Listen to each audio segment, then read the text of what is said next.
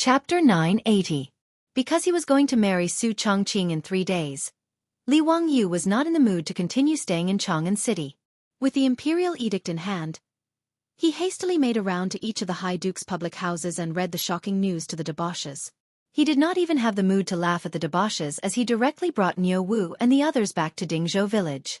After receiving this sudden good news from the heavens, both the Li residents and the entire Dingzhou village were in a state of chaos. His Lang Jun was finally going to get married, causing the old housekeeper Li Heng to burst into tears. He immediately ordered people to prepare all kinds of offerings and insisted on dragging Li Wangyu to Li Zhou's grave to pay his respects.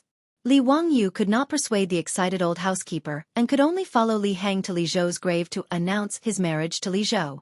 As for one of the parties involved in the wedding, the beautiful boss Su Chongqing, when she heard about this, she blushed and pulled Afro and Perrin back to her boudoir. Not long after, the palace sent many eunuchs and palace maids again to deliver the Zhai robes. Eunuchs and palace maids were the treatment that Su Chongqing deserved after being conferred the title of Commandery Princess. They would be responsible for serving Su Chongqing, the Commandery Princess. The Zhai robes were the highest grade of formal attire for women in Huaxia since ancient times. The robes were made of green material and decorated with 9 lines of 5-colored Zhai patterns on a green background. The collar was decorated with Zhai patterns, and the knee cover was the same color as the lower garment. This was Su Chongqing's formal attire after being conferred the title of Commandery Princess by Pai Lupi. It was also the wedding attire that she would be wearing 3 days later. Because Pai Lupi had conferred Su Chongqing the title of Princess of Yanling Commandery, Li Wangyu's marriage was said to be a surrender. The surrender of a princess meant that the princess was getting married. In fact, with the etiquette and customs of the Tang dynasty, this wedding would be quite long and tedious. Registering a princess, accepting a gift, asking for her name, Naji, Naojing, asking for a date, welcoming in person, being in the same cell, meeting an aunt, giving a gift to an aunt, getting married, giving a gift to an aunt, giving a gift to an aunt, giving a gift to an aunt. It could be said that this marriage could not be completed without more than half a year of torment.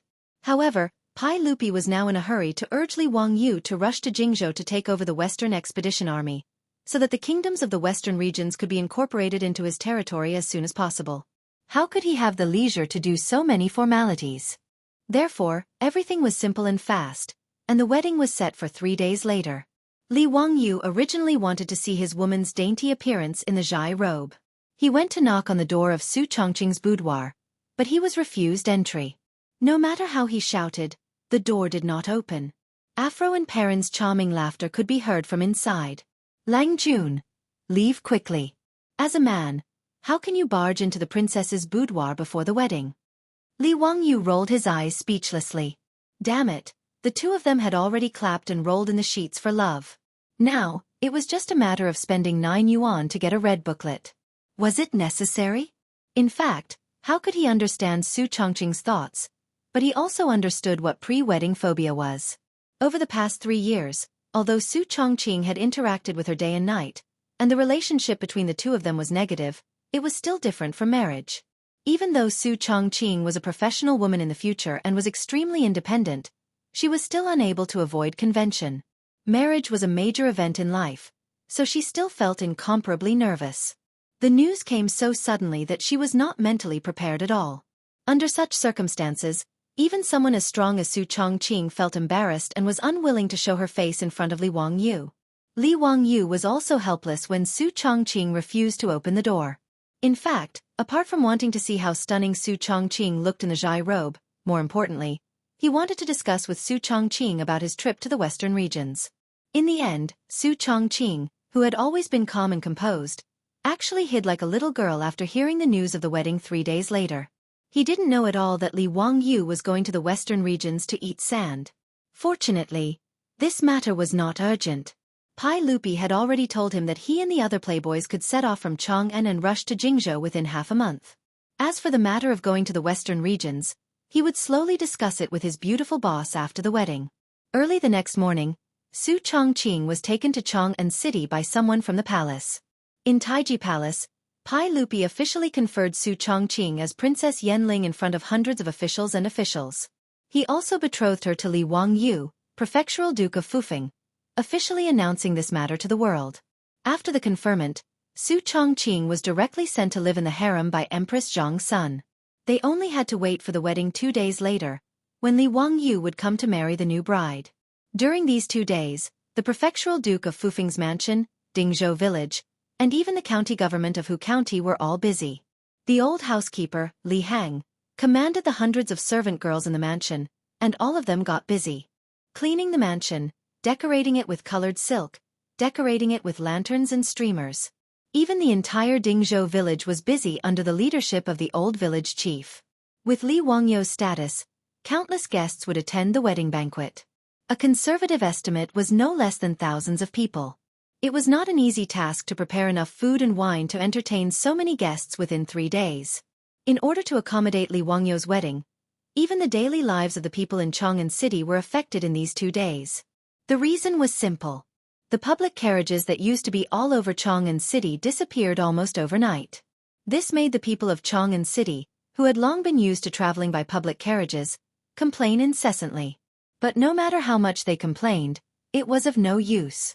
After all, the drivers of the public carriages in Chang'an City were almost all farmers of Dingzhou village. Who would want to go to Chang'an City to make money when their master was about to get married?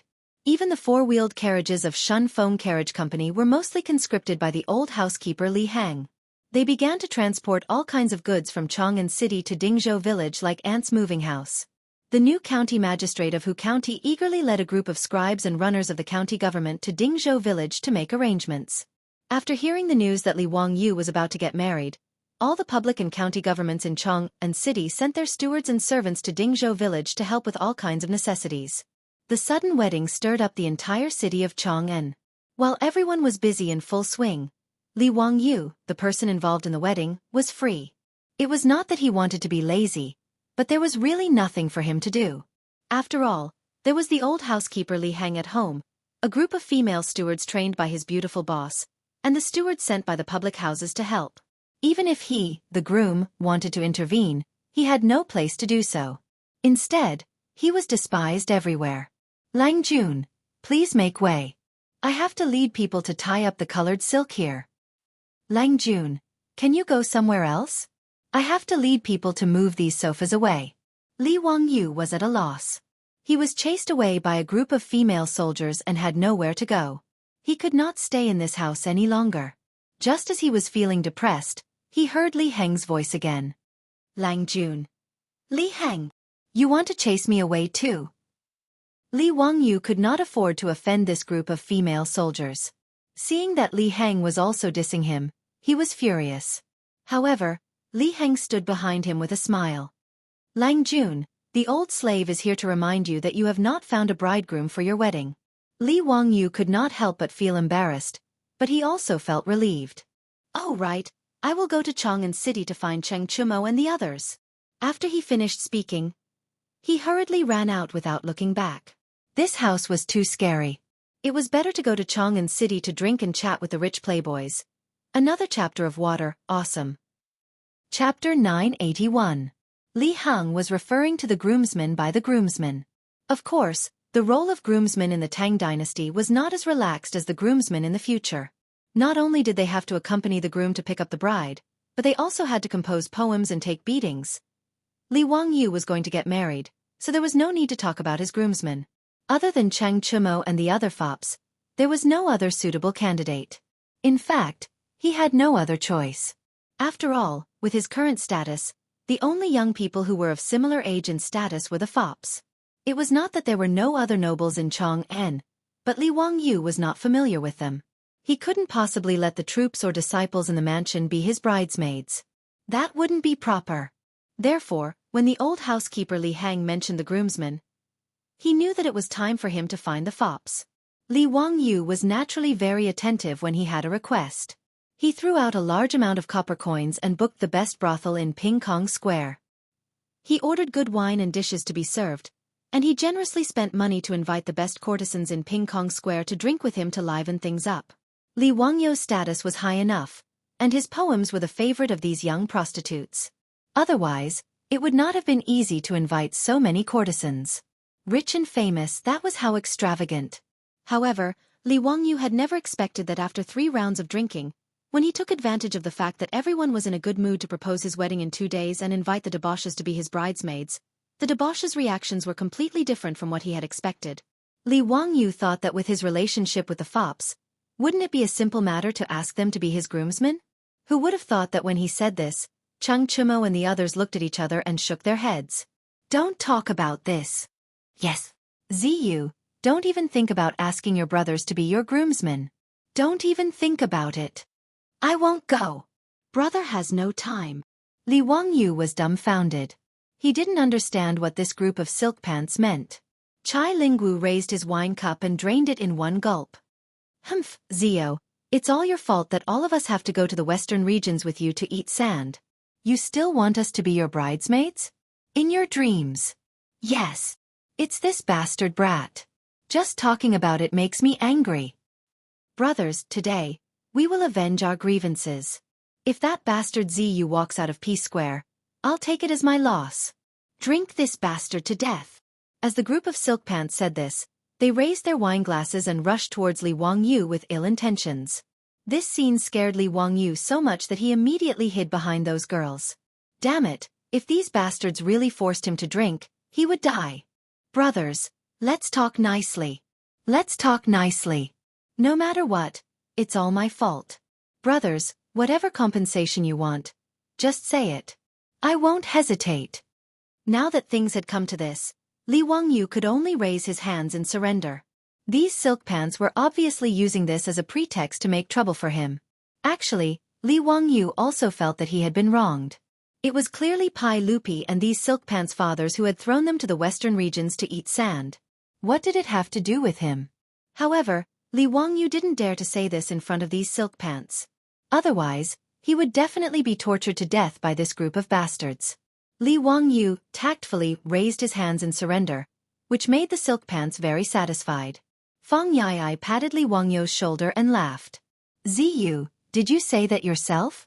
Don't go back on your words. Li Wangyu suddenly felt that something wasn't right. Why did it seem like he had fallen into a trap? Without waiting for him to react, he heard Feng Yai continue. Brothers don't have any other requests. As long as you can bring us delicious food that we have never eaten before, fine wine that we have never drunk before, and beautiful women that we have never seen before, we will be your bridesmaids. If you can't do it, humph, you can go to Taiji Palace to pick up the bride yourself. Yes, just these 3 small things. Ziyu, if you can do it, we will forgive you. Wahahaha, that's the truth. Cheng Chumo and the other silk pants laughed heartily. Du Go and Niu Zhengping didn't have to go to the western regions to suffer, but at this moment, they also clapped and cheered. This made Li Wangyu so angry that he clenched his teeth. What the hell were these 3 requests? Delicious food that they had never eaten before? This group of silk pants almost treated his residence as their own home. In these past few years, what kind of good things had they not eaten? The delicacies that he and Su Chongqing knew how to make in the future were more or less finished. But if he had to think carefully, it wasn't that Li Wangyu couldn't think of something. Fine wine that they had never tasted before was also simple. Recently, Li Wangyu had nothing to do, so he just happened to brew a kind of wine that could be used to send off the silk pants. But what the hell was a beauty that they had never seen before? Don't look at how Li Wangyu had a beautiful superior as his wife and a European beauty like Aphrodite as his concubine. But when it came to the matters of men and women, compared to this group of silk pants, he was simply a model of a clean and honest man. This group of scoundrels, each one of them was a lecherous talent. Who knew how many women they had defiled? Where would he go to find them a beauty that they had never seen before? Li Wangyu rubbed his nose and very helplessly began to bargain. Brothers, you won't be so cruel, right? Are you really willing to let this little brother go to Taiji Palace alone to pick up the bride the day after tomorrow? The silk pants looked at each other and laughed loudly, replying in unison, We are willing. Damn it! Li Wangyu resisted the urge to give them the middle finger. Can we lower the conditions? For example, this little brother will find fine wine that you have never tasted before. How about it? No. The silk pants once again replied in unison. Damn it! Li Wangyu was now 100% sure that this group of scoundrels was doing it on purpose. They clearly wanted to embarrass him. This was a blatant retaliation. The silk pants winked at each other, very pleased with their success in teasing Li Wangyu. Even the courtesans in the surroundings were covering their mouths and secretly laughing. Li Wangyu didn't know whether to laugh or cry at this group of shameless silk pants, but he suddenly thought of something. All right, since these silk pants were willing to die, then he was willing to bury them. He couldn't help but roll his eyes. Brothers, you have to keep your word. If this little brother can do these 3 things, when this little brother gets married the day after tomorrow, you will have to be this little brother's bridesmaids, and you can't be sneaky, you have to fulfill your duties as bridesmaids. Li Wangyu's sudden words made the silk pants suspicious. The tragic experience of making a bet with him was still vivid in their minds. Who knew what kind of trouble this little brat would come up with? If they failed to take revenge and were instead played by Li Wangyu, that would be too shameful. Chai Lingwu chuckled and whispered into everyone's ears. Just agree with him. When we finish eating and drinking, we can just say that we have eaten and drunk this thing, right? Besides, even if we haven't eaten and drunk it, where would he find a beauty that he hasn't seen before? If we say that we have seen it, what can he do to us? Haha. Brother Lingwu's words are reasonable. The silk pants laughed and nodded, agreeing one after another. Cheng Chumo laughed heartily and said, Ziyu, we've already discussed it and we'll do as you say. If you can do these 3 things, when you get married the day after tomorrow, we will be at your beck and call, with no complaints. Good. Then let's high-five as an oath. Li Wangyu didn't hesitate, stood up, and high-fived the silk pants. Brothers, please come to my residence tomorrow evening. I'll show you the delicious food you've never eaten before, the fine wine you've never drunk before, and the beauties you've never seen before. What do you think? Good. Yesterday, I shamelessly stopped updating because something happened that made me unable to write. AI. It's a long story. Today, I accompanied a brother to deal with a traffic accident, and only had time to write at night. It's now 10:30, and I just finished writing and uploaded it for review. Everyone, please don't blame me. Even if you blame me, it's useless, I'm just this arrogant. Chapter 982. The next day, when the sun was setting in the west, a group of playboys happily rushed to the Lai Hot of Dingzhou village, ready to eat and drink to their heart's content and teach Li Wangyu a lesson while they were at it. The few of them had already come to an agreement. Eating and drinking did not matter. If Li Wangyu really came up with something new, they would just admit it openly.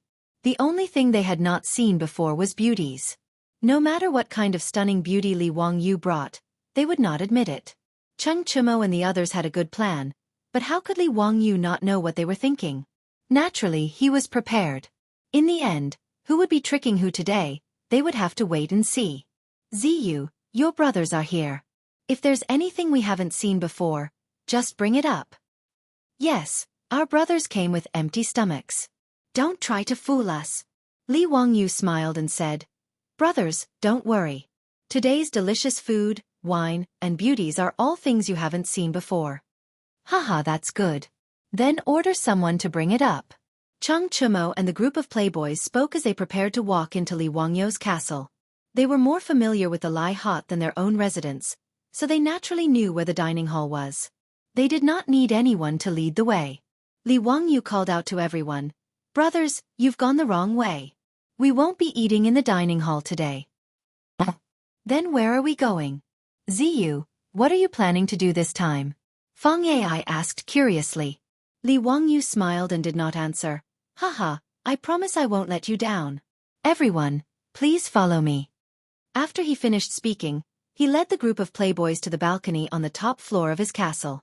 At this time, on the balcony, a cool breeze blew, making people feel very comfortable.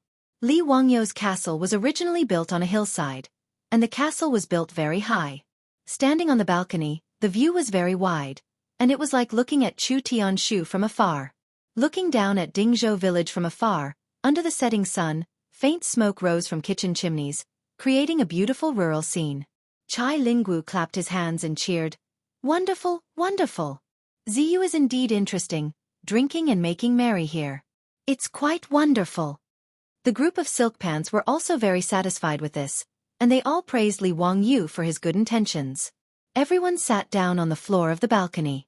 Immediately, the mansion's servant girls brought over a few long charcoal stoves. Cheng Chumo was puzzled and asked, Ziyu, what are you doing? What was the meaning of this furnace? Could it be that the delicacies you prepared for your brothers need to be made on the spot? Of course. Li Wangyu smiled and said, "Today, I'll treat you all to barbecue." Barbecue? What kind of food is that we haven't seen before? Ziyu, don't try to fool your brothers. Fong Eai shouted in dissatisfaction. The group of silk pants nodded their heads in agreement. In the Tang people's recipes, the most common food was barbecue. In the history of the Tang dynasty, the famous dish, mun yang bu hu, was made by stuffing the meat of goose with diced meat, mushrooms, and winter bamboo shoots. Placing the meat into the belly of a lamb, the lamb was sewn up and roasted. After roasting, the lamb was discarded and only the goose was eaten. Other than roast chicken, roast duck, and roast whole lamb, the Tang people also liked to use the Korean-style barbecue of the later generations. They cut the meat into thin slices and roasted it on a bronze plate. It was called bu.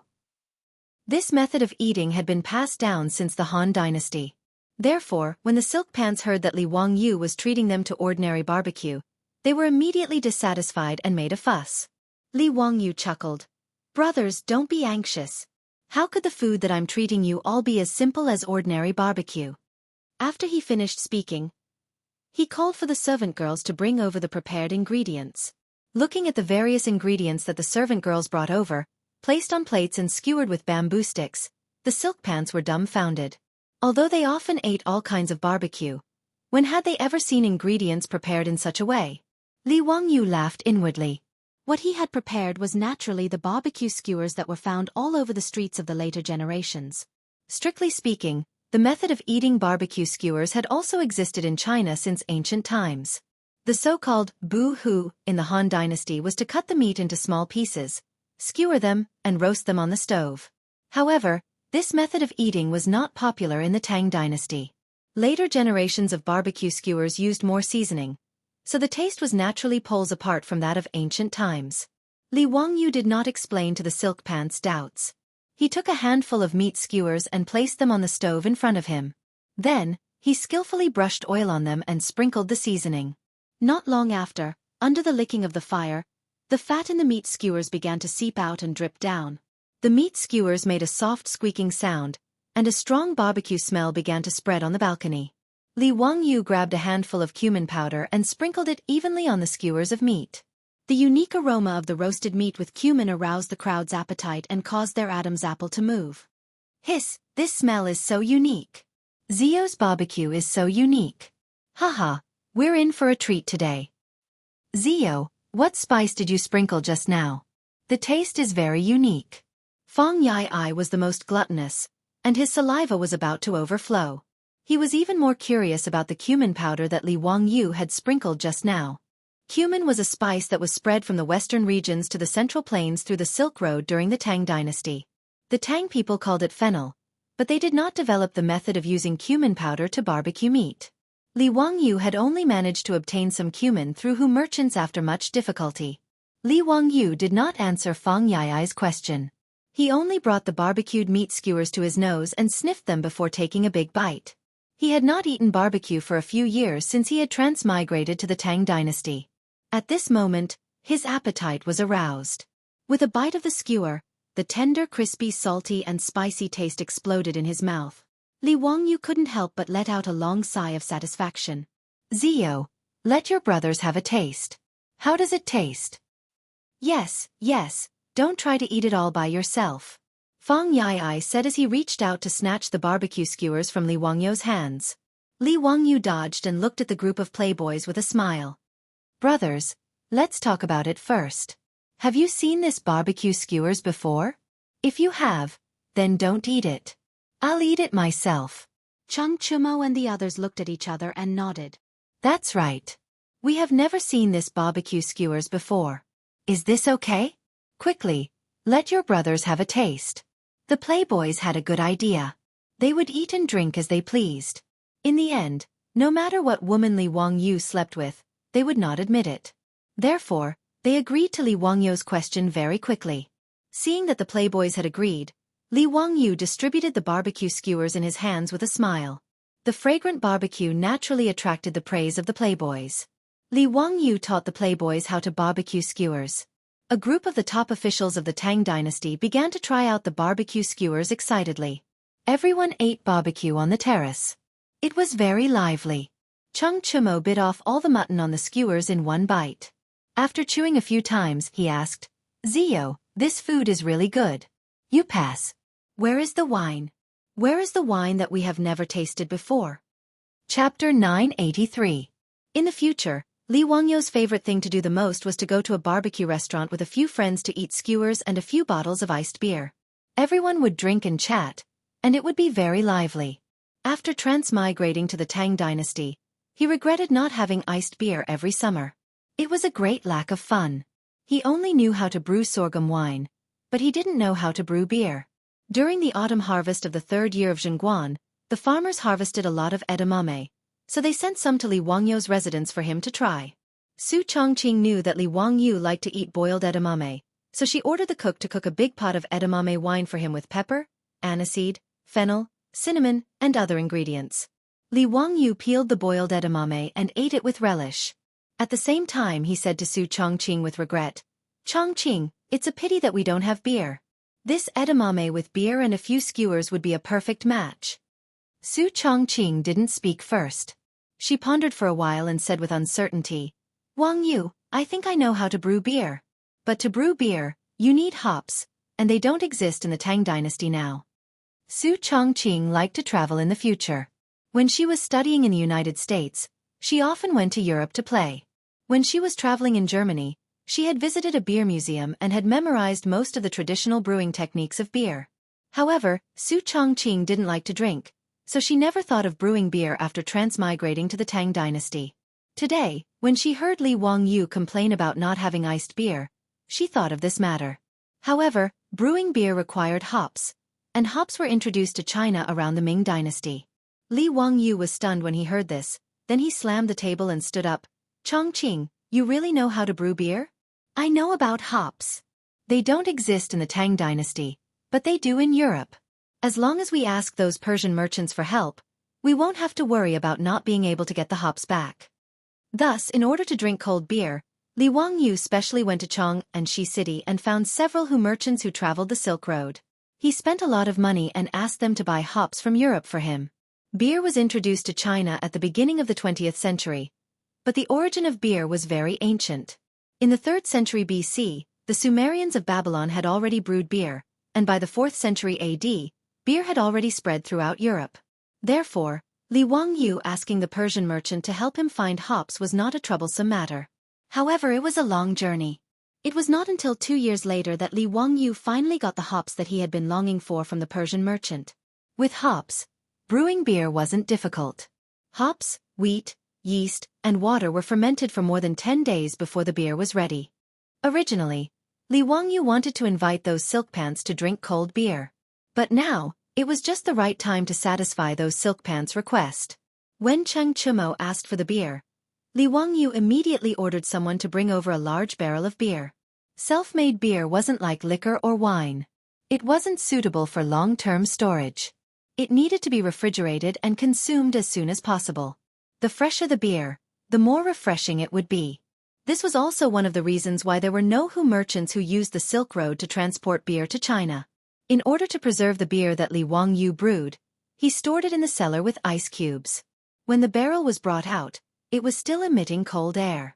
Ziyu, your beer has been chilled? Cheng Chumo asked curiously as he reached out to touch the cold beer barrel. That's right. This beer is called beer, and it's best to drink it chilled. Li Wangyu didn't forget to say a few words. Then, he picked up a huge beer glass, put in ice, and poured a full glass of beer. In order to drink the beer, Li Wangyu ordered the craftsman to make a batch of beer by blowing glass according to the appearance of beer cups in the future. When the beer was poured into the cup, the light golden liquid and the thick layer of white foam on the rim of the cup immediately attracted the attention of the group of silk pants. During the brewing process, malt, hops, yeast and other beer ingredients would produce a special protein which would dissolve in the beer. During the fermentation process, a large amount of carbon dioxide would be produced. Thus, when the beer was poured out, it would produce white foam. Naturally, those silk pants had never seen beer before, so they found it novel. Zio, what kind of beer is this? It's so unique. Give me a cup to try. TSK. This beer is actually light golden. Why are there so many bubbles? Li Wangyu ignored them and picked up the glass of beer in his hand, tilting his head back to take a sip. That familiar cool and refreshing taste caused Li Wangyu to burp in satisfaction after gulping down half a cup of beer. Only then did he turn his head and smile at the other rich kids. Brothers, the taste of this beer is smooth, sweet, and has a rich aftertaste. It's completely different from the alcohol that you've drunk on a daily basis. The silk pants were already envious of the beer. Hearing Li Wangyu's words, they naturally did not hesitate and rushed forward to grab the glass of beer. They poured the beer out of the barrel and impatiently drank it in big gulps. Li Wangyu did not expect that the silk pants would have such a different reaction when they drank the beer that he thought was refreshing. After Chung Chumo and the others drank it, they immediately spat it out. They jumped and scolded, "Zio, are you kidding us? You dare to say that such a disgusting beer is delicious?" "Yes. It's so bitter. Are you sure it's not horse urine? Zio, what kind of beer is this? It's so bland and tasteless." Chung Chumo and the others were used to drinking strong alcohol. Now that they suddenly tasted beer, they did not realize the benefits of the beer and were all disgusted. As for Fang Yai, Chai Lingwu and the others, after drinking it in big gulps, they were like Li Wangyu and comfortably burped, "Comfortable. This beer is so refreshing. Good beer. Comfortable." After they finished speaking, they could not help but look at each other with disdain in their eyes. Obviously, they all felt that the other party's taste was too bad. Thus, a civil war over whether the beer tasted good or not immediately broke out. Chung Chumo and Fang Yai and the others spat at each other, looking like they wanted to wash each other's faces with their own saliva. Li Wangyu was too lazy to participate in the silk pants' internal conflict. He minded his own business and drank his beer and ate his skewers, feeling very comfortable. Niu Zhengping sat next to him and unceremoniously reached out to grab the skewers that Li Wangyu had just barbecued and ate with the beer. Li Wangyu curiously asked, "Brother Zhengping, why don't you argue with Brother Chumo and the others?" Niu Zhengping took a bite of the mutton skewer in his hand and laughed. "I'm not as stupid as them. What's there to argue about? With good food and good beer in front of us, what's the point of talking nonsense? Zio, don't just watch from the sidelines. Let me ask you, now that there's good beer and good food, where's the beauty? Quickly call her over and let me see her." Li Wangyu silently gave Niu Zhengping the middle finger. It seemed that this guy was not arguing because he was thinking about the beauty. "I'll take another day off tomorrow because I have something to do. I'll praise myself while I'm at it. I wrote another chapter. Awesome. If it's not hydrology, where did the 2 million plus words come from? The introduction can be finished with 200 words. Wahahaha. Hydrology is good for a while. Hydrology is good for a while. The ancients did not lie to me." Chapter 984. In fact, Li Wangyu had been waiting for them to ask about the beauty. Ever since the debauches had made these 3 requests in order to play with him yesterday, he had been busy the entire day waiting to watch a good show. After Niu Zhengping asked the question about the beauty, those who were still quarreling stopped quarreling as they all turned their heads and stared at Li Wangyu with burning eyes. "Yes, Ziyu, where is the beauty?" Li Wangyu was not in a hurry. He smiled at Chung Chumo and said, "Brother Chumo, you haven't said whether my beer passed the test yet." Chung Chumo hesitated for a moment, then took a big gulp of beer. He had been arguing with Fang Yai and the others just now, so he was a little thirsty. After taking another sip of the cold beer, he realized the beauty of the beer. Although the taste of the beer was a lot lighter than the strong alcohol he was used to, it was quite refreshing and refreshing. Don't say, this beer is really good for quenching thirst. Yes, this beer passed the test. Speaking of which, Ziyu, why did you give this beer such a weird name? Chung Chumo took another big gulp of the cold beer and shook his head. Obviously, he was very dissatisfied with Li Wangyu's naming ability. Li Wangyu silently rolled his eyes, too lazy to bother with this guy. He naturally knew that the name beer was very strange in the Tang dynasty. After all, beer was just a transliteration of the English word beer. It did not have any meaning. Even the word beer did not appear in the Tang dynasty.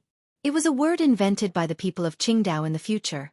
Chung Chumo and the others had always thought that the beer Li Wangyu was talking about was spleen wine or skin wine.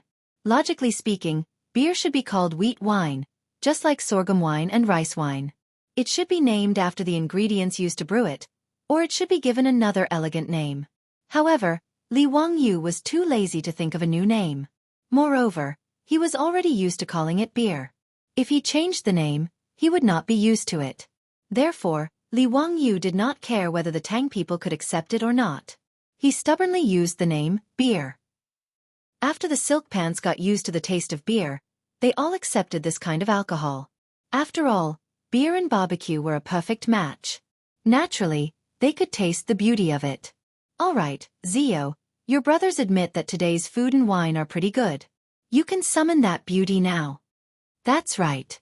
Let us brothers see what kind of beauty we have never seen before. Haha. If you want to fool us, you can go to the Taiji Palace yourself tomorrow. Wahahaha. Chung Chumo and the others laughed very happily. They were waiting to make fun of Li Wangyu later. How could Li Wangyu not understand what these bastards were thinking? However, he was already prepared. He only laughed in his heart. It was still unknown who would emerge victorious in the end. Brothers, don't be anxious. I've already sent someone to inform them. Those beauties will be here soon. Come, brothers, have some barbecue. This barbecued lamb kidney is good stuff. Not only is it chewy, it's also a rare tonic. It's best for men's vitality. Brothers, hee, you know. As Li Wangyu spoke, he winked at the silk pants. It wasn't easy for me to find these beauties for you brothers. Brothers, you can all get close to them today. There's no need to be polite.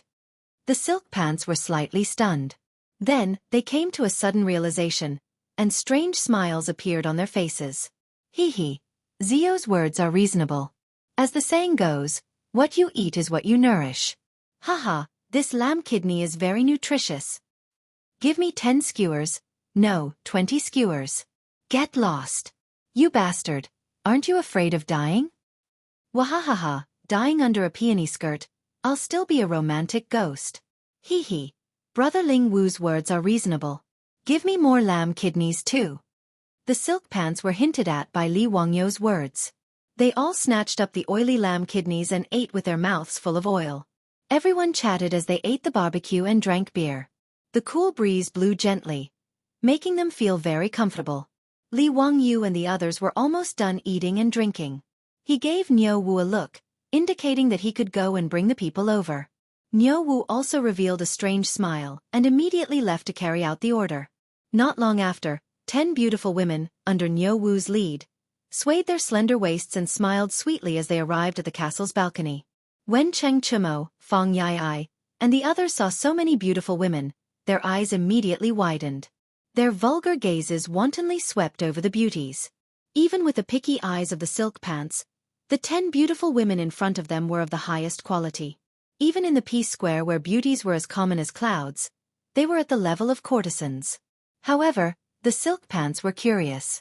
There were tens of thousands of courtesans in the Peace Square, but there were only about 100 courtesans at the level of courtesans. Which one had they not seen before? The 10 beauties in front of them were the most beautiful women they had never seen before.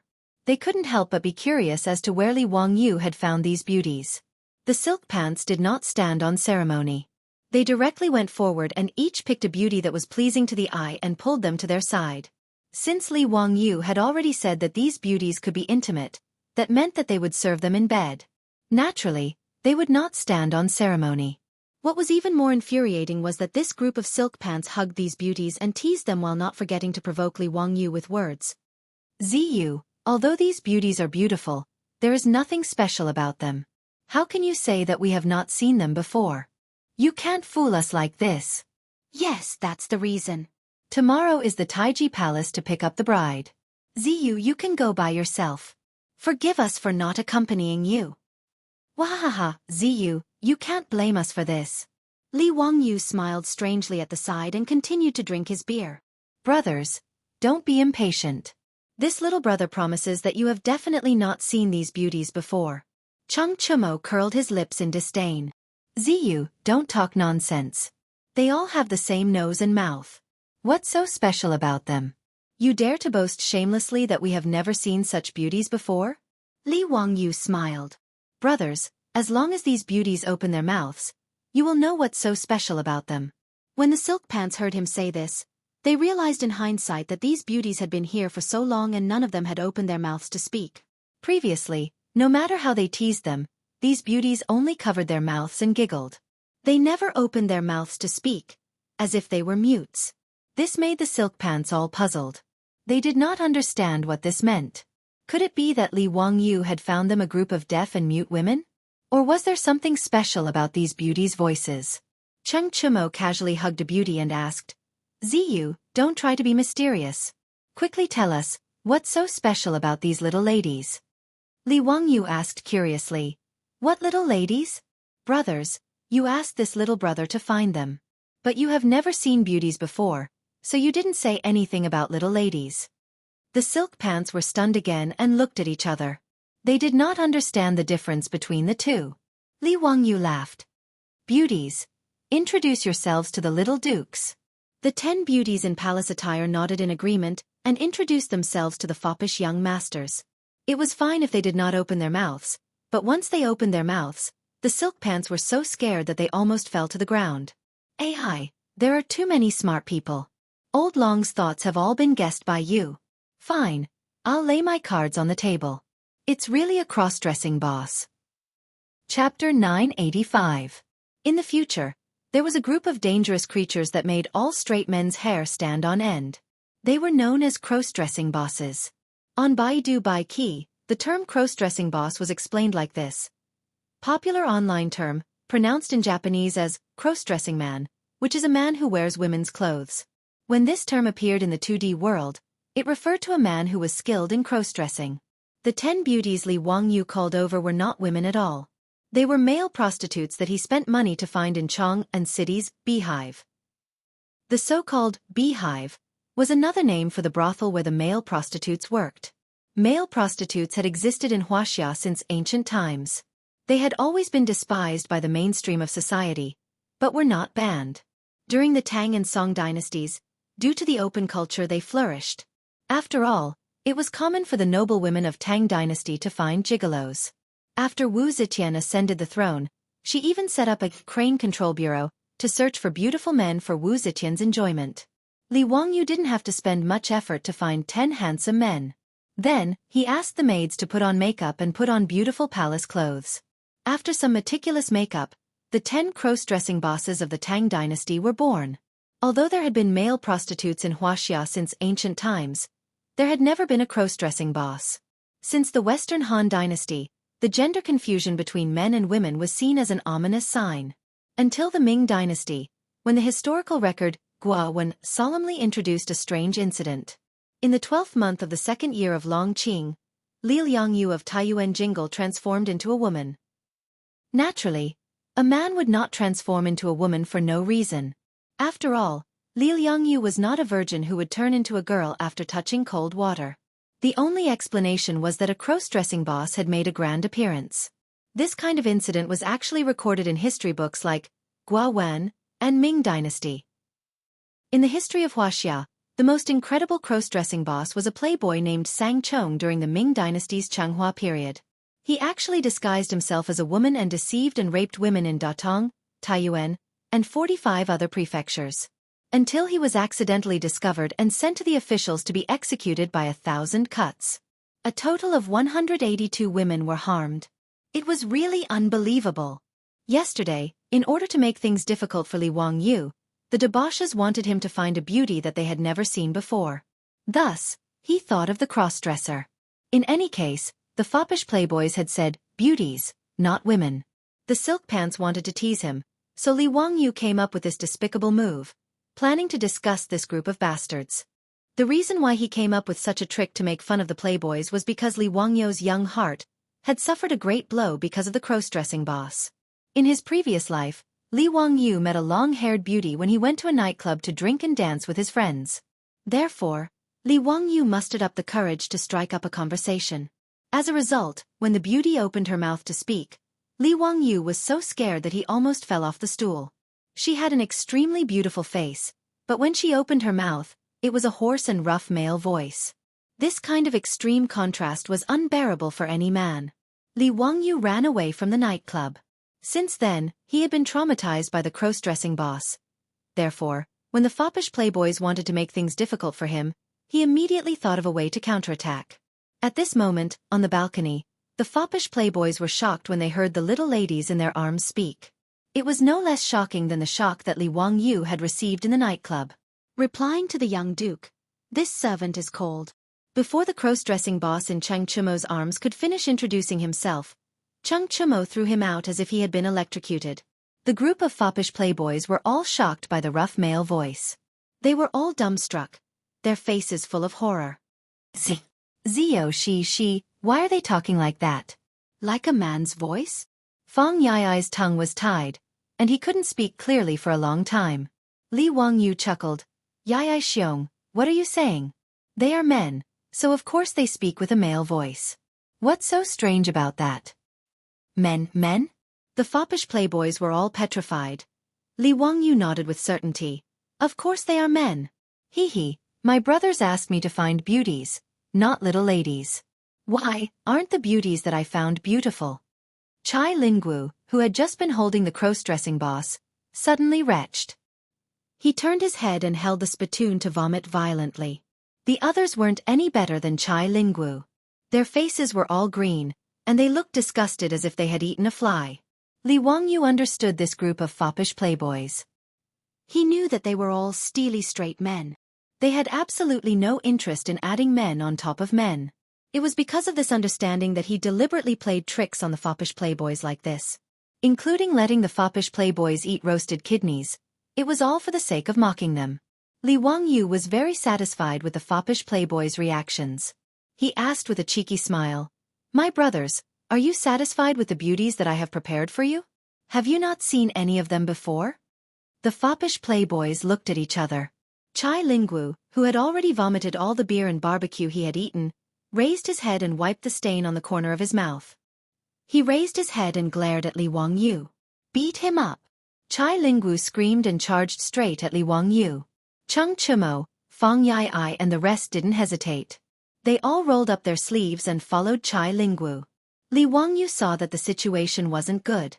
He turned and wanted to run, but how could he run? He was grabbed by Fang Yai and pressed down by the group of foppish playboys. Including the lame Niu Zhangping, the 10 foppish playboys all piled on top of Li Wangyu in a human pyramid. They let him see what was really called adding men on top of men. The 3 Cheng brothers, Fang Yai, and the Yuchi twins, were all burly men. Being pressed down by the foppish playboys, Li Wangyu almost vomited his dinner from last night. I was wrong. Little brother was really wrong. Brothers, please spare me. Heroes, please spare me. Li Wangyu struggled under the pile of people and weakly begged for mercy. Niu Wu and Lai Hot's troops, as well as the servant girls, didn't go up to help. They just stood on the side and watched the show. The foppish playboys trampled on Li Wangyu for a long time before they stood up and pulled Li Wangyu up. Looking at Li Wangyu again, his hair was messy like a chicken's nest. His clothes were untidy and dirty. He was in a very sorry state. Li Wangyu glared at Niu Wu, who was watching the show with folded arms. Naturally, he was angry that Niu Wu didn't save him. Niu Wu, on the other hand, simply turned his head and pretended that he didn't see his Longjuan's resentful gaze. According to the rules of Jianghu, those who prank others will be pranked by others. You can't blame others. After Li Wangyu sent the crossdressers away, he once again called the house's musicians to play and dance to liven things up. After wiping away the psychological shadow of the foppish playboys, the balcony once again became lively. Today's gathering could be considered Li Wangyu's bachelor farewell party. Although the Tang dynasty didn't have the custom of a bachelor farewell party, using wine to get the groom drunk was a fine tradition of Huaxia. Moreover, the foppish playboys had been greatly provoked by Li Wangyu today, so they wouldn't easily let him go. Cup after cup of wine was forced down Li Wangyu's nose by the foppish playboys. After a while, Li Wangyu was so drunk that he slid under the table like a pile of mud. Cheng Chumo and the others laughed and let him go. They called the Lai Hot servant girls to help him back to bed. Li Wangyu was in a daze as Aphrodite and Perrin helped him to the bed and fell asleep. Tomorrow, he was going to marry his beautiful boss. After living 2 lives, Li Wangyu was finally going to start a family, get married, and have children. Old Long's Reader Chat Group, Q Group 103-506-4474, Fatty Long's Dragon's Gate Formation, welcome to Hurt Each Other. Chapter 986. Time flew by. Li Wangyu, who had been in the western region for 4 years, finally returned to Chang'an City. When he hurried back to Dingzhou village with Niu Wu and the others, his beautiful superior had already led everyone in the mansion to welcome him at the village entrance. Li Wangyu did not expect that his wife, Su Chongqing, was holding a 2-year-old baby in her arms. Without waiting for him to speak, Su Chongqing smiled and walked forward with the baby in her arms. Wangyu, you're finally back. Come and see your son. Since he was born, you haven't seen him as his father. Son? Li Wangyu was tongue-tied. Su Chongqing nodded affirmatively. Yes, your son is already 2 years old. Look at how much he looks like you. He's so cute. 2 years old, my son. Li Wangyu's head was a little dizzy. He counted with his fingers. He had been in charge of the Western expedition for 4 years. Since he went to the Western region, he had not returned to Chang'an, nor had he seen his wife. But the child in front of him was already 2 years old. Li Wangyu unconsciously thought of an anecdote in The Legacy of the Heavenly Treasure of the First Yuan Dynasty. Yang Guozhong was sent to Jiangxia. His wife missed him so much that she fell ill. She suddenly became pregnant with Yang Guozhong in her dream and gave birth to a boy named Yang Guozhong. When Yang Guozhong returned, his wife recounted what happened in her dream. Yang Guozhong said, "This husband and wife miss each other so much." Everyone laughed at that time. Yang Guifei's elder brother, Yang Guozhong, had been an official for many years. His wife, Pei Rou, gave birth to a son for him. She even said that she missed Yang Guozhong too much. In her dream, she had sex with Yang Guozhong and got pregnant. Yang Guozhong actually believed his wife's words and treated the baby as his own flesh and blood. He even named him Yang Guozhong. It was needless to say how Yang Guozhong was mocked by the common people. Li Wangyu was not Yang Guozhong. After he figured out the meaning of this matter, he could not help but break out in a cold sweat. But before he could say anything, a series of shouts sounded in his ears, and his body began to shake violently. Lang Jun, wake up. Don't sleep anymore. If you continue sleeping, you'll miss the time. Li Wangyu suddenly woke up and opened his eyes. Only then did he realize that he had been dreaming. 4 years later, he would return home and have a son. That was just a ridiculous dream. Li Wangyu exhaled deeply and wiped the sweat from his forehead, allowing Aphrodite and Perrin to help him up from the bed. How could he have such a horrible dream? Li Wangyu couldn't help but shiver when he recalled the events in his dream. Dreams are all opposite. All opposite. He kept comforting himself in his heart. To say that Su Chongqing would make him a cuckold, even if he transmigrated again, Li Wangyu wouldn't believe it. But why would he have such a ridiculous dream on the night before the wedding? Li Wangyu couldn't figure it out. Before he could figure out the meaning of his ridiculous dream, Aphrodite and Perrin had already led a group of maidservants to help him wash up and dress up. Perrin was busy wiping Li Wangyu's face with a hot towel while scolding her Lang Jun. Lang Jun, Sister Aphrodite and I have been calling you for a long time before you woke up. Today is your big day with Sister Chongqing. Lang Jun, how could you drink so much last night?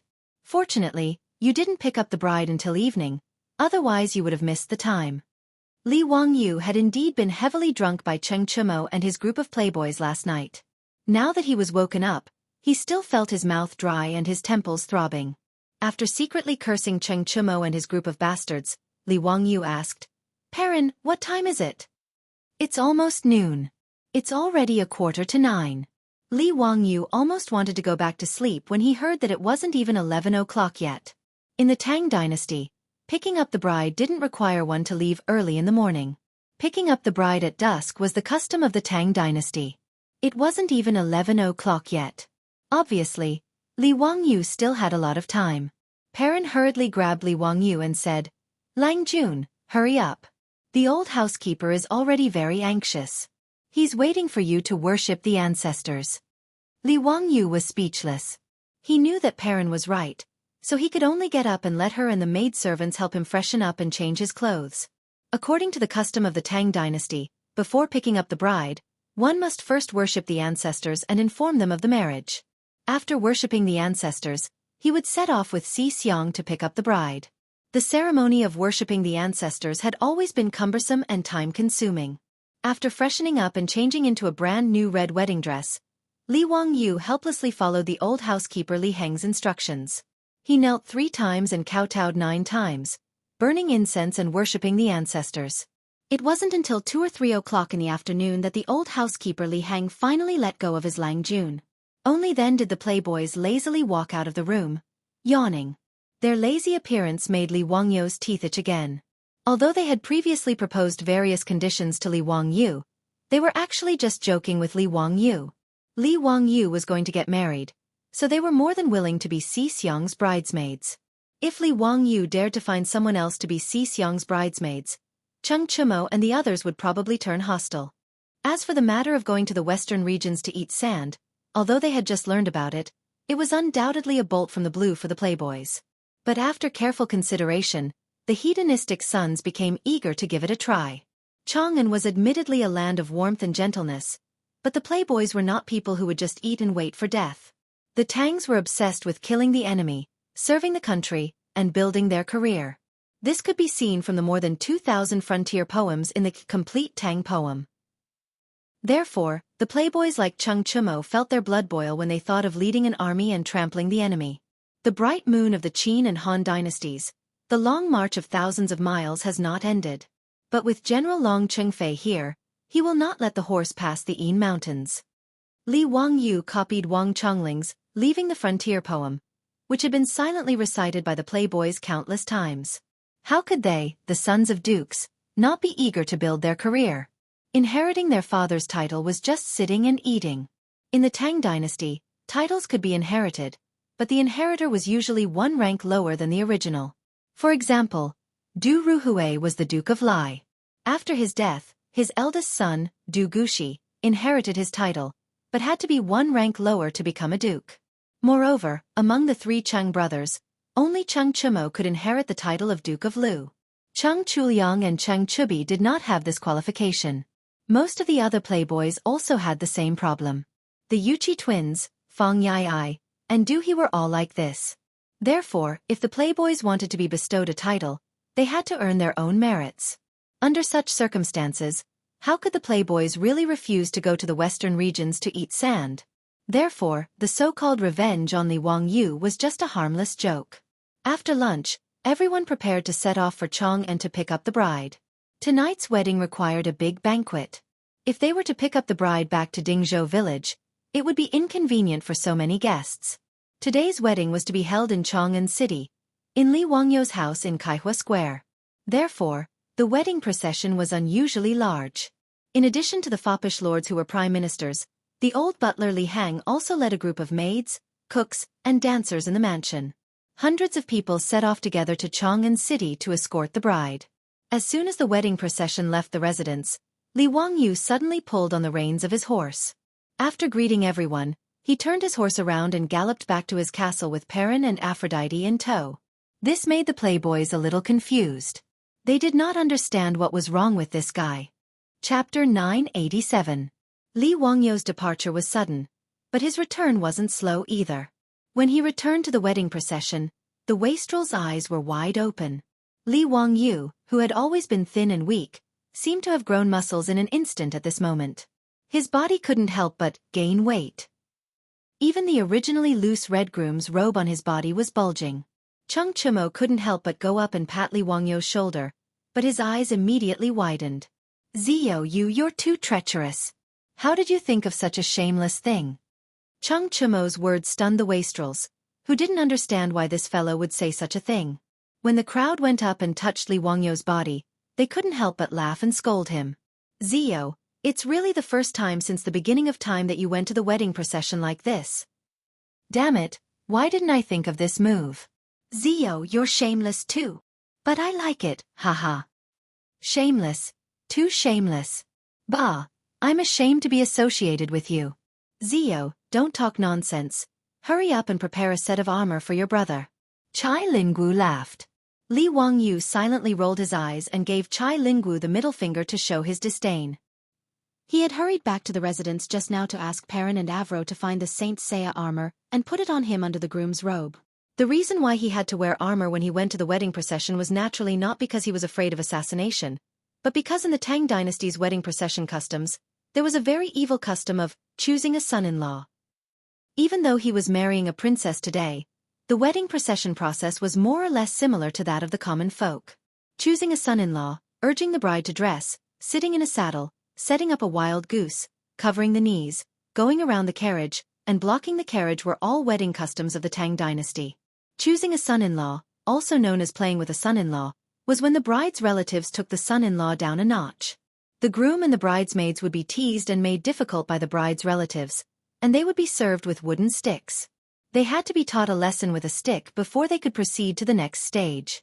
Su Chongqing was a time traveler. Although she had no relatives in the Tang dynasty, since Pai Lupi had conferred her the title of Princess Yanling, the people in the palace were considered her relatives. In addition, the group of professional women that Su Chongqing had personally brought out had set off early to Taiji Palace to support Su Chongqing. Even Niu Yong and Niu Wu's daughter-in-law stood on the bride's side today. Therefore, Li Wangyu was very clear that if he wanted to pick up the bride today, he would have to be taught a lesson with a stick. Although those sticks were wrapped in a thick cotton cloth and could not hurt people, they were still very strong. But with so many sticks raining down on him, even if he didn't get hurt, it would still hurt. A few years ago, during the mass wedding of the palace maids, Li Wangyu just hid on the side to watch the fun and did not take the killing stick. But today, he was getting married, so he couldn't hide on the side, right? Therefore, Li Wangyu was very shameless. He simply put on the armor under the auspicious clothes, wanting to use the armor to block the sticks of the female army. The playboys despised Li Wangyu's sneakiness, but at the same time, they did not forget to ask Li Wangyu for armor to protect themselves. Everyone followed Li Wangyu and put on the armor under their clothes. After dressing up, everyone laughed and went on the road again, heading towards Chang'an City. At this time, in the main hall of Taiji Palace in Chang'an City, Su Chongqing had already changed into the wedding clothes under the service of the palace maids. She was kneeling in the main hall anxiously, waiting for Li Wangyu's arrival. Empress Zhang's son led a 2- or 3-year-old boy into the main hall and sat opposite Su Chongqing with a smile. "Qing Ke greets Masteress," the child said in a childish voice and bowed to Su Chongqing. He was Pai Lupi's last eldest son, the future third emperor of the Tang dynasty, Emperor Gaozong of Tang, Li Ji. Li Ji was now 3 years old. Although he had not formally learned from Li Wangyu, he had kowtowed to Li Wangyu under the witness of Pai Lupi and Empress Zhang's son. Therefore, it was reasonable for him to call Su Chongqing Masteress. Su Chongqing smiled and reached out to pull Li Ji into her arms. She had always liked children, so whether it was Chang'e, Wu Meinyang, or Li Ji, they were all very close to her. "Has Qing Ke been obedient recently?" "Masteress, Qing Ke has always been very obedient." Su Chongqing deliberately teased Li Ji. "Really? But I heard that Qing Ke has been very naughty recently." "Qing Ke is really obedient. If Masteress doesn't believe it, you can ask Mother." "Mother, Qing Ke is very obedient, right?" Li Ji was afraid that Su Chongqing would not believe it, so he quickly pulled his mother to testify for him. Empress Zhang's son and Su Chongqing could not help laughing. The two teased Li Ji for a while, and then Empress Zhang's son asked the palace maid to take Li Ji to play. Empress Zhang's son reached out to help Su Chongqing tidy up her hair that was messed up by Li Ji. Then she stared at Su Chongqing for a long time and said with a chuckle, "Chongqing, you won't blame me, will you?" Su Chongqing naturally understood the meaning of Empress Zhangxuan's words. If it were not for Pai Lupi and Empress Zhangxuan's interference between her and Li Wangyu would have gotten married 2 years ago after he cut off his decline. It was impossible to say that Su Chongqing had no complaints in her heart. But she could also understand why Empress Zhang's son would do this. Although she and Li Wangyu were in love, the two of them only traveled through the Tang dynasty and did not wander on an isolated island. The surrounding social environment forced them to compromise on many things. Empress Zhang's son wanted to marry her daughter to Li Wangyu. Although this kind of thing was incredible in the eyes of later generations, it was quite normal in the eyes of the Tangs. Su Chongqing slowly shook her head and smiled at Empress Zhang's son. "Aunt, what are you talking about? How can I blame you? Aunt and His Majesty have always treated this little girl well. This little girl does not dare to have any complaints." Her words were also sincere. Except for interfering with her marriage with Li Wangyu, Empress Zhang's son was really good to her. Now that she and Li Wangyu were about to get married, the previous grudge against Empress Zhang's son in her heart naturally disappeared. Empress Zhang's son could see that Su Chongqing's words were really sincere, so she was relieved. She turned to look at Li Ji, who was playing hide-and-seek with the palace maids, and then turned to Su Chongqing and said with a smile, "Chongqing, I see that you like children very much. He is the only son in Zio's family, and there are not many people. After you and Zio get married, you should hurry up and have a few more children." Although Su Chongqing was smart and capable, she also became shy when talking about this topic. She just nodded silently. However, Su Chongqing's heart also flashed a trace of haze because of this. She and Li Wangyu had already broken through the last window paper. But after so many years, there was still no sign of pregnancy.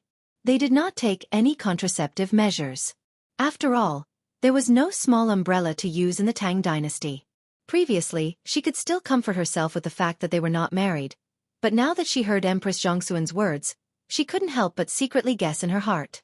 Could it be that she and Li Wangyu were unable to have children because of time travel? It wasn't just Su Chongqing who guessed this. At this moment, Li Wangyu, who was on horseback and listening to the playful banter of the wastrels, was also secretly pondering the meaning of his previous nonsensical dream. "Son." Li Wangyu's face suddenly changed. As if he and Su Chongqing had a telepathic connection, the two of them thought of the same thing at the same time. Could it be that because of time travel, he or Chongqing were unable to have children? Thinking of this, Li Wangyu was almost ready to turn the horse around and run back to Xianwei village behind Dingzhou village to find Sun Simiao to treat him. Damn, it can't be that outrageous, right? Could it be that he really couldn't have children in this life? Author's note: this old dragon is very dedicated to his work. Come and praise me. Chapter 988. Li Wangyu was no longer in the mood to play around with the foppish playboys due to the nightmares he had in the morning. All along the way, he was pondering whether or not he could have a son. Not only was Su Chongqing not pregnant, but neither was Aphrodite's stomach. This made Li Wangyu even more certain that something was wrong with his body. It seemed that he could only seek out the king of medicine, Sun Simiao, to diagnose what was wrong with his body. If even Sun Simiao could not do anything, then he was done for. At this thought, Li Wangyu could not help but feel vexed. It was only when the wedding procession entered the illustrious Virtue Gate that Li Wangyu rubbed his face hard and suppressed his worries. He did not want to think about these things anymore. He had also thought it through. It was not a big deal if he did not have a son. There were many Dink families in the future, but weren't they still living well? It was also good that no brats would disturb him and Su Chongqing. Although Li Wangyu and Su Chongqing's wedding was rushed, everyone in Chang'an knew about it.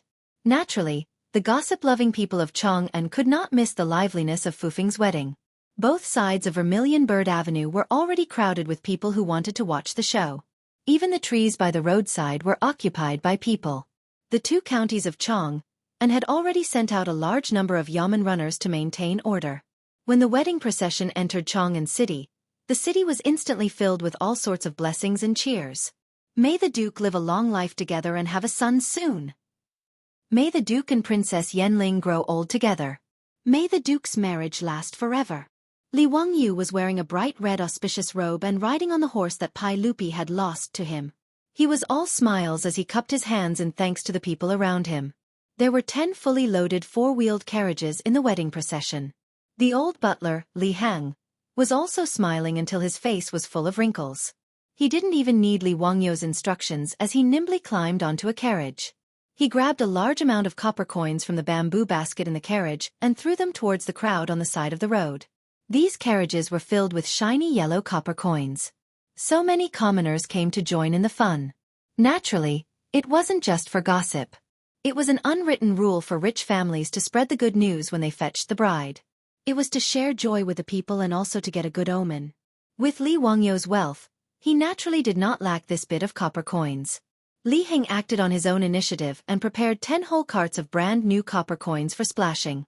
Even so, Li Heng was still nagging along the way. Time was too tight, and they had prepared too few copper coins. After all, the copper coins used for the wedding banknotes were all newly cast Kai Yuan Tong Bao. After 2 or 3 days, Li Heng had only obtained so many copper coins. Li Wangyu could only shake his head and smile bitterly at his smug butler and let him do as he pleased. The Lai Hot's troops, maids, and servants all followed the old butler, Li Heng. They continuously grabbed handfuls of copper coins from the bamboo baskets on the carriages and threw them towards the crowd. Vermilion Bird Avenue became more and more lively. The wedding procession threw copper coins along the way. The crowd's cheers for the wedding banknotes and their congratulations to Li Wangyu resounded through the sky. When they arrived at the Vermilion Bird Gate in the Imperial City, Li Wangyu's facial muscles were stiff from smiling. But when everyone saw the situation in front of the Vermilion Bird Gate, everyone, including the group of rich playboys, couldn't help but curse in their hearts. The old butler, Li Heng's face twitched a few times. He suddenly jumped out of the carriage. "Lang Jun, this old slave will return to the Kaihua Square to prepare for the evening banquet. Please forgive me." After the old man finished speaking, he didn't give Li Wangyu a chance to speak. He led the group of maids and servants in the residence and turned to leave. Li Wangyu glared at the back of Li Heng's fleeing figure. He was extremely disdainful of this disloyal old butler. Chung Chumo swallowed his saliva. "Zio, I suddenly remembered that there is still soup on the stove in the residence's kitchen. I have to go back." Li Wangyu didn't wait for Chung Chumo to finish speaking. He gave him a death stare, forcing Chung Chumo to swallow the rest of his words. Fang Yai and the others all sucked in a breath of cold air. This kind of battle could kill. In front of everyone's eyes, the Vermilion Bird Gate of the Imperial City opened wide. From the Vermilion Bird Gate to the distant Taiji Palace's Gate of Heaven, it was a distance of over 2 li. At this moment, on both sides of the Imperial City's main road, several thousand palace maids stood in a dense crowd. They all held wooden clubs in their hands, laughing and giggling at Li Wangyu and the other debauches. Chai Lingwu reached out to touch the armor beneath his clothes. He muttered, "Zio, tell your brothers the truth. What kind of enmity do you have with His Imperial Majesty? To use several thousand palace maids as a son-in-law, I'm afraid that you'll be beaten to death." Li Wangyu did not know whether to laugh or cry. He had not expected that Pai Lupi would actually create such a large spectacle. In reality, Li Wangyu and the other debauches had wrongly accused Pai Lupi. This matter was truly not arranged by Pai Lupi. As the eldest princess, Princess Changle was very gentle and considerate. She had always been well-liked in the palace. Pai Lupi intended to betroth Princess Changle to Li Wangyu. Everyone in the palace knew of this. Naturally, these female officials and palace maids also knew of this. However, who would have thought that before Princess Changle could marry Li Wangyu, the Commandery Duke of Fufeng would first marry Princess Yanling? This naturally caused all of the female officials and palace maids to be dissatisfied. Although Su Chongqing had been conferred the title of Princess Yanling, compared to Princess Changle, who had grown up in the palace maids were naturally closer to Changle. Originally, Empress Zhongsun had planned to find several dozen palace maids as a token of goodwill. However, she did not take this matter seriously, directly handing it over to the female officials to make the arrangements. As for the female official in charge of this matter, she had gathered several thousand palace maids. Armed with clubs, they stood guard within the imperial city, intending to teach Li Wangyu, this heartless man, a lesson and vent Princess Changle's anger. Naturally, Li Wangyu and the others did not know the reason behind this. However, just thinking about being beaten and running across this 1,000-meter-long road made their scalps feel numb. It was no wonder that Li Heng, upon seeing such a formation, would turn and run. With his old arms and legs, how could he endure these clubs? At this time, it was best to flee as quickly as possible. The old housekeeper, Li Heng, ran without any sense of loyalty. However, the debauches could not run. With a bitter face, Fang Yai asked, "Zio, why don't we come back another day to pick up the bride?" "Brothers." Li Wangyu could not be bothered to listen to his nonsense. What did he mean by coming back another day to pick up the bride? Was this something a human would say? "Brothers, we are about to go to the western regions to conquer the barbarians. We do not fear the sharp swords of the barbarians. How can we fear the flowery fists and impractical footwork of this army of women? Let's go. Brothers, charge with me." Li Wangyu took a deep breath and jumped off his horse. With a strange cry, he covered his head with both hands and charged forward. The debauches looked at each other helplessly. They could only follow Li Wangyu's example and cover their heads with their hands as they charged toward the Gate of Heaven influence. The palace maids only wanted to tease Li Wangyu and the others. Naturally, they would not hit them for real. No matter what, Li Wangyu was the prefectural Duke of Fufeng and His Majesty's nephew. They did not dare to be too presumptuous. However, when the palace maids' clubs landed lightly on Li Wangyu and the others' bodies, they made soft clanging sounds. A clever palace maid noticed something fishy about Li Wangyu and the others and immediately shouted, "Sisters, they are wearing armor under their clothes." The prefectural Duke of Fufeng was here to pick up the bride, but he dared to cheat. This made the palace maids, who were already dissatisfied, so angry that their noses were almost crooked. Therefore, the wooden clubs that were originally raised high and gently lowered began to be forceful. Instantly, Li Wangyu and the debauches wailed and howled miserably. In yesterday's chapter, I was muddle-headed and wrote Li Ji's nickname, Ji Nu, as Qing Quebec wahahaha, very embarrassing. Please forgive me. Old Long has already received his retribution. It was rare for him to be more diligent yesterday. Not only did he watch the second night, he even went out to exercise at night. After competing with his son to see who could jump the furthest, he tragically sprained his old waist. Retribution, this is a lesson. As expected, one cannot be too diligent. Yes, this must be the case. Chapter 989. Even though Li Wangyu and the other wastrels were wearing armor, the places that the armor could not protect were still sore from the thousands of palace maids' attacks. Everyone covered their heads and ran for their lives. After running for more than 2 miles, they finally escaped the encirclement of the thousands of palace maids. Looking at everyone, their clothes were in a mess and their hair was in a mess. They looked miserable. When Li Wangyu and the other wastrels ran to the gate of Sky Bearing, before they could catch their breath, they heard a burst of laughter coming from the palace gate. Wahaha, Ziyu, why are you in such a sorry state? A group of weak little girls beat you up like this. It's really shameful. Heh heh. He must have fallen into the land of tenderness and fallen for the honey trap. Jingda, the old man's words are reasonable. Wahahaha. Your Majesty is still the best. You only used a few palace maids to make the men of Fufeng County run like rats. Your Majesty, these bastards actually wore armor under their wedding robes when they came to escort the bride. They are too cunning. Li Wangyu and the other wastrels were stunned. When they looked up, they saw a few people standing on top of the gate of Sky Bearing. They were pointing at Li Wangyu and the other wastrels and laughing. It was none other than Pai Lupi, who was led by Chang Yaojin, Yuqi Jingda, and the rest of the wastrels. Although it was not arranged by Li Er, this matter could not be hidden from Mi Tuo, who was the head of the provincial palace, who was the imperial chamberlain. After receiving Mi Tuo's report, Li Er laughed heartily. Not only did he not step forward to stop the female officials and palace maids from taking revenge, he even excitedly called Chang Yaojin and the others to run up to the Gate of Heaven Influence to watch the show.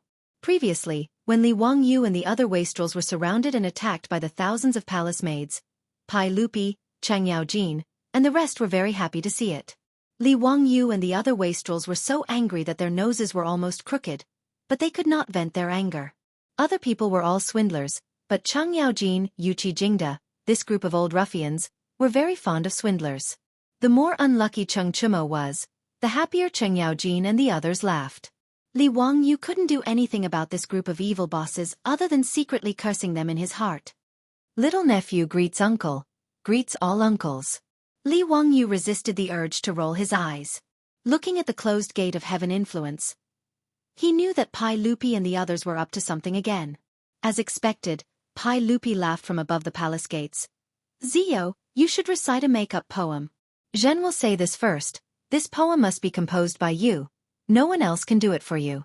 If this make-up urging poem is not done well, the Gate of Heaven Influence will not open today. Pai Lupi's words immediately gave Li Wangyu a headache. He naturally knew that today's wedding ceremony required a make-up urging poem. But among the Tang and Song poems that he had memorized, how could there be a make-up urging poem? On the eve of the wedding, the congratulatory poet would compose a poem to urge the bride to dress and make up. There were too few good works. If he had to compose a poem himself, that would really be asking for his life. Li Wangyu originally planned to have Wei Shuyu, Du He, Du Go, and the others help him compose a poem and just fool them. Now that Pai Lupi had interfered and insisted that he compose a poem, and it had to be a good one, this was asking for his life. Uncle, little nephew's mood is not at peace today, and I really don't have the heart to compose a poem. How about little nephew ask Shuyu and the others to do it for me? Is that okay? Pai Lupi immediately shook his head. No. Zio, don't be lazy. Jean has not heard you compose a poem for a long time. Today's opportunity is rare. How can I let you go? Li Wangyu was in a predicament. Compose your sister's makeup-urging poem? Can't he just use a limerick?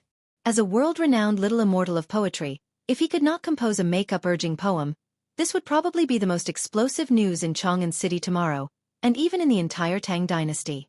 Thinking of this, the forehead of the habitual plagiarist was sweating like beans. He racked his brains to recall the poems he had memorized to see if there were any suitable verses that could be used to make up the number.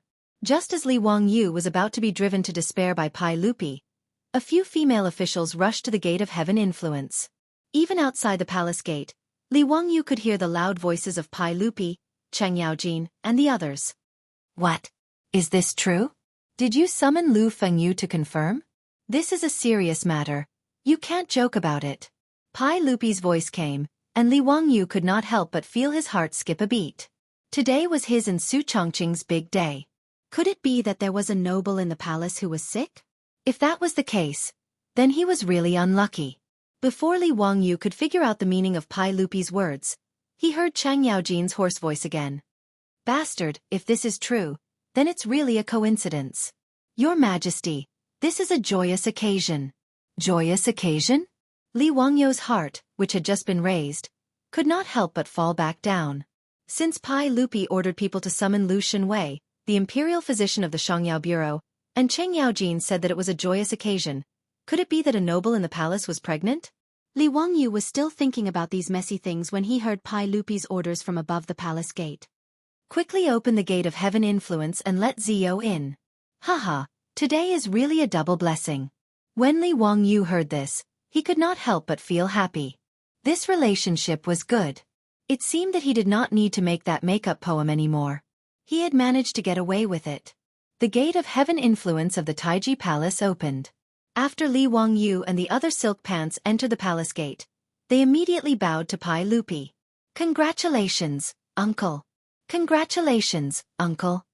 Pai Lupi was slightly taken aback. Zio, what do you mean by this? Where did this emperor's happiness come from? Li Wangyu was confused by Pai Lupi's reaction. He could not help but say, it's not uncle? Could it be His Majesty the Emperor Emeritus? I wonder which noble in the palace is pregnant? Pai Lupi only reacted after a while. He was so angry that he went forward and slapped Li Wangyu on the back of his head. What nonsense are you talking about, you little bastard? What kind of nonsense is this? It's you little bastard. Who is going to be a father? Me.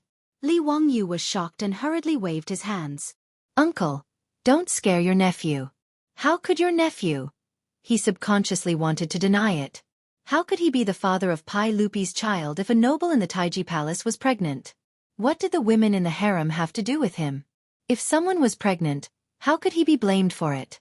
Wasn't Pai Lupi trying to frame him for causing chaos in the harem? His head would be chopped off. It was a good thing that Pai Lupi did not know what Li Wangyu was thinking. Otherwise, he would definitely turn today's happy occasion into a funeral. After that, Li Wangyu suddenly came to a realization. F***ck, there was indeed a woman in the harem today. Wasn't Su Chongqing in the main hall of the harem, waiting for him to marry her? Could it be that Su Chongqing was pregnant? Li Wangyu instantly became ecstatic. Uncle, is Chongqing is pregnant? Pai Lupi rolled his eyes at him. You're not too stupid. That's right. Just now the female official came to report that Princess Yanling suddenly felt nauseous and vomited. Your aunt hurriedly called Lu Fengyu to treat her. I have already asked the female official. Lu Fengyu checked her pulse and confirmed that Princess Yanling is pregnant. She is already 2 months pregnant. Really? Uncle, you're not lying to me? I am going to be a father?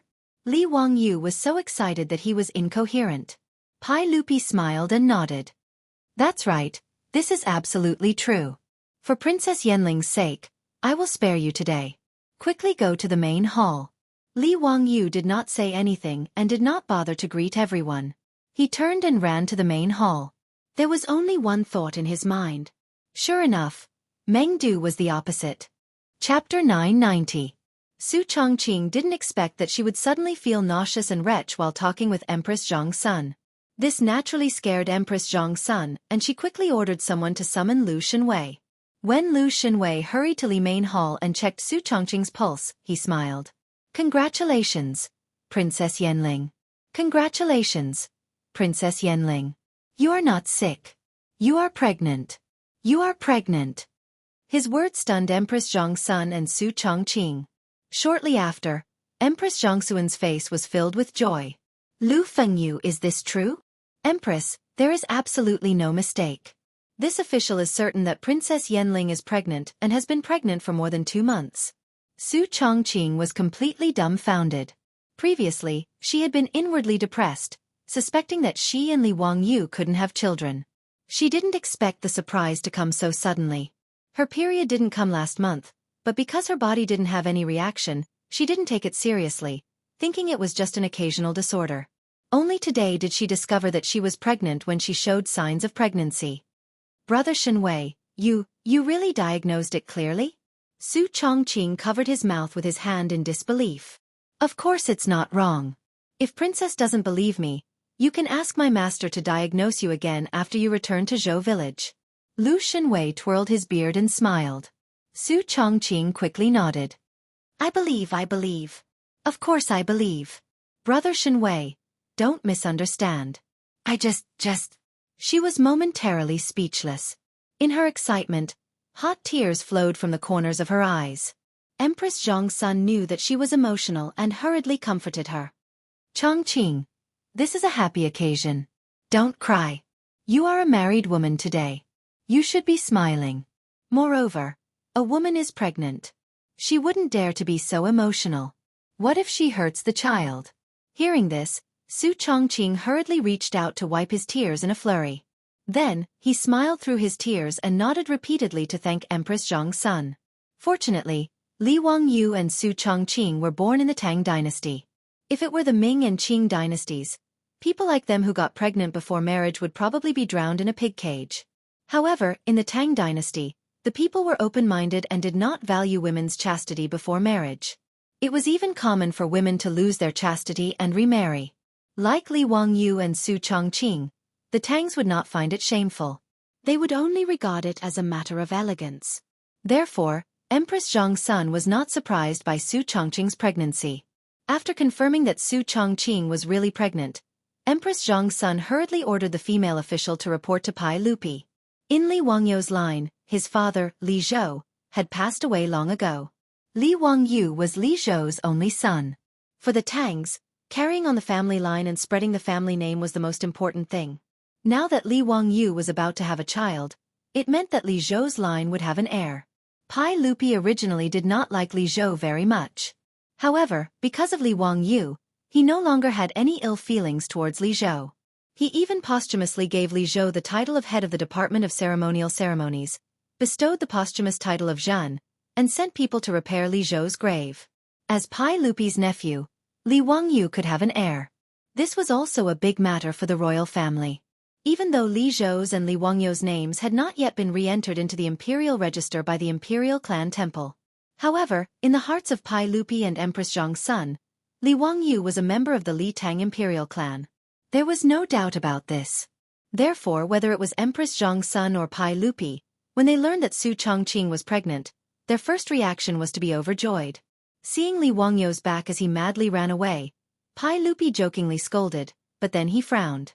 Su Chongqing was pregnant with Li Wangyu's heir. This was naturally a good thing, but it was also a problem that was neither too big nor too small. Pai Lupi understood his nephew very well. He knew that he was a very emotional person. In addition, Li Wangyu valued Lady Su very much. Now that Lady Su was pregnant, this guy might not be willing to go to the western regions. The 150,000 troops of the Western Punitive Expedition were still stationed in Jingzhou, waiting for the imperial court to send a new general manager. If Li Wangyu did not want to do it, then it would really be a headache for Pai Lupi. After Chang Yaojin laughed, he also thought of this matter. Your Majesty, now that Princess Yanling is pregnant, I'm afraid that Zio will not be willing to go to the western regions. Pai Lupi nodded and sighed. That's right, I also thought of this matter. Sigh, this is a troublesome matter. He shook his head. Forget it. No matter what, Today is Zio's big day. We'll discuss this matter after he gets married. Chang Yaojin and the others could only silently nod and no longer discuss this matter. After Li Wangyu ran madly to Li Main Hall, he did not wait for the palace maids to inform him. He wanted to rush into the hall, but he almost collided with Empress Zhang's son. Zio, you're going to be a father. Why are you still so impatient? Empress Zhang's son stretched out a slender finger and lightly tapped Li Wangyu's head as she scolded him jokingly. Li Wangyu did not have his usual quick-wittedness. He only grinned foolishly. Yes, Aunt is right. Hee, Auntie, is Chongqing doing well? Empress Zhang's son rolled her eyes at him. Chongqing is inside. You should go in. Don't be so careless. Be careful not to hurt the child. Yes, I understand. After getting Empress Zhangxuan's permission, Li Wangyu immediately ran into the hall. Not to mention how happy Li Wangyu and Su Chongqing were, and how helpless Li Wangyu was. In short, the bustling wedding was simplified because of Su Chongqing's pregnancy. The wedding process of sitting in the saddle, dipping the goose, covering the knees, going around the carriage, and blocking the carriage was just a formality. Pai Lupi and Empress Zhang's son had Li Wangyu carefully help Su Chongqing onto the carriage, which could be considered to have completed the bridal escort process. After the bridal escort carriage arrived at Kaihua Square Lai Hot, the old housekeeper Li Hang and the others were wild with joy when they learned that their mistress was pregnant. It was lively again. And on this day of the wedding banquet, Li Wangyu was unsurprisingly drunk by a group of guests who came to congratulate him again. After Li Wangyu and Su Chongqing's wedding, it was lively for 2 days. Li Wangyu slowly recovered from his ecstasy. And the first thing that Li Wangyu thought of was the same as Pai Lupi's guess. This guy didn't want to go to the western regions anymore. Su Chongqing was now 2 months pregnant. In other words, in 8 months, he would be a father. At this time, asking him to abandon his wife and child and run to the western regions was simply asking for his life. From Chang'an to the western regions, even on a fast horse, it would take 2 months, not to mention that the army moved even slower. In other words, as long as Li Wangyu took over the position of general manager of the Western Punitive Expedition Army, not only would he not be able to see the birth of his child, but it could even be said that when he came back, the child would be old enough to eat soy sauce. But the matter of him being the general manager of the Western Punitive Expedition Army had already been issued an imperial edict. It was a matter that was set in stone. If Li Wangyu disobeyed the order and didn't go, then he would be beheaded. Even if Pai Lupi couldn't bear to behead him, it was impossible for him not to punish him. Li Wangyu was in a dilemma and didn't know what to do. On the 3rd day of the wedding, Li Wangyu was secretly pondering about what perfect excuse he should find to dodge this matter. Just then, the old housekeeper Li Hang gently knocked on the door of the study room. Lang Jun, there is a guest. Chapter 991. Li Wangyu was so upset that he was not in the mood to receive guests. He replied impatiently, "Is it Chang Chumo and the others? Tell them that I am not feeling well today and cannot receive guests. Tell them to go back." Li Hang also knew what his Lang Jun was worried about. He hesitated for a moment before continuing. "Lang Jun, it is Duke Yu who is here to visit." Yu Shernan? If Yu Shernan was looking for him, he should have sent someone to invite him to Yu Shernan's residence in Chang'an. This was the proper etiquette he should have as a junior. This was not a holiday. Why would Yu Shernan come all the way to Dingzhou village? Li Wangyu was dazed for a moment before he understood Yu Shernan's intentions. It must be that Pai Lupi knew what he was thinking and was afraid that he would play some tricks and refuse to go to the western regions. Therefore, he asked Yu Shernan to persuade him. Li Wangyu could not help but smile bitterly. Yu Shernan was his teacher and friend. He was also an old man whom he respected greatly. If Yu Shernan had asked, he would not have been able to refuse. But since Yu Shernan had come, there was no reason for him to avoid meeting him. Li Wangyu sighed and stood up helplessly. "I will go and welcome Duke Yu." After inviting Yu Shernan into the living room and ordering the servants to serve tea and snacks, Yu Shernan looked at Li Wangyu with a smile. "Zio, why do you look so sad? Did this old man take the liberty to come and disturb Zio?" Li Wangyu quickly shook his head. "What are you saying, Duke Yu? Don't laugh at me. How can you not know why I am worried?" "Haha, I didn't expect that Zio would have such sentiments for love." Sure enough, His Majesty was right. With your weary personality, It must be because of Princess Yenling's pregnancy that you are unwilling to take up the post of general manager of the Western Punitive Expedition. Am I wrong? Li Wangyu nodded silently. He really did not want to go to the western regions at this time. Perhaps in the eyes of the Tangs, wives and concubines were not that important. It was even more impossible for him to give up his official position just because his wife was pregnant. Li Wangyu's way of thinking was indeed somewhat deviant. But for Li Wangyu, it was too irresponsible of him to not be by his wife's side when she was pregnant, even when his child was born. Moreover, this era was different from the later generations. A woman giving birth to a child was tantamount to crossing the gates of hell. Even in the imperial family, with the care of the famous doctors in the Shangyao Bureau, there were still many concubines who died from dystocia. Under such circumstances, how could he be at ease? Even if Su Chongqing gave birth successfully, he didn't want to miss his child's growth. These were two completely different worldviews, yet it was difficult to explain to Yu Shernan. Yu Shernan stroked his beard and smiled. Zio, you should know what it means to put personal interests aside for the greater good. Yu the Great conquered the flood 3 times but did not enter the house. Zhuge Kongming gave his all until he died. They are all role models for our generation. The old man took a sip of tea and continued. Ziyu, you are only 20 years old, but His Majesty will not look down on you because of your age. Do you know how important it is to be the general manager of the Western Expedition Army? His Majesty is willing to entrust 150,000 soldiers to you, so how can you put personal interests aside for the greater good? Men are used for those who understand them. Women are groomed for those who love them. His Majesty treats me like a national scholar, so I should repay His Majesty like a national scholar. Yu Shernan's eloquence was naturally good. His words left Li Wangyu speechless. Although he didn't agree with Yu Shernan's principles, he couldn't ignore Yu Shernan's words because he was in the Tang dynasty. Master Yu, I understand all these principles, but I am worried about my wife and child. Li Wangyu stuttered as he explained. Zio, you can rest assured. His Majesty has already said that he will send more female officials to take care of Princess Yenling. Lu Fengyu will also stay here to take care of the princess. In addition, Sun Daozhong is nearby. What do you have to worry about? Li Wangyu was speechless and didn't know how to answer. Yu Shernan didn't wait for Li Wangyu to speak and continued.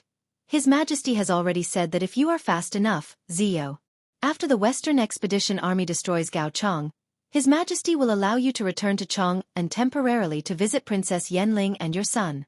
What do you think? Zio, what do you have to worry about? His Majesty has been very kind to you. Li Wangyu's eyes lit up when he heard this. Master Yu, is this true? If I destroy Gaochang, His Majesty will allow me to return to Chang'an? Of course. Do you think this old man will deceive you? Good. Since it's like that, I'll leave 7 days from now. Li Wangyu calculated silently in his heart, and then he stopped hesitating and nodded in agreement. He had calculated that destroying Gaochang would be as easy as blowing off dust. As long as the Tang army arrived, Gaochang would have no choice but to surrender. The distance from Jingzhou to Gaochang was more than 4,000 li. If the army marched quickly, it would take 3 to 4 months. At most, he would have to work a little harder and then rush back to Chang'an. It would only take a little more than a month. He should be able to return before Su Chongqing gave birth. Seeing Li Wangyu nod in agreement, Yu Shernan was also very happy. As long as Li Wangyu was willing to go to the western regions, everyone would be happy. After Yu Shernan left, Li Wangyu went to look for Su Chongqing. Filled with guilt, he told Su Chongqing about Yu Shernan's visit and his promise to go to the western regions. Chongqing, I'm sorry. I didn't discuss this with you before agreeing to Yu Shernan's request. But Su Chongqing didn't wait for Li Wangyu to finish. He reached out a slender finger and gently pressed it on his lips. Wangyu, you don't need to explain. I understand. Su Chongqing shrunk her slender body into Li Wangyu's embrace and pulled his arm around her. She closed her beautiful eyes and leaned her head on Li Wangyu's chest, quietly listening to Li Wangyu's strong heartbeat.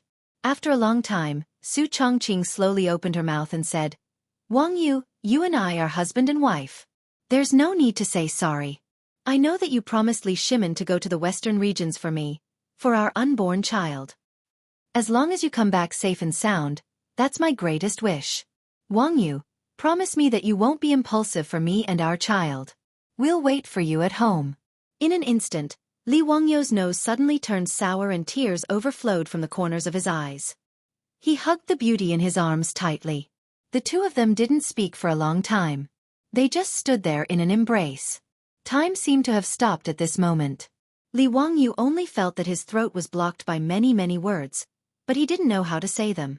After a long time, Li Wangyu, like an injured wolf, began to sing "South of the Southern Mountains" in a hoarse voice. "You're in the southern sun, snow swirling. I'm in the northern cold night, spring all year round. South of the southern mountains, the northern autumn is sad. South of the southern mountains, there are piles of grain. South of the southern winds, north of the northern sea. North of the northern sea, there are tombstones." Old Dragon listened to the south of the southern mountains. "After writing this chapter, I feel like I'm torturing the single dog. Forget it. I'm going to find a wife." Chapter 992. After making up his mind, Li Wangyu tidied up his mood and rushed to Chang and Duke Lu's residence. It wasn't that Li Wangyu had masochistic tendencies and wanted to find excitement. He braced himself to explore the dragon's pool and tiger's den, for only one purpose, and that was to ask Cheng Yaojin for advice on how to be a military chief. Although the old hooligan's character wasn't very good, his ability to lead an army and fight was excellent. Among the generals of the Tang dynasty, Cheng Yaojin was one of the top.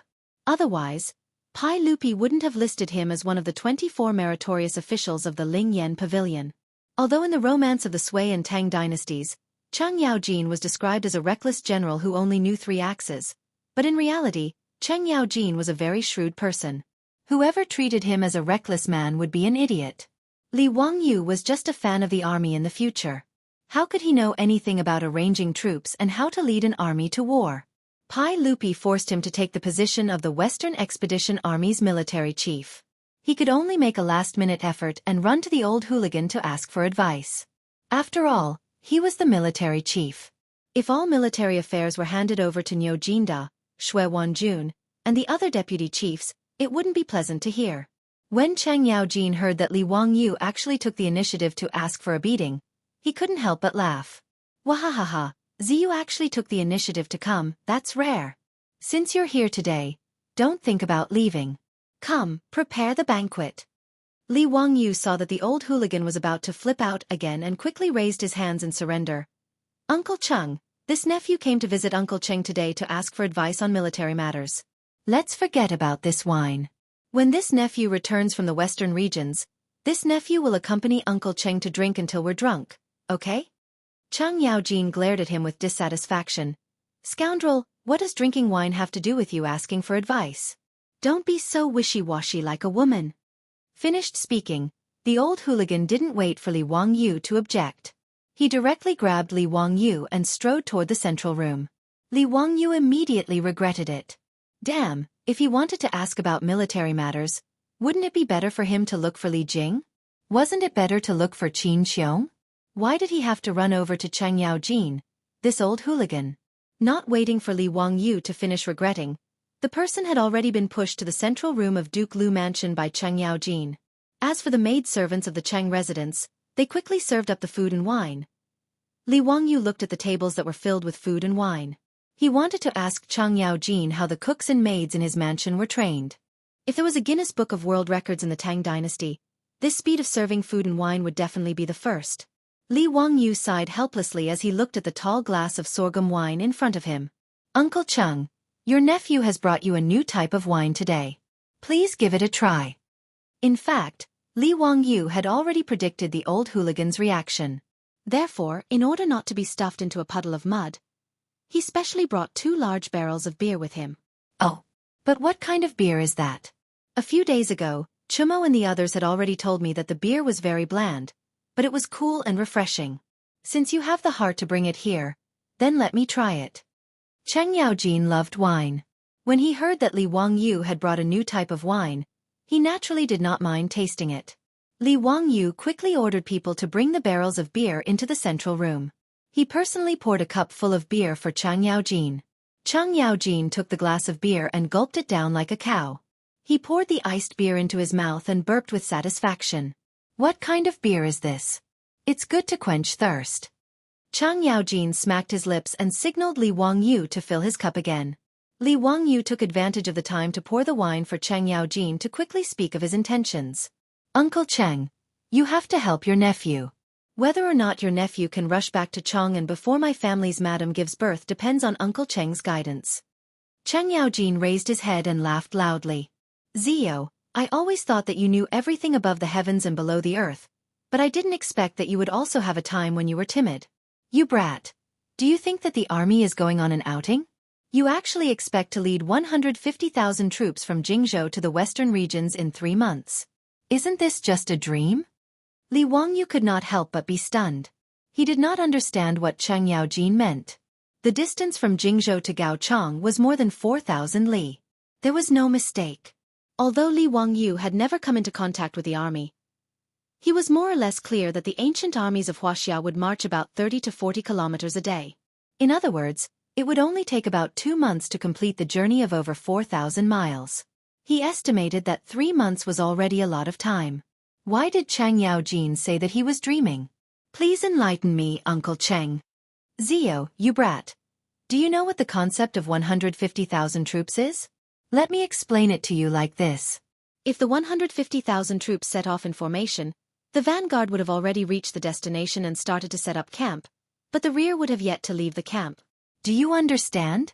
Moreover, the speed of the army's march is based on the speed of the supply wagons. If the army marches for 8 hours a day, with the speed of the supply wagons, they would at most travel 40 to 50 li a day. Moreover, if there is a storm and the army is unable to move, they can only stay in the camp. After marching for many days, the army also needs to rest. Things like this are quite normal. Therefore, it is impossible for the 150,000 troops to rush to Gaochang without at least half a year. Chang Yaojin's words immediately made Li Wangyu dizzy. As a military fanatic, he knew that Chang Yaojin was not bluffing him. In the past, the 800,000-strong army of the former Qin was said to have broken the flow by casting the whip. In the end, the vanguard was completely defeated, and the rear was still on the way. This was the wooden barrel principle. The marching speed of the army had to be consistent with the slowest unit in the army. However, Li Wangyu thought that the speed of the logistics of the army should not be so slow. Li Wangyu asked in confusion, Uncle Cheng, ever since I created the 4-wheeled carriages, the speed of the logistics has not been slow. Not to mention 200 li a day. Even 100 li a day is not a problem. Chang Yaojin raised his head and drank another large cup of beer. He glared at him and said, Nonsense. Do you think those 4-wheeled carriages of yours can enter the desert? When Li Wangyu heard this, it was as if he was struck by lightning. He was stunned on the spot. He had indeed forgotten that after the army passed Dunhuang County, they would enter the vast desert. The Teng'er Desert was the 4th largest desert in China. It was more than 160 kilometers wide, and the 4-wheeled carriages would not be able to enter it. The Tang dynasty had already established a trade center in Dunhuang County. Large quantities of goods were transported to Dunhuang County by 4-wheeled carriages. This greatly reduced the transportation distance of the Silk Road caravans. However, from Dunhuang County to the western region, the caravans had to change to camel caravans to continue forward. It was the same for the army. To supply the 150,000 troops with supplies, they had to use a large number of camel caravans to meet the needs of the army. As a result, the Tang army's marching speed would not be fast. Moreover, to pass through the desert, the Tang army had to bring sufficient water in addition to provisions and supplies. Under the guidance of a guide, they could pass through the desert. After Li Wangyu understood this point, he could not help but sit down dejectedly. If that was the case, how could he rush back to Chang'an in half a year? Chapter 993. Chang Yaojin happily chugged down a cup of cold beer, and after letting out another loud burp, he was very satisfied. He then looked at Li Wangyu, who had a conflicted expression on his face, and gave him another heavy blow. Zio, you brat. You probably haven't calculated how much grain is needed to supply an army of 150,000 soldiers, right? Let this old man put it this way. Not mentioning the equipment, armor, tents, flags and drums, just the grain alone is an astronomical figure. When the soldiers of the Tang dynasty set out, they bring 5 days' worth of rations and rely on the rest of the supplies.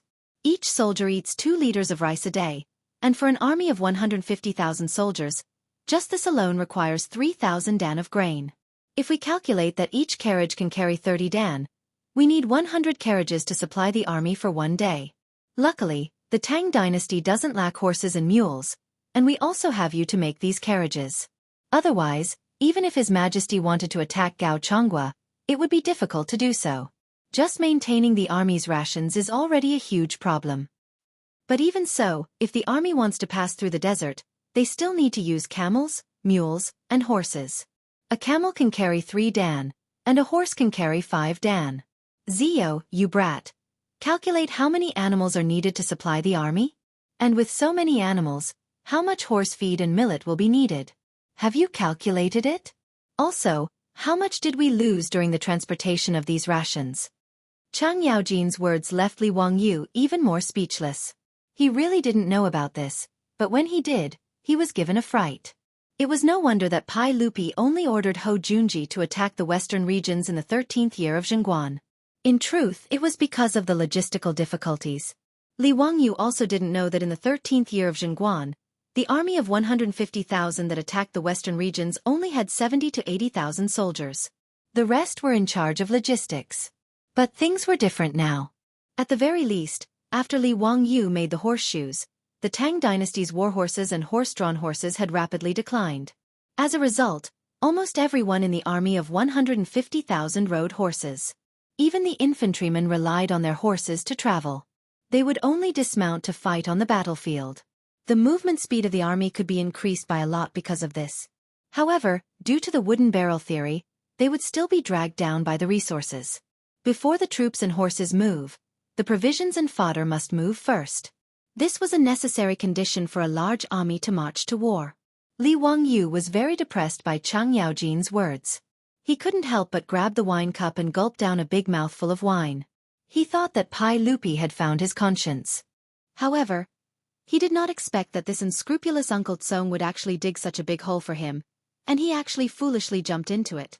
Li Wangyu might not understand military matters, but how could Pai Lupi not know? Pai Lupi was well aware of how long it would take for an army of 150,000 to reach Gaocheng. Even so, Pai Lupi still pretended to ask Yu Shernan to tell him that after destroying Gaocheng, he could return to Chang'an for a visit. Bah, this old man is really bad. The more Li Wangyu thought about it, the angrier he got. He didn't even need Chang Yaojin to persuade him to drink. He drank one cup after another to drown his sorrows. Chang Yaojin did not try to persuade Li Wangyu. For an old hooligan, not hitting someone when they were down was already very kind. Zio, don't be so anxious. It's not a big deal for a woman to give birth. Look at me, my wife has given birth to so many children for me, but I've never been as nervous as you. Chang Yaojin drank big mouthfuls of wine as he made fun of Li Wangyu. Li Wangyu silently rolled his eyes. He really couldn't be bothered to talk nonsense with this old hooligan. Chang Yaojin pointed at a plate of food that the maidservant had just brought over and said, "Come Zio, try the bacon made by the chef in my residence. It's perfect to go with wine. I'm not bragging, but there's no place in Chang'an that makes better bacon than the one in my residence. Even the food bureau in His Majesty's palace can't compare." Chang Yaojin's words made Li Wangyu's eyes light up. Bacon? Then, he suddenly slapped his head. He had been muddle-headed recently. How could he have forgotten about the military rations? The military rations of the Tang dynasty mainly consisted of various kinds of millet and livestock. These unprocessed millet and livestock were not only difficult to transport, but also not easy to eat.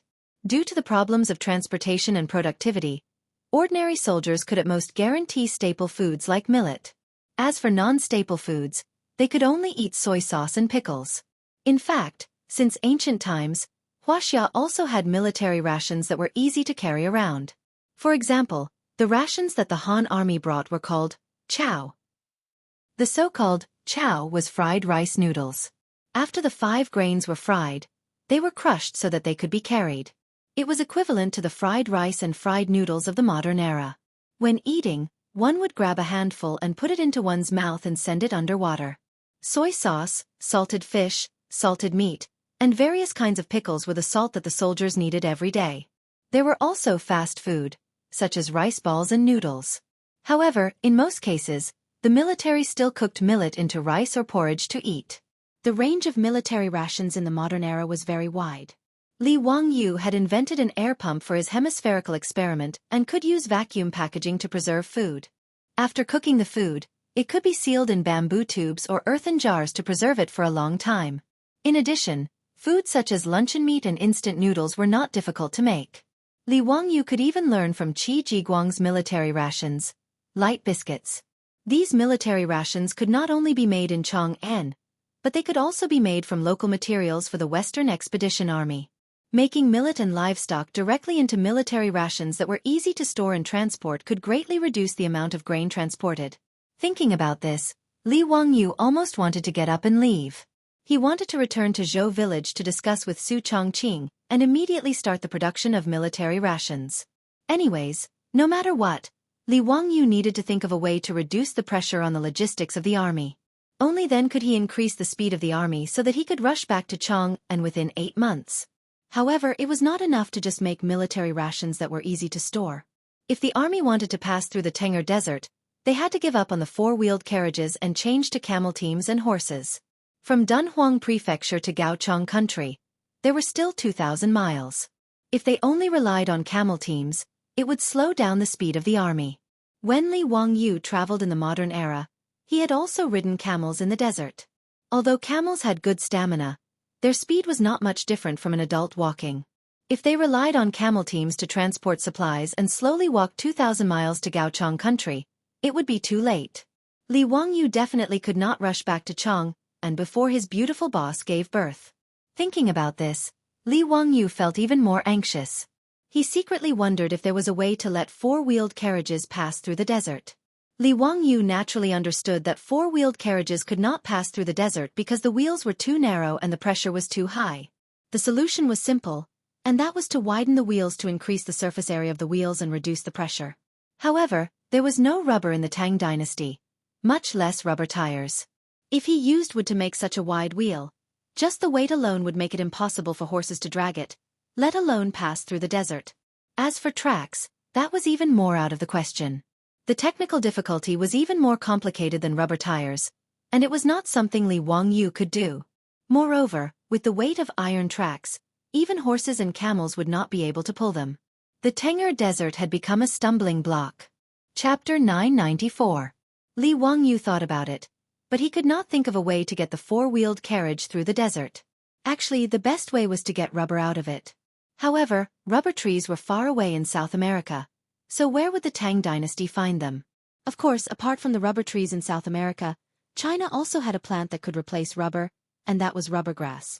The rubber grass that originated in Xinjiang could also be used to extract rubber. Li Wangyu remembered that the rubber grass in the future could be used to extract 70 kilograms of rubber per mu. On the other hand, the rubber trees could only extract 80 kilograms per mu. However, the rubber grass was far away in the western regions, and distant water could not quench the present thirst. Furthermore, Li Wangyu did not know how to extract rubber from the rubber grass. Now that the army was about to set off, where would he find the time to experiment? On the other hand, after he led the army to conquer the western regions and establish the Anqi Protectorate, he should order people to plant rubber grass. Even if the production was low, as long as he could get rubber out of it, it would be worth it. However, it was useless to talk about all this now. It would not be of any help to him in getting the 4-wheeled carriage through the desert. Seeing Li Wangyu frown, Cheng Yaojin laughed even more happily. Zio, don't let your thoughts run wild. Just lead the army to conquer the western regions. If you want women, just bring your concubine. If not, there are plenty of beautiful women in the western regions. A real man shouldn't be so bashful over a woman. Li Wangyu was so angry that he had nothing to say. Cheng Yaojin, this old hooligan, should be caught and drowned in a pig cage. However, since things had already reached this point, even if he was unwilling, he had no other choice. Even after returning to Dingzhou village, Li Wangyu did not dare to tell Su Chongqing about his conversation with Cheng Yaojin. If Su Chongqing knew that he could not return to Chang'an in 8 months, how disappointed and upset would he be? Although his beautiful boss was only 2 months pregnant, Li Wangyu didn't dare to take the risk and make her sad because of him. Li Wangyu only had Niu Wu select a few quick-witted troops from the manor and teach them how to make vacuum-packed food, luncheon meat, instant noodles, and other things. He then had them set out in advance, bringing along the command of his military chief, and quickly rushing to Jingzhou. He had the Western Punitive Expedition Army immediately begin preparing military rations according to the methods he taught them. As for the subsequent production of military rations, Li Wangyu taught it to Yan Liben and asked him to pass it on to the Ministry of War. In the later stages of the Western expedition, all the rations and supplies needed to be replaced with these military rations. The reason why Li Wangyu didn't report such an important matter to Pai Lupi directly was because he was angry. He was angry that Pai Lupi had deliberately set him up. He was angry that Pai Lupi had caused him to not be able to accompany Su Chongqing. Therefore, Pai Lupi had deliberately ordered someone to pass on a message, but he had avoided meeting Pai Lupi. However, how could Pai Lupi not pay attention to such an important matter? After the Ministry of War produced a batch of military rations according to Li Wangyu's method, they immediately presented it to Pai Lupi. After tasting these delicacies, Pai Lupi was naturally overjoyed. On the same day, he led a group of dukes to Dingzhou village. Even though Li Wangyu felt uncomfortable with the arrival of Pai Lupi, he could only obediently go out of the manor to welcome him. Your subject Li Wangyu, Prefectural Duke of Fufeng, greets your majesty. This fellow was also angry, and didn't even refer to himself as nephew. He followed the etiquette of a subject greeting the king and greeted Pai Lupi. Pai Lupi looked at him in surprise, but immediately understood Li Wangyu's intentions. Haha, are you angry with me? Your subject doesn't dare. Don't dare. Pai Lupi suddenly knocked Li Wangyu's head with a chestnut. I don't see how you don't dare. You still dare to give me that look. Do you believe that I will immediately order people to send you to Li Main Hall and let the Empress teach you a lesson? Li Wangyu's expression became even more bitter when he heard this, and he hurriedly begged for mercy. Your Majesty. Oh no, uncle, I was wrong. I know I was wrong. A wise man submits to circumstances. When it's time to admit defeat, it's best to admit defeat for safety. If Empress Zhong's son was long-winded, it would be quite torturous. Li Wangyu would rather go to the prison of the censorate than listen to Empress Zhongxuan's long-winded nagging. Humph, if there's a next time, I won't let you off so easily. Lead the way to your castle's balcony. Today, I also want to eat skewers and drink iced beer. Li Wangyu was speechless. Damn, as expected, this group of foppish young masters had big mouths. He guessed that the whole Chang'an city knew about eating skewers and drinking iced beer, right? In fact, his guess was not wrong at all. There were even some clever merchants in Chang'an city who had already learned how to barbecue skewers, and many restaurants had launched barbecue dishes. Other than beer that no one knew how to brew and could not be supplied for a while, barbecue quickly became popular in Chang'an city, and had even begun to spread to the surrounding provinces and counties. Cheng Yaojin was even more big-mouthed. When he heard this, he immediately laughed and said proudly, Your Majesty, a few days ago, you came to my residence and brought me a few barrels of beer. Although the beer is bland, it's quite refreshing to drink after being chilled. Your Majesty and all the officials should drink a few more cups today. His words were full of smugness. Obviously, he was showing off that Pai Lupi, Yuqi Jingda, and the others didn't drink beer. Li Wangyu was so angry that he rolled his eyes. Damn, the beer that was sent to Duke Lu's residence should have been poured out and fed to the dogs. Wasn't this blatantly trying to make him look bad? As expected, when Pai Lupi heard Cheng Yaojin's words, his face immediately became unhappy. Ziyu, why didn't you send me some beer into the palace? Why? Don't you have any idea in your heart? If you didn't force me to eat sand in the western region, would I not send you beer? Li Wangyu was rolling his eyes in his heart, but he could only show an expression of fear and trepidation. Uncle, you've wronged me. This beer has just been brewed not long ago. I have to find someone to try it first and see if I'll have any hysteria after drinking it. Uncle's health is more important. How can I casually offer you beer? Haha, Ziyu's words are reasonable. Pai Lupi was very happy when he heard this. He turned his head and glanced at Cheng Yaojin, who was showing off. Some old man's skin is rough and his flesh is thick. It's best to use him to test the beer. The group of dukes who didn't get to drink the beer also laughed. Each of them began to use words to ridicule Cheng Yaojin, this old hooligan. Cheng Yaojin, who was just proud of himself, was so angry that his face immediately turned black. Ziyu, you brat, come over here. Today, I'll have a good time with you. Cheng Yaojin rubbed his fists and looked at Li Wangyu, ready to take action to vent his anger. Li Wangyu naturally had long been prepared for this old hooligan to flip out. He quickly hid behind Pai Lupi, causing everyone to burst into laughter again. After laughing and joking, the little bit of awkwardness between Li Wangyu and Pai Lupi dissipated. Li Wangyu invited everyone to the castle's balcony to take a seat and ordered people to bring barbecue and iced beer. Everyone ate and drank until they were drunk. Only then did Pai Lupi bring up the matter of the army rations again. Chapter 995. Zio, I have personally tasted the military rations that you ordered your men to produce. If it can really be preserved for a long time like you said, the combat strength of the Tang dynasty's cavalry will increase by 30%. I will remember all of these merits. When the Western Expedition Army returns victorious, I will not be stingy with your rewards. Pai Lupi's words were not exaggerated at all. Whether or not the soldiers could eat well would actually affect their combat strength. There were many examples in history of winning wars because of improved food. It was not that Pai Lupi was unwilling to provide better rations for the army. It was just that he was limited by the transportation capacity and how to cook them on the battlefield. In fact, ever since Li Wangyu accidentally discovered the high-yield potato crop and popularized it throughout the Tang dynasty, food was no longer the main factor that restricted the logistics of the Tang army.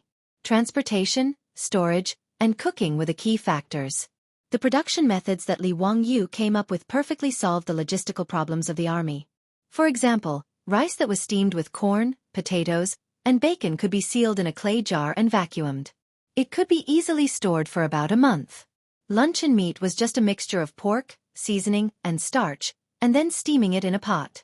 After vacuuming it, it was quite convenient to eat it. Moreover, after Pai Lupi and the other dukes tasted the luncheon meat, they were full of praise and felt that it was a rare delicacy. The fact that military rations could be made so delicious and could be stored for a long time was a huge surprise to the emperor and officials of the Tang dynasty. As for instant noodles, it was even simpler. After rolling out the noodles, they were steamed in a pot and then deep-fried until they were thoroughly fried. Although Li Wangyu could not come up with the various flavors of instant noodles, even the plain boiled noodles were enough for Pai Lupi and the other dukes to their heart's content. After tasting the military rations for the first time, Pai Lupi and the other dukes could not believe that such delicious food was actually meant for the army. More importantly, the cost of producing these rations was not high. Pai Lupi had even ordered the officials of the Ministry of Civil Affairs to calculate that because the new military rations were easier to transport and store, if the loss of millet and livestock was included, after the army changed to the new military rations, the amount of food consumed would be even less than the original millet. Eating better and spending less money, Pai Lupi was naturally overjoyed. He immediately rushed to Dingzhou village and praised Li Wangyu. Li Wangyu secretly pursed his lips. In his opinion, no reward was as good as letting him go home and accompany his wife. Of course, Li Wangyu also knew that his words were useless. Now, Pai Lupi would definitely not let him go. Therefore, in response to Pai Lupi's words, Li Wangyu only smiled and did not say anything. Pai Lupi raised his beer cup and drank it in one gulp. He glanced at Li Wangyu and said, "Zio, are you complaining about me?" "I wouldn't dare." "Humph, even if you don't say it, I know. You bastard, you have no future at all. You only revolve around a woman every day." Pai Lupi glared at Li Wangyu angrily and continued, "Actually, I am not lying to you. It is not difficult for the army to reach Gaochong in 3 to 4 months. Pai Lupi's words stunned Li Wangyu. Then he was overjoyed and quickly asked, "Uncle, don't lie to me. I asked Uncle Chung if it is more than 2,000 li from Dunhuang County to Gaochong. The army relies on camel caravans to transport supplies and it will take at least 2 to 3 months. Haha, Zio, you are really stupid. Let me ask you, can't you use 4-wheeled carriages to transport? It can travel 200 li in a day. In less than 10 days, the army can travel 2,000 li. What's so difficult about that?" Li Wangyu stammered, But 4-wheeled carriages can't pass through the desert." Pai Lupi laughed even more happily, but he purposely didn't answer to whet Li Wangyu's appetite. This time, not only was Li Wangyu dumbfounded, but the group of dukes and bigwigs, including Chang Yaojin, were also dumbfounded. They didn't understand the meaning behind Pai Lupi's words. Yuqi Jingda and the others all thought that Chang Yaojin's words were correct. From Jingzhou to Dunhuang County, the army could rely on 4-wheeled carriages to transport supplies and supplies. But after that, they could only rely on camel caravans. This was definitely not wrong. Why would Pai Lupi still vow to let Li Wangyu continue to use four-wheeled carriages to transport supplies and supplies? Li Wangyu was even more anxious. He repeatedly bowed to Pai Lupi. "Uncle, I am wrong. I am stupid. Please enlighten me." He really couldn't think of a way to let the carriages pass through the desert. He even made a special trip to Shi City to find a few merchants who had been using the Silk Road for a long time to ask them about a solution. After a series of inquiries and understanding, Li Wangyu even gave up on the idea of using carriages to transport supplies and supplies. This was because he had thought too simply. In the future, when Li Wangyu was traveling in the desert, he had taken a desert car and surfed the sand dunes. It was very exciting. Thus, he thought that as long as he could come up with rubber tires or some other alternative method, he could let the carriages pass through the Tang desert. But this was not the case. When the camel caravan passed through the desert, they didn't travel in a straight line. Instead, they had to follow the winding paths of the various sand dunes. Traveling in this way was first and foremost for safety. The weather in the desert was unpredictable, and sandstorms could appear at any time. Once a sandstorm appeared, the caravan would have to face the wind and have the camels sit down to avoid the wind. If they walked at the bottom of the sand dunes, they would be buried by the sand dunes if they weren't careful. In this way, even if there were rubber tires, the carriages couldn't be used. Camels couldn't pull the carriages, so it was simply unrealistic to walk at the top of the sand dunes. It was precisely after he understood this point that Li Wangyu completely gave up. Now that Pai Lupi said that he had a way, Li Wangyu was naturally surprised and happy. Pai Lupi was very satisfied with Li Wangyu's attitude and even a little proud. His nephew had given him too many surprises. His wit was almost demonic, and it often made Pai Lupi doubt his own intelligence. Now that he could finally beat Li Wangyu for once, there was no need to explain the pride in Pai Lupi's heart. He coughed lightly and said slowly, "Zio, let me ask you, is it easy to build the four-wheeled carriage?" Li Wangyu was stunned again, as if he had thought of something. "Uncle, other than the wheels, beams and steering mechanism of the carriage, the other parts are not difficult." The skilled craftsmen of the Tang dynasty also made Li Wangyu gasp in amazement. The four-wheeled carriages of today were no longer the simple carriages that Carpenter Liu had built to deal with the task of transporting grain in the spring. Right now, the main beam and steering mechanism of the carriage were made from metal by the Ministry of Works and the craftsmen of the General Works Supervisor after many experiments. The changes brought about by this were that the four-wheeled carriage could carry more weight, and the steering was easier and smoother. As for the other parts of the carriage, a normal carriage used to transport goods was simple, and it was basically made of wood. Pai Lupi laughed when he heard this. "If that's the case, Zio, why can't you dismantle the carriages in Dunhuang County and reassemble them after the army passes through the desert?" Pai Lupi's words made Li Wangyu completely petrified. Damn, why didn't he think of such a simple logic before? Chapter 996. Pai Lupi's words left Li Wangyu speechless. It was such a simple principle, yet he had completely ignored it. His brain was at a dead end, and he kept thinking about how to make the four-wheeled carriage travel in the desert. He was not the only one. No one, including Chang Yaojin and the others, had thought of such a simple method. Since carriages could not travel through the desert, they could use camel caravans to transport resources. The Tang desert was only 200 li wide, so the camel caravans did not travel in a straight line. Instead, they had to travel along the sand dunes and oases. Even so, if everything went smoothly, it would take at most half a month for the camel caravans to pass through the desert. It would not take up too much of the army's time. The main components of a four-wheeled carriage were the wheels, axles, and steering mechanism. These could be dismantled and transported across the desert by camel caravans. After passing through the desert, the craftsmen in the army would cut down trees and make a new four-wheeled carriage. It wouldn't be much of a hassle. In this way, the logistics of the Western Expedition Army would be easily ensured. After the military rations were produced, the four-wheeled carriages would transport them to Dunhuang Prefecture, taking 10 days. They would then be transported to the other side of the desert by camel caravans before the four-wheeled carriages took over. Under the fastest circumstances, a batch of resources could be transported from Chang'an to the various countries in the western regions in 30 days. Even if there were storms and sandstorms along the way, it would take at least 2 months. Li Wangyu could even imagine how much benefit this transportation route would bring to the Tang dynasty after the army conquered the western regions and established the Anqi Protectorate. The caravans traveling the Silk Road could all transport their goods in this way, greatly reducing the cost and time. And the Great Tang would benefit immeasurably from this.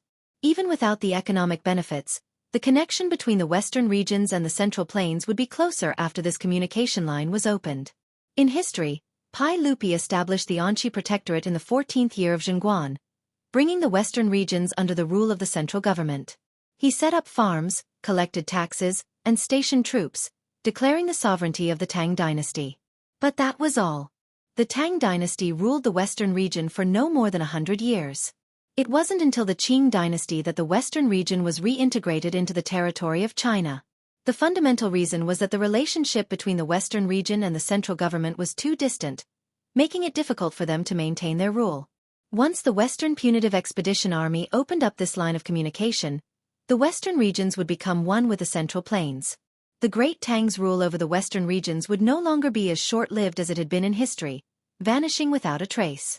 Li Wangyu had to admit that Pai Lupi's imagination was simply genius. Chang Yaojin, Yuqi Jingda, and the other dukes also flattered Pai Lupi's genius ideas for quite a while. After Li Wangyu understood all of this, he suddenly clapped his hands and said, "Uncle is really talented and wise. This nephew admires you greatly. This nephew will order someone to pass on the message and have the Ministry of Works and the General Works Bureau make early preparations." Pai Lupi snorted proudly and said, "There's no need. This emperor has already ordered the Ministry of Works and the General Works Bureau to make the parts for 1,000 carriages. I've already ordered people to send them to Dunhuang County in advance." Li Wangyu finally understood that Pai Lupi had already thought of a solution. It was just that he wanted to make him suffer because of his bad taste. However, even if he was played by Pai Lupi didn't fool him. As a result, it would be very easy for him to go back and forth to Chang, and within 8 months after conquering Gaochang. Li Wangyu hurriedly bowed to Pai Lupi and said, "Thank you, uncle.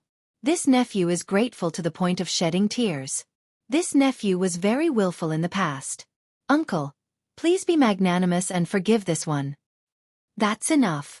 From now on, it's more important to concentrate on your work. Don't throw a tantrum anymore. You're going to be a father soon, and you're also a county duke. You can't be so reckless. If this emperor doesn't force you to go to the western regions, I'm afraid that I don't know when you'll be willing to take out the new military rations." Yes. You're right, uncle." Pai Lupi had solved a huge problem for him. Now, no matter what Pai Lupi lectured him, Li Wangyu could only listen obediently. Pai Lupi was very pleased with himself after teaching Li Wangyu a lesson. Only then did he let him go. Li Wangyu set aside his worries and continued to flatter Pai Lupi with the other dukes. This Emperor of the Ages laughed heartily and downed cup after cup of beer like it was water. After Pai Lupi and the other dukes had their fill, Li Wangyu heaved a long sigh of relief as they were carefully escorted back to Chang'an by the guards.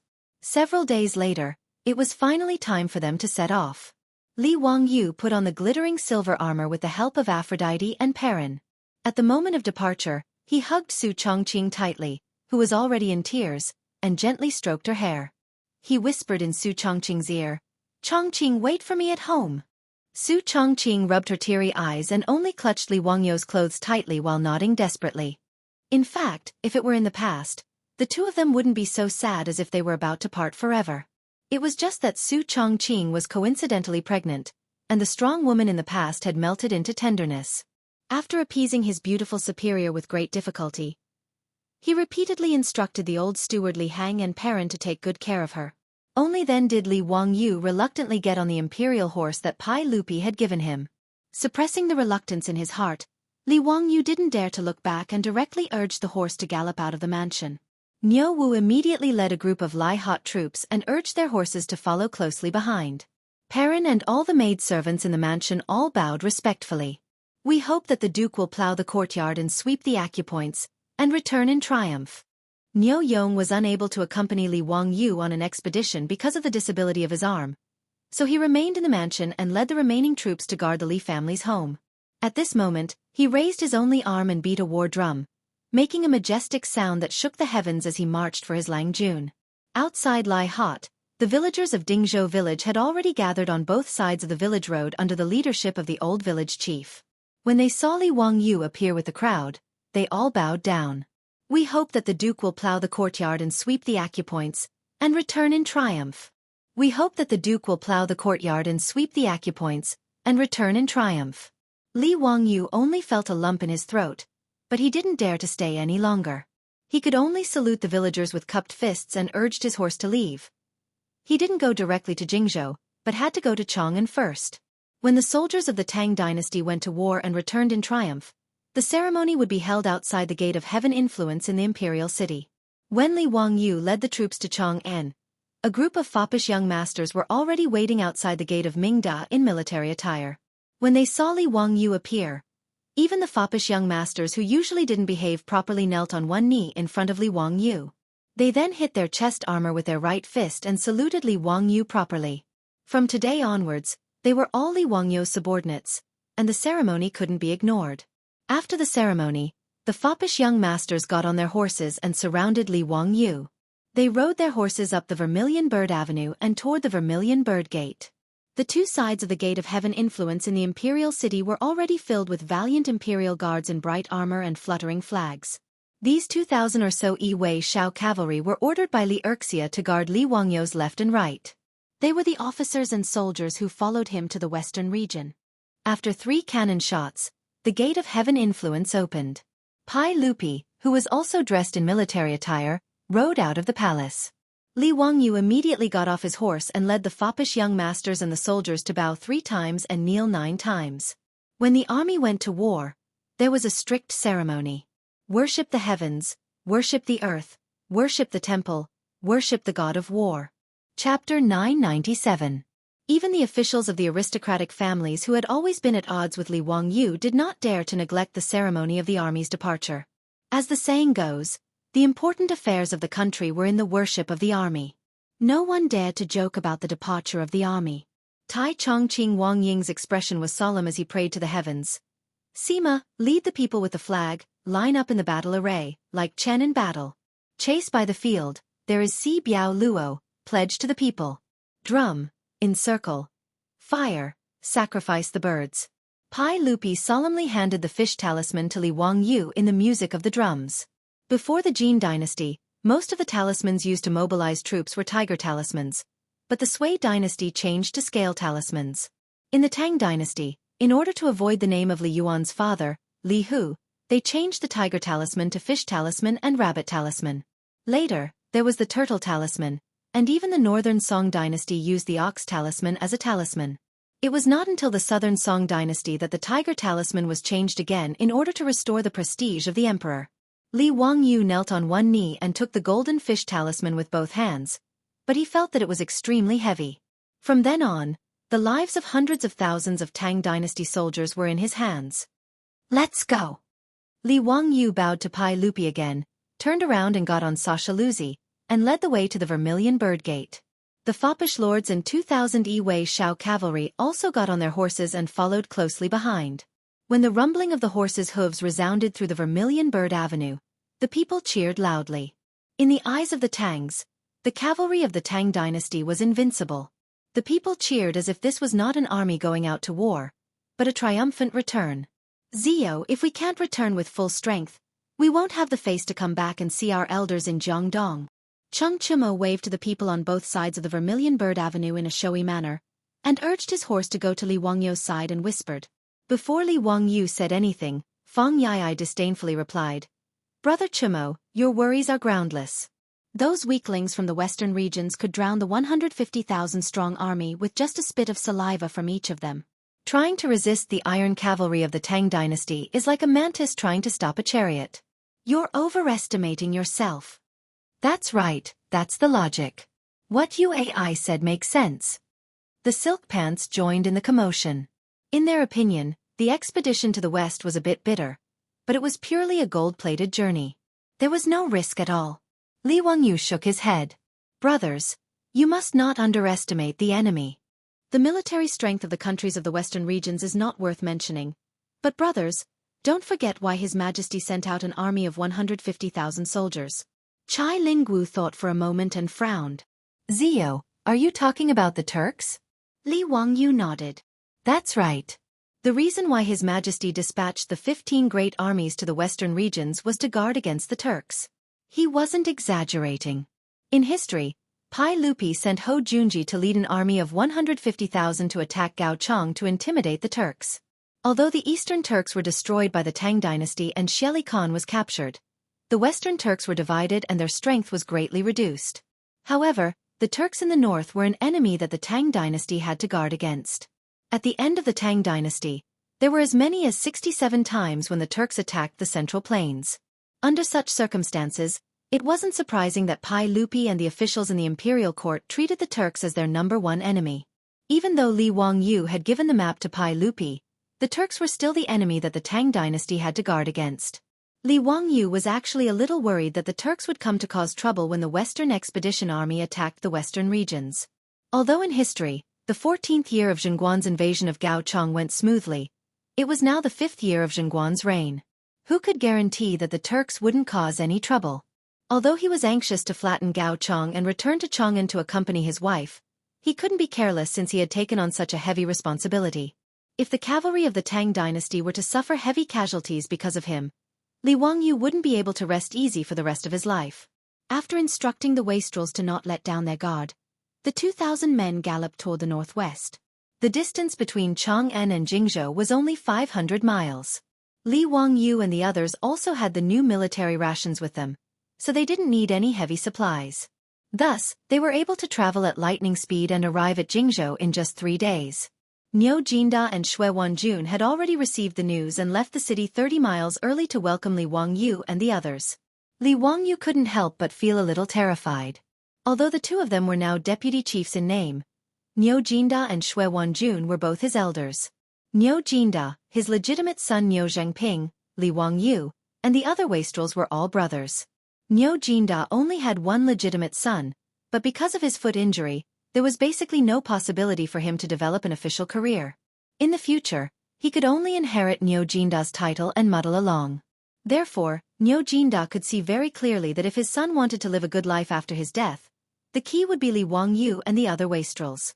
Since Li Wangyu had appeared out of nowhere, and in just a few years, he had risen from a commoner to a duke who had founded a country. Niu Jinda and those who knew Li Wangyu admired him even more.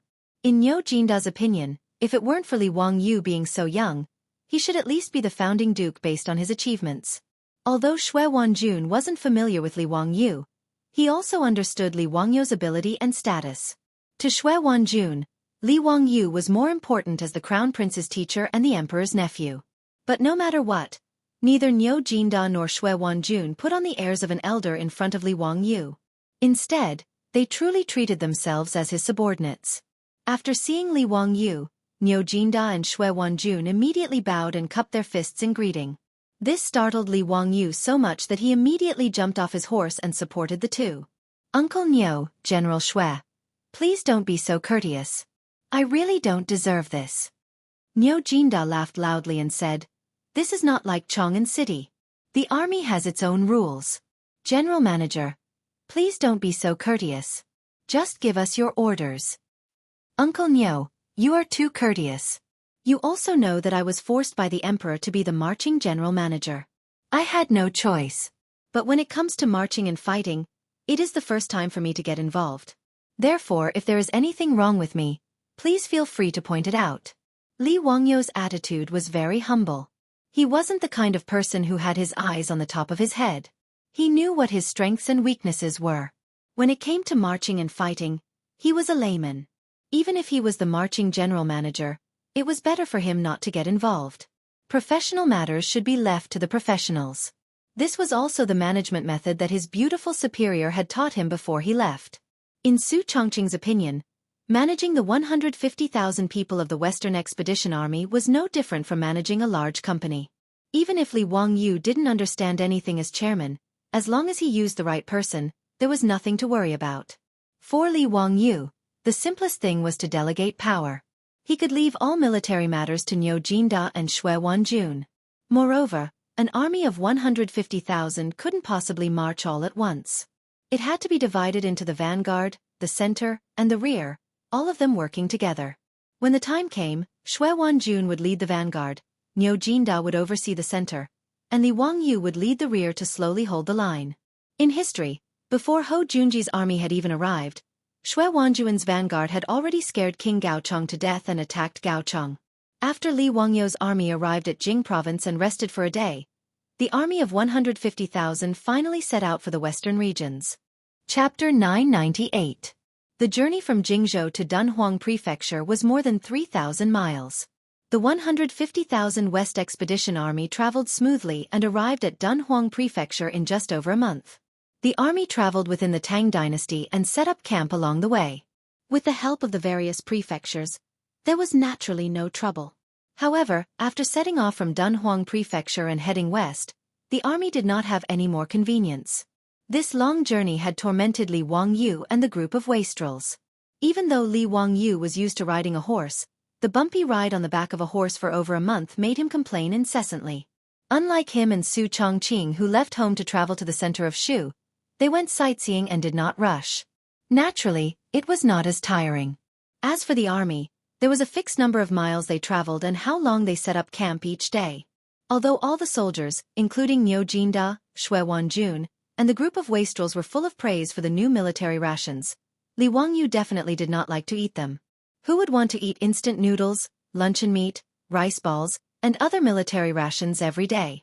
Over the past month, Li Wangyu felt nauseous whenever he saw the new military rations. He hated himself very much. Why did he have to invent such disgusting food? Thinking about how he still had to eat those damn military rations for a long time, Li Wangyu felt that his life was gloomy. Every day, he did not eat well or sleep well. Plus, he was worried about his pregnant wife at home. Li Wangyu had a hard time over the past month. He even suspected that when he returned to Chang'an from the western region, his legs would become bow-legged because of the long period of riding a horse. Niu Wu had tried to persuade him to sit in the carriage many times, but Li Wangyu gritted his teeth and rejected Niu Wu's good intentions due to his identity as the general manager of the army. Actually, he was thinking too much. With his current status, not to mention sitting in a carriage, even if he had a few concubines by his side, no one would dare to say anything. This time, when Li Wangyu left for the western regions, Su Chongqing originally wanted Avro to follow Li Wangyu and take care of his daily needs. However, in the end, Li Wangyu still gritted his teeth and rejected this tempting proposal. After all, Huaxia's tradition since ancient times was that there were no women in the military. No matter if it was the women of the soldiers, concubines or maidservants, they were all forbidden from entering the military. Li Wangyu didn't want to break this military discipline, so he could only politely decline Su Chongqing's good intentions. Of course, it was not absolute that there were no women in the army. There was a very special type of woman in the army, known as the camp prostitute. During the spring and autumn warring states period, the king of Yu, Go Jian, had to endure hardships. In order to raise the morale of the army, he found many young widows to comfort the soldiers and raise their morale. During the time of Emperor Wu of Han, the wars were long and drawn out. In order to stabilize the morale of the soldiers and raise their morale, they set up camp prostitutes to treat the soldiers who did not have a wife. During the Tang and Song dynasties, prostitutes were even more popular. Not only Huaxia, but many armies in the ancient world were also like this. The Holy Roman Empire, Napoleon's expeditionary army, etc., all had a certain number of prostitutes following them. These prostitutes were mostly pitiful people. When Li Wangyu found out about this, he was also furious. However, he was temporarily powerless to change this matter. He could only order the officers in charge of logistics to treat the prostitutes well and not let them be abused. When the army arrived in Dunhuang Prefecture, Li Wangyu heaved a sigh of relief. He eagerly ordered the army to rest for half a month in Dunhuang Prefecture. This was not only because Li Wangyu wanted to slack off, but it was also to let the West conquering army get used to the desert environment and climate. This was also the decision that Li Wangyu made after discussing with Niu Jinda and Shui Wanjun. Different from the future, with the current transportation conditions of the Tang dynasty, one's horizons and experiences were limited. Out of the 150,000 West conquering army, the number of people who had personally seen the desert could be counted on one hand. Even Niu Jinda and Shui Wanjun, these two old generals, had never come into contact with the desert before. To the West conquering army, the danger of attacking the countries of the western regions was not worth mentioning compared to the desert. Be it quicksand, sandstorms, disorientation, lack of water, to the army, they were all fatal threats. Furthermore, the sand dunes in the desert were not static. As such, even the most experienced guides did not dare to guarantee that the army could safely pass through the desert. Every year, there were many merchant groups that went missing in the desert. In the future, Li Wangyu had actually come to Dunhuang to travel. He had also ridden camels in the desert and played with desert cars. However, that was it. He had only been at the edge of the desert and experienced the charm of the desert. As for the desert, he was also unfamiliar with it. Even his experience and knowledge from the future could not provide much help for the West conquering army to pass through the desert. Without satellite navigation and communication equipment, if they wanted to pass through the desert, they could only rely on camels and guides that were familiar with the desert. Therefore, the two old generals, Niu Jinda and Xue Wanjun, in order to ensure that the army could pass through the desert smoothly, ordered the soldiers to enter the desert under the guidance of the guides every day and undergo training. The group of wastrels was even more unfamiliar with the desert. This was the first time they had seen such a boundless desert. All of them were like Granny Lu, who had just entered the Grandview Garden, making a fuss about nothing. Zio, this is the desert? Damn it, I can't see the end of it. There is nothing but sand. Cheng Chimo stood on the city wall of Dunhuang County and looked at the undulating sand dunes outside the city. He exclaimed in disbelief. Li Wangyu pushed the sunglasses on his nose and smiled. Brothers, you may not know, but the desert in front of us is more than 300 miles wide. After passing through this desert, we will arrive at the western region. Hiss. The wastrels could not help but suck in a breath of cold air. Feng Yai looked up at the dazzling sun and murmured, I heard that Chief Niu and Chief Xue have ordered the soldiers to enter the desert. They leave early and return late, so they can only travel 10 to 20 miles a day. Doesn't that mean that it will take at least half a month for the army to pass through the desert? There is not even a tree to be seen in the desert.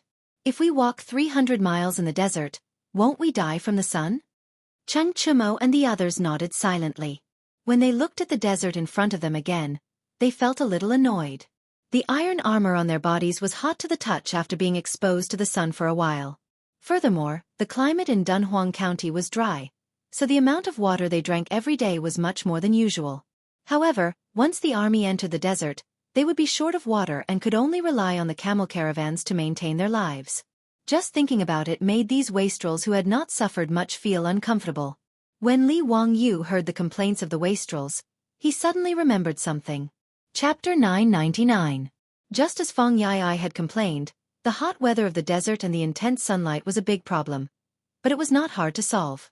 First was the glaring sunlight.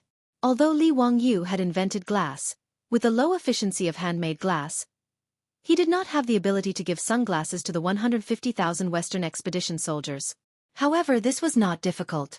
He only needed to prepare black gauze and let the soldiers cover their eyes with a thin layer of gauze to effectively block the sunlight.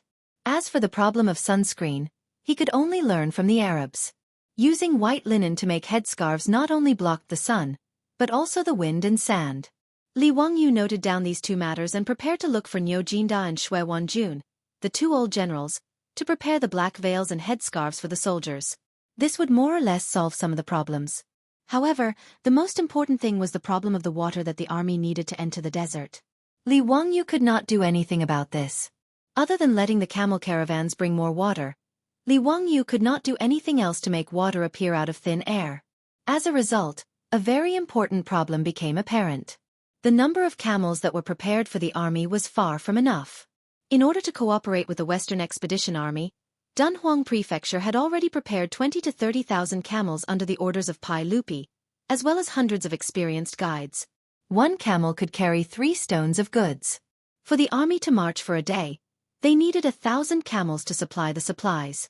20,000 camels could only meet the food needs of the 150,000 soldiers for 20 days. However, as a result, Li Wangyu did some simple calculations and was shocked to find that if the camel caravans needed to carry the parts of the 4-wheeled carriages, as well as enough water, various supplies, and horse materials, it seemed that the remaining 10,000 camels were not enough to support the needs of the 150,000 soldiers. The only way was to reduce the amount of water they could carry. However, if the army were to lose their way and miss the few oases in the desert, it would be a disaster for them.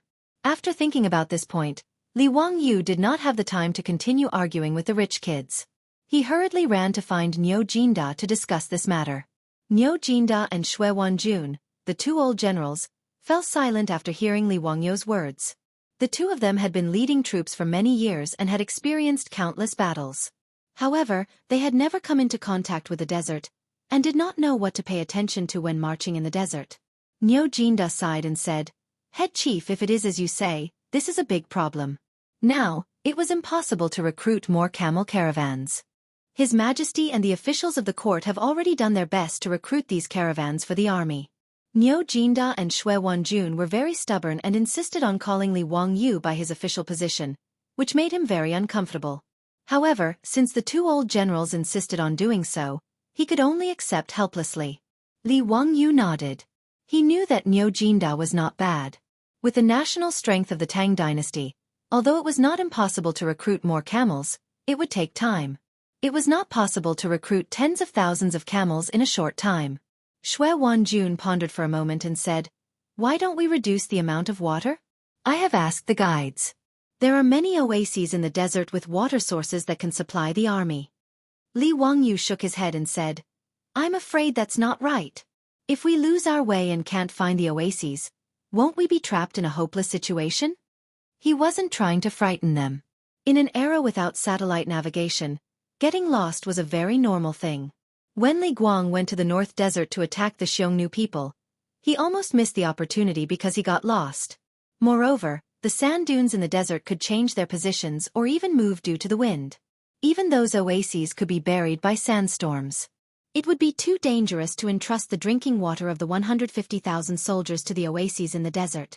Moreover, even if the oases in the desert had water sources, the scale of the water source was limited.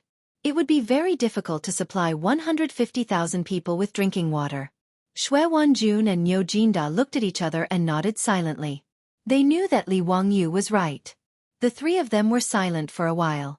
Li Wangyu made up his mind and said, "Uncle Niu, Chief Manager Xue, it seems like we can only split up. Chief Manager Xue will lead 20,000 vanguard troops and 10,000 supply troops. I will lead 30,000 troops and another 20,000 supply troops. The remaining 30,000 troops and the supply troops will stay in Dunhuang County. After we cross the desert, the camel caravan will return. Uncle Niu will lead the rest of the army to cross the desert." The 150,000 Western Expedition Army only had 80,000 actual combat soldiers. The other 70,000 were supply troops, medical soldiers, and craftsmen in charge of logistics. He and Xue Wanjun only led 80,000 troops. The camel caravan would be enough to supply the army, and there would not be any problems. Niu Jinda nodded and then shook his head. Chief Manager's suggestion of splitting up makes sense. I also agree. However, Chief Manager, please stay in Dunhuang County and lead the rear army. Chief Manager, please be at ease. With Chief Manager Xue and me, there will not be any problems. Li Wangyu had to admit that Niu Jinda's suggestion was too tempting. If they could stay in Dunhuang County, it would naturally be better than going to the desert to eat sand. However, temptation was just temptation. Li Wangyu could only grit his teeth and reject Niu Jinda's good intentions. As the chief manager of the Western Expedition Army, if he stayed in Dunhuang County and did not advance, it would be too embarrassing. Li Wangyu shook his head and smiled. "Uncle Niu, let me lead the army. With the strength of the Western region countries, by the time I cross the desert, Chief Manager Xue might have already flattened Gao Cheng." When Niu Jinda heard him say that, he felt that it made sense. Whether it was Li Wangyu, Niu Jinda, or Xue Wanjun, the Western region expedition was more like an armed march. With the strength of the Tang army, flattening the Western region was not difficult. Li Wangyu would not be so foolish to think that he could return to Chang'an after taking down Gao Cheng.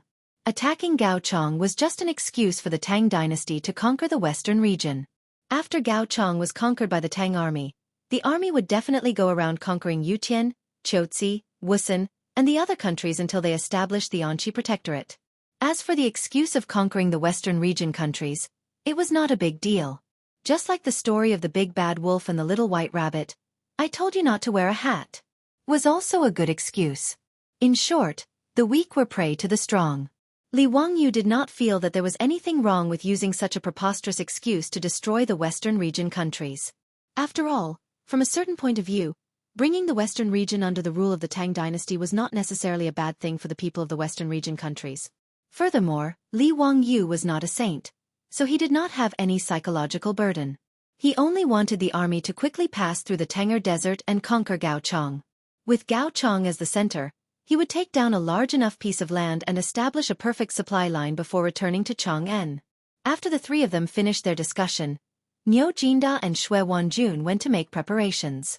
A few days later, the Western Expedition Army that had rested enough started to move out toward the vast desert. Chapter 1000. Feng Yai shook the almost empty water sack in his hand and poured the last bit of water into his thirsty mouth. He then hung the water sack back on the camel's back while cursing. Mother **Ker, the sun in this desert is really too poisonous. Zio, how long did the guide say it would take to reach the next oasis? Li Wangyu was also dispirited by the sun. He replied weakly, "What's the hurry? We'll reach this evening. Brother Yai, just bear with it. There's a fixed amount of water." "That's right. We can't spoil this bastard. He's already drunk 2 sacks of water today. Zio, don't give this bastard any more water. It'll be better if he dies of thirst." Haha. Chai Lingwu immediately added insult to injury. If it was in the past, Feng Yai would have pounced on Chai Lingwu and wrestled with him. However, at this moment, even someone as valiant as Feng Yai could only point his middle finger at Chai Lingwu to show his disdain. Li Wangyu looked back at the army that stretched for dozens of miles and then looked up at the scorching sun above his head. The weather in this desert was too hot. He and the group of wastrels were actually fine. After entering the desert, they had already changed their camels. However, the soldiers of the Tang dynasty could only dismount and walk. They pulled their beloved horses and trudged through the desert with great difficulty. There was nothing they could do about it. The feet of the horses were too small. Although they could barely walk in the desert, if they carried the soldiers on their backs, their stamina would be depleted too quickly. Therefore, in the desert, other than the flat areas or the edge of the desert, the horses of the army could not be ridden. Instead, the soldiers needed to take care of them. The journey of hundreds of miles in the desert almost required the soldiers to walk with their feet. One could imagine how hard it was. The only thing that made Li Wangyu feel fortunate was that they did not encounter any bad weather along the way. Although it was a bit tiring, there was no danger. The 30,000 vanguard led by Xue Wanjun had already set off 5 days in advance. By the time Li Wangyu led the army through the desert, Xue Wanjun and his army would have probably reached Gaochang. At present, the army had already traveled for 5 to 6 days in the desert. Both men and horses were exhausted and urgently needed to rest. Fortunately, the dozens of guides who cooperated with the army were very familiar with the Tanger Desert. They were very sure that the army could reach a lake around evening today. They could rest there for a short while and replenish their fresh water. As the 4th largest desert in Huaxia, the Tanger Desert was quite rich in water resources. Moon Lake and Swan Lake were famous lakes in the Tanger Desert. However, most of the lakes were grass lakes with no clear water. Only a small portion of the lakes had accumulated water, enough to supply the army with drinking water. Sure enough, the guides were very reliable. Before sunset, the army successfully arrived at an oasis in the desert. In the oasis, there was a small lake with an area of several hectares. However, the sight of it made the soldiers so excited that they were unable to control themselves. Some of the more impatient ones even took off their clothes and were about to jump into the lake. Fortunately, Li Wangyu and a group of silk pants arrived in time and stopped those soldiers. What kind of joke was this? Asking these soldiers who were as dirty as mud monkeys to take a bath in the lake. Would they still be able to drink the water? Li Wangyu would rather die of thirst than drink the bath water of a group of rough men. Although the commander of the 50,000 soldiers was Li Wangyu, in reality, Niu Jinda and Xue Wanjun had already arranged various matters. Whether it was marching or setting up camp, the generals would handle it. Li Wangyu did not need to worry about it. After the army set up camp around the lake, Li Wangyu's mood became much better. Around the lake was a rare desert meadow due to the existence of a water source. The area was quite large, about a few hectares. At this moment, the war horses in the army were all released and allowed to move around in the meadow to look for food. Li Wangyu's heart ached for his horse, Sasha Luzi, so he asked Niu Wu to bring it over for him. He was prepared to take it for a walk. Lang Jun, why don't you rest? Leave Sasha Luzi to me, Niu Wu advised. No need. After riding a camel for a day, I want to stretch my muscles and bones. Li Wangyu shook his head and rejected Niu Wu's good intentions. Although the previous month of riding a camel was torturous, after riding a camel for a few days, Li Wangyu felt that riding a horse was much more comfortable. People who had not ridden a camel before would not be able to feel the bumpiness of the camel. It was as if there was a spring under its butt, constantly shaking up and down. There was no need to talk about that kind of uncomfortable feeling. Seeing his Lang Jun say this, Niu Wu did not try to persuade him anymore. He smiled and handed Sasha Luzi's reins to him. Although Sasha Luzi was won by Li Wangyu from Pai Lupi, he still cherished this horse. As one of the famous 6 horses of Zhao Ling, Sasha Luzi understood human nature. Towards Li Wangyu, his successor, he was also very obedient. After seeing Li Wangyu, Sasha Luzi excitedly snorted and rubbed its head against Li Wangyu's body. It seemed to know that Li Wangyu was going to ride it for a ride. Its 4 hooves constantly kicked the sand under its feet, seeming to be impatient. Evidently, the continuous walking in the soft sand these days had made Sasha Luzi very uncomfortable. Li Wangyu could feel Sasha Luzi's mood. He laughed and mounted the horse. Niu Wu, tell the prefectural troops not to follow me. I'll just run around the meadow and come back. Niu Wu nodded and did not object. This meadow was already occupied by 50,000 Tang soldiers. There were also Tang soldiers patrolling the surrounding sand dunes. There was no need to worry about any threat. After Li Wangyu rode Sasha Luzi out of the camp, his legs lightly clamped on Sasha Luzi's stomach. The horse immediately understood his intentions. Sasha Luzi let out a neigh and shot out like lightning. The large meadow allowed Sasha Luzi, who had been holding back for several days, to run quite freely. Li Wangyu felt the wind blow past his ears. Gusts of cool wind hit his face, making him feel very comfortable. He could not help but let out a loud roar. The horse under him ran even faster. 1 man and 1 horse ran on the meadow for about an hour. Only then did Sasha Luzi, who was covered in sweat, slow down. At this time, the sun was already setting in the west. Li Wangyu looked at the orange sunset on the horizon. He could not help but feel moved. He urged the horse to go to the sand dunes beside the meadow. He wanted to see the beautiful scene of smoke rising from the desert and the setting sun on the long river. Although there were sunsets like this every day for the past few days, he who ate sand every day did not have the mood to appreciate any beautiful scenery. Today, it was rare for the army to find such a beautiful meadow. They were also prepared to rest for a day. They were not in a hurry to travel. Only now did Li Wangyu have the mood to enjoy the scenery. He led Sasha Luzi and spent more than 10 minutes climbing the sand dunes beside the meadow. The Tang dynasty sergeants patrolling the sand dunes bowed to Li Wangyu when they saw him. No need to be polite. You go patrol. I will return to the camp after watching the sunset. Don't worry. Li Wangyu refused the sergeant's protection with a smile and waved his hand to indicate that they did not need to care about him. The sunset in the desert was the loneliness. What was the meaning of being surrounded by a group of people? Li Wangyu, who looked slightly hipster, stood on the top of the sand dunes and gently stroked Sasha Luzi's soft mane beside him. Just as he was immersed in the beautiful sunset, he was surprised to find that there seemed to be something strange in the sky. Li Wangyu was a little surprised. He looked carefully. After a while, he suddenly realized what the strange thing in the sky was. Li Wangyu did not have time to care about Sasha Luzi. He directly jumped on the horse and urged it to rush down the sand dunes. He kept calling out to the nearby Tang dynasty sergeants. Run! Return to the camp! Return to the camp! Sandstorm! It's a sandstorm! Unknowingly, 1,000 chapters have passed. Chapter 1001. Half a month later, a few fast horses rushed into Chang'an, covered in dust and exhaustion. They were messengers sent by Niu Jinda.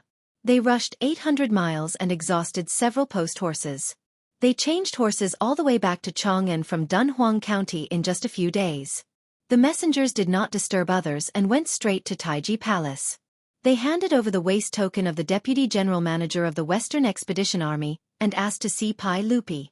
However, they brought a shocking piece of bad news. The General Manager of the Western Expedition Army, Li Wangyu, Commander Duke of Fufeng, was attacked by a sandstorm when he led the army through the desert. His whereabouts were unknown. The army of 50,000 had searched the desert for several days and still did not find any trace of him. In a panic, they could only send people back to Dunhuang County to report to Niu Jinda. When Niu Jinda heard about this, he was also shocked and could not control himself. Li Wangyu had disappeared without a trace for several days because of the sandstorm, and in an environment like the desert. This made Niu Jinda feel a chill that shot from his tailbone to the top of his head. Although he had seen the power of a sandstorm with his own eyes, he knew that under such circumstances, the situation was not optimistic. The desert was not like other environments. If no trace of Li Wangyu was found for 5 or 6 days, even if he was not buried by the sand, he would have died of hunger and thirst. If something happened to Li Wangyu, Commander Duke of Fufeng, it would cause a huge earthquake in the court. His identity was too important and too sensitive. However, at this point, no matter how terrified Niu Jinda was, he did not dare to be negligent. He hurriedly sent people 800 miles away to report to Chang'an. Fortunately, he also knew that this was a serious matter and did not dare to spread it. He only repeatedly told the messengers to keep it a secret and not let anyone know except to report it to His Majesty. In the Sweet Dew Hall of Taiji Palace, several tired messengers covered in dust knelt in the hall with their heads close to the ground. They did not dare to look directly at the furious Pai Lupi. Bastard, bastard. What kind of bullshit news is this? How dare he, Niu Jinda, spout such nonsense in front of me? I will order people to chop off his head. How did Zio die? How could he go missing? He was the Tao ancestor's personal disciple. How could a mere sandstorm do anything to him? Men, drag these bastards out and beat them to death for lying about the military intelligence. The furious Pai Lupi did not believe the news brought by the messenger at all. He immediately ordered his men to drag them out and beat them to death. Mi Tua, who was serving beside Li Er, was also extremely shocked, but he still had some rationality, and immediately advised, "Everyone let's invite Minister Feng and the others into the palace to discuss." The County Duke of Langi probably wouldn't. Shut up. Even you want to deceive the emperor? How could Pai Lupi listen to these words at this moment? In a fit of rage, he reached out and slapped Mi Tua. "Get out, all of you. Get out. I don't want to see you." Mi Tua covered his face and did not dare to say anything. He hurriedly ordered the palace maids and the trembling messengers to leave the Sweet Dew Hall. He hesitated for a moment, then stretched out his hand to summon a few eunuchs, asking them to immediately invite Feng Xianling, Zhang Sun Wuji, Gao Shilian, and the others into the palace. He also ordered people to arrange for the few messengers who were still in a state of panic to rest. If Li Wangyu really died in the desert, Chang'an City would really be in chaos. Looking at the palace maids hurriedly leaving, Mi Tua could not help but sigh. After Feng Xianling and the others entered the palace, they still did not know what had happened. After Mi Tua whispered what had happened, the 3 leaders of the imperial court all trembled. Mi Tua, is this true? How could this be possible? Zio had 50,000 soldiers to protect him. How could this happen? Feng Xianling was so agitated that even his beard was trembling. Mi Tua heaved a long sigh as well. According to County Duke Langi's message, the army had set up camp in an oasis in the desert that day. County Duke Fufeng was in a good mood, so he rode His Majesty's horse, Sasha Luzi, to walk it. However, a sandstorm suddenly came without warning. Before Commander Duke Fufeng could return to the camp, he was swallowed by the sandstorm and disappeared. The 50,000 soldiers had been camping in the oasis and searching for Commander Duke Fufeng. However, after searching for 5 or 6 days, they still could not find him. "I'm afraid that Commander Duke Fufeng." He did not finish his words, but everyone immediately understood what he meant. Everything pointed to disaster. Gao Shilian was also shocked. How could this happen? What is His Majesty's attitude now? Mi Tua smiled bitterly. His Majesty does not want to believe this and is furious. Just now, he almost ordered the messengers to be beaten to death. I took the initiative to invite the 3 ministers here so that you can comfort His Majesty. After all of you know the relationship between His Majesty and Commander Duke Fufeng. Sigh, 2 days ago, I heard His Majesty saying that when Commander Duke Fufeng wins and returns to the court, he will let him marry Princess Royal. Zhang Sun Wuji nodded. His Majesty and Zio have a deep relationship. This will be hard to accept. Minister Fong, Minister Gao, I think we should go and see His Majesty first. Fong Xianling and Gao Shirlian looked at each other and nodded silently. They asked Mi Tuo to go into the hall and report. Mi Tuo left in a hurry. Fong Xianling and Gao Shirlian looked at each other speechlessly. No one noticed that Zhang Sun Wuji's eyes revealed a subtle smile. Not long later, Fong Xianling and the other two who were waiting outside the Sweet Dew Hall heard Pai Lupi's angry roar from inside the hall. Let them go back. I will not see anyone. Mi Tuo, order the cavalry division to go to Dunhuang County and find out the truth. Find out who is behind this. Whoever dares to spread lies, I will not let them go easily. Fong Xianling smiled bitterly and turned to look at Gao Shirlian and Zhang Sun Wuji. He stepped forward and knocked on the door. Your Majesty, please calm down. We know that Your Majesty is worried about Zio's safety. In my opinion, Zio is not an unlucky person. Moreover, he is the direct disciple of Dao Zhu. How could an accident happen to him? Perhaps Zio has already been rescued by Dao Zhu. However, I heard that a day in heaven is a year on earth. If Zio is summoned by Dao Zhu, I am afraid it will be difficult for him to return in time. Now that the 150,000 troops are leaderless, Your Majesty should make plans early. Fong Xianling was indeed the big shot who understood Pai Lupi the most. After he finished speaking, the Sweet Dew Hall suddenly became quiet. After a long while, Pai Lupi's voice came from inside the hall. Mi Tuo, invite Minister Fong and the others in. Fong Xianling and the other two were led into the hall by Mi Tuo. After they greeted Pai Lupi, they noticed that the hall was in a mess. Obviously, when Pai Lupi was angry, he vented his anger on the furnishings in the hall. Fong Xianling pretended not to see this and bowed to Pai Lupi. Your Majesty, please take care of your body. Zio should be fine. Yuan Tiangang is good at reading faces. He is also familiar with Zio. Your Majesty, why don't you summon Yuan Tiangang and ask him about Zio's situation? Pai Lupi was overjoyed. Minister Fong is right. How could I forget about Yuan Tiangang? Mi Tuo, immediately summon Yuan Tiangang into the palace. Mi Tuo did not dare to delay. He ran out of the Sweet Dew Hall and asked the servants to pass on the order. Humph, I need 30 chapters of water to cross the desert and 300 chapters of water to conquer the West. Wahahaha, you are dumbfounded. How can I let you guess my thoughts? Chapter 1002. After the Heavenly Grand Ritual, Yuan Tiangang was left by Pai Lupi in Chang'an City and became Pai Lupi's think tank for consultation.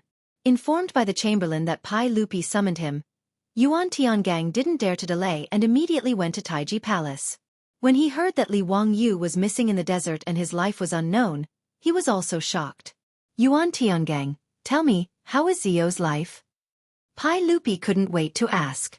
Fong Xianling, who was beside him, secretly winked at Yuan Tiangang when Pai Lupi didn't notice, indicating that he should say something nice and not let Pai Lupi worry too much. Fong Xuanling's previous words were just to comfort Pai Lupi. In Fong Xuanling's opinion, she also felt that Li Wangyu's life was unpredictable. Yuan Tiangang hesitated for a moment and replied, Your Majesty, I have indeed seen Commander Duke Fufeng's face. Judging from his face, Commander Duke Fufeng is a man of great fortune, and he doesn't look like he will die young. I'm absolutely sure about this. Pai Lupi was overjoyed. Yuan Tiangang, you mean that Zio is fine? Well, Yuan Tiangang couldn't guarantee Pai Lupi. Although he was good at reading faces, he was only a man, not a god. He didn't dare to say anything about Li Wangyu's current situation. Your Majesty, I dare not say anything about Commander Duke Fufeng's current situation. But in my opinion, Commander Duke Fufeng should be a good man, and he should be fine. Yuan Tiangang could only answer ambiguously. However, Li Er believed his words and nodded. That's right. I also think that Zio should be fine. This scoundrel brat might be the same as last time, using an excuse to slack off. Mi Tuo, you personally lead the cavalry department to Dunhuang Commandery and find out for me. If that scoundrel Ziyu is really slacking off and finds an excuse to run away again, then capture him and bring him back for us. If you can't find him this time, you don't have to go back to Chang'an City. Do you hear me? Mi Tuo groaned inwardly, but he could only obediently kneel down and accept the order. Feng Xianling looked at Mito sympathetically and said to Pai Lupi, "Your Majesty, the most important thing now is how to deal with the Western Expedition Army. If Ziyu is not found in a short time, the 150,000 troops will be like a group of dragons without a leader. Your Majesty, please make a decision as soon as possible." Pai Lupi frowned slightly and hesitated. Pai Lupi couldn't help but mutter to himself after the Western Punitive Expedition Army had lost 2 Grand Managers in succession. Could it be that this expedition to the west was really inauspicious? Ho Junji had been inexplicably burned to death by Luo Yi's son, and not even his bones remained. His most trusted nephew, Li Wangyu, had also encountered a sandstorm. Until now, there had been no news of him, and it was unknown whether he was dead or alive. Should the expedition to the west continue? Not only was Pai Lupi hesitating, Feng Xianling, Gao Shilian, and the others were also hesitant. Zhang Sun Wuji directly said, "Your Majesty, why don't we postpone the expedition to the west? Losing 2 Grand Managers in succession is really inauspicious, and it might be a warning from the heavens. Why don't we temporarily recall the army, and when the time is right, we can move the troops and reconquer the countries of the west?" Pai Lupi didn't say anything. He slowly walked to the map that Li Wangyu had given him and looked at it carefully. This map had always been hung in the Sweet Dew Hall, and Pai Lupi would look at it for a long time every day to construct his Tang dynasty map in his heart. There was a long period of silence in the hall. Just as Zhang Sun Wuji wanted to persuade him again, Pai Lupi spoke. "No. The countries of the west must be conquered. This is the plan that Ziyu painstakingly offered to me, so how can I give up halfway? I don't believe that the heavens will stop me from conquering the west. Men, summon Lu Guogong into the palace." Pai Lupi quickly made up his mind and summoned Chang Yaojin into the palace. It was obvious that he was prepared to use Chang Yaojin as the 3rd Grand Manager to continue the expedition to the west. Seeing that Pai Lupi had made his decision, Feng Xianling and Gao Shilian looked at each other and didn't say anything to dissuade him. Zhang Sun Wuji was a little disappointed, but he also kept his mouth shut. However, there was some dissatisfaction in his eyes. After Chang Yaojin was summoned into the palace, he heard that something happened to Li Wangyu. Without waiting for Pai Lupi to speak, he immediately stood up and said, "Your Majesty, I will go to Dunhuang now and bring that brat Ziyu back in one piece." "Jijia, are you really willing to take over the position of Grand Manager?" Pai Lupi asked. Although he had the intention to let Chang Yaojin take over the Western Punitive Expedition Army, no matter what, the experience of the previous 2 Western Punitive Expedition Generals and Zhang Sun Wuji's words made Li Er feel a little uncomfortable. He was also worried that something would happen to Chang Yaojin after he took over. Chang Yaojin didn't hesitate and said, "Your Majesty, don't worry. Whether it is for public or private reasons, I should make a trip to the west. Speaking of which, it was my fault previously. If it wasn't for us old fellows not being willing to go to the west, how could it be Ziyu's turn?" Pai Lupi patted Chang Yaojin's shoulder silently and didn't say anything else. Thus, the matter of Chang Yaojin taking over the position of head supervisor of the Western Expedition Army was settled. "Your Majesty, please keep my trip to Dunhuang a secret for now and don't spread it." Chang Yaojin suddenly thought of something and said to Pai Lupi. "Why is that?" Pai Lupi didn't understand. "Your Majesty, have you forgotten that Princess Yanling is now several months pregnant? If something happens to Ziyu and she hears about it, I'm afraid. No matter what, that is Ziyu's flesh and blood." Chang Yaojin, this old hooligan, was actually a fine person. If anyone really treated him as a boor, that person would be a fool. For him to have a good ending, he naturally had great wisdom.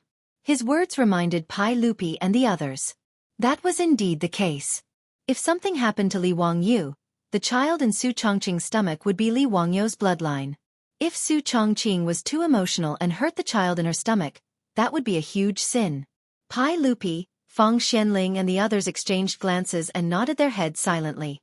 Jijia's words make sense. We have to hide this matter from Yanling. At least before Ziyu's Qilin's son is born, we can't let him know about this. Zhang Sun Wuji and the others nodded their heads in agreement. Everyone discussed the matter of the Western expedition before Chang Yaojin left the palace and returned to his residence. He packed his bags and prepared to rush to Dunhuang Prefecture. not mentioning how Chang Yaojin would rush to Dunhuang Prefecture to clean up the mess left by the Western Expedition Army. Zhang Sun Wuji returned to his residence after leaving the palace and ordered someone to call his eldest son, Zhang Sun Chong. Chong-er, if you have time, go to the palace more often to visit your aunt. Also, get closer to Changle. Zhang Sun Chong didn't understand and asked, Father, why do you say so? It's natural for me to visit my aunt, but Changle has already been betrothed to Li Ziyou. Even if I'm her cousin, it's still inconvenient, right? Zhang Sun Wuji twirled his beard and smiled. That was then and this is now. You just have to listen to me. Zhang Sun Chong asked, Father, did something happen? I originally planned to ask His Majesty to marry Changle as your wife. But I didn't expect that His Majesty would betroth Changle to Li Ziyou before I even said anything. Humph, I also miscalculated back then. I didn't expect Li Zhou to give birth to such an amazing son. In just a few years, this kid has skyrocketed and gained His Majesty's trust. In the long run, I'm afraid our Zhang Sun clan will really be suppressed by others. Fortunately, Li Ziyou is like his father, a short-lived ghost. Ha! Zhang Sun Wuji couldn't help but twirl his beard and laugh. Zhang Sun Chong was stunned and quickly asked, Father, why do you say so? Did something happen to Li Ziyou? Yes. Zhang Sun Wuji nodded his head proudly. Obviously, he had already treated Li Wangyu as a dead man. Chapter 1003. Zhang Sun Wuji had always been a person with strong ambitions. However, he also understood that he did not have the ability to shake Li Tang's empire. Therefore, Zhang Sun Wuji had always been very careful in hiding his intentions in front of Pai Lupi. Pai Lupi indeed regarded Zhang Sun Wuji highly. Zhang Sun Wuji was ranked first among the 24 meritorious officials of the Lingyan Pavilion. In history, Pai Lupi had even married his eldest daughter, Princess Changle, to Zhang Sun Wuji's eldest son, Zhang Sun Chong. His favoritism towards Zhang Sun Wuji had already reached the extreme. However, it was clear that Zhang Sun Wuji was not satisfied with being a powerful relative.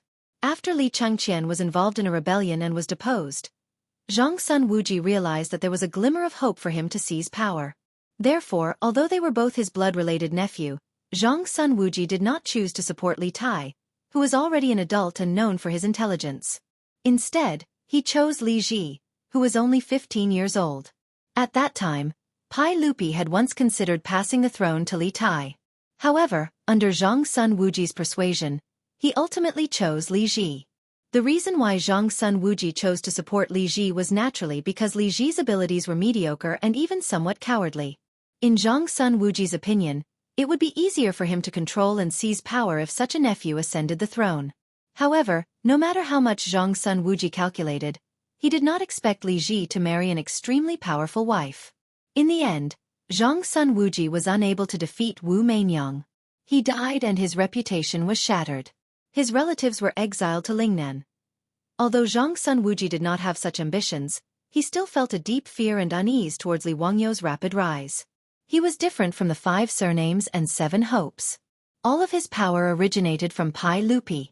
As a result, Zhang Sun Wuji, who was originally close to Li Wangyu, became increasingly dissatisfied when Li Wangyou's nobility rank became higher and he became closer to Li Chengqian, Li Tai, and the others. When Li Wangyou's grievous news arrived, Zhang Sun Wuji was secretly delighted. He felt that a stumbling block had disappeared just like that. Therefore, when he returned to the mansion, he immediately instigated his son, Zhang Sun Chong, to steal Li Wangyou's wife. There was no need to talk about Zhang Sun Wuji's despicable acts. Time flew by like a white horse, and 8 months passed in the blink of an eye. It was early summer in the 5th month of the 6th year of Zhanguan. In these 8 months, many things had happened. After Chang Yaojin rushed to Dunhuang County to take over the Western Expedition Army, he immediately led the rear army into the desert to meet up with the 50,000 soldiers who were still in the desert oasis searching for Li Wangyu. Together with the hundreds of elite cavalry led by Mito, the 120,000 soldiers searched the desert for dozens of days. They almost razed the surrounding sand dunes to the ground, but they still couldn't find any trace of Li Wangyu. Helplessly, Chang Yaojin could only leave behind 10,000 soldiers to meet Tuo while he led the army to the west. With the demon king Chang Yaojin taking action, in addition to the Tang army's valiant fighting strength, there was naturally no suspense in the west expedition. When the Tang army appeared outside of Gaochang City, Just like in history, the Gaochang king was scared to death, and his successor directly opened the city gates and surrendered. After the Tang army took down Gaochang city without bloodshed, they used Gaochang as the center and sent Niu Jinda and Shui Wanjun to attack everywhere. They continuously took down Chotzi and other countries, and a large piece of land in the west region was included in the Tang dynasty's territory. However, the victory of the West expedition did not make Pai Lupi feel excited or happy. There was still no news of Li Wangyu. Mi Tua had almost turned the desert upside down, but he still couldn't find any trace of Li Wangyu. Now, even Pai Lupi had silently accepted this fact in his heart. He felt that Li Wangyu should have died in the sandstorm. It was also because of this that Pai Lupi felt even more guilty and blamed himself for sending Li Wangyu to the west region. He also paid more attention to the unborn child in Su Chongqing's womb. In Lai Hot, Pai Lupi had already sent countless female officials, palace maids, and palace midwives to take care of Su Chongqing's labor. Even Lu Xinwei, the imperial physician of the Shangyao Bureau, was sent to Dingzhou village. Sun Simiao and Zhang Baozong were also summoned to the palace by Pai Lupi. He revealed to them that Li Wangyu might have died, and ordered them to take care of Su Chongqing without the slightest mistake. That child was Li Wangyu's last bloodline in the world. It could be said that with Sun Simiao, Zhang Baozong, and Lu Xinwei's care, this degree of importance was even greater than when Empress Zhang's son gave birth. Su Chongqing was an incomparably intelligent woman. Ever since Pai Lupi sent so many palace maids to her residence, as well as Sun Simiao and Lu Xinwei's attitudes, she vaguely had some bad guesses. In addition, Li Wangyu had been away for several months, but he hadn't sent back a single letter. There wasn't the slightest bit of news, which made her feel even more uneasy. However, Su Chongqing didn't say anything. She also didn't ask about Li Wangyu's whereabouts. She only stood on the castle's balcony every day, gazing into the distance with a sorrowful expression. Today, Su Chongqing once again came to the balcony.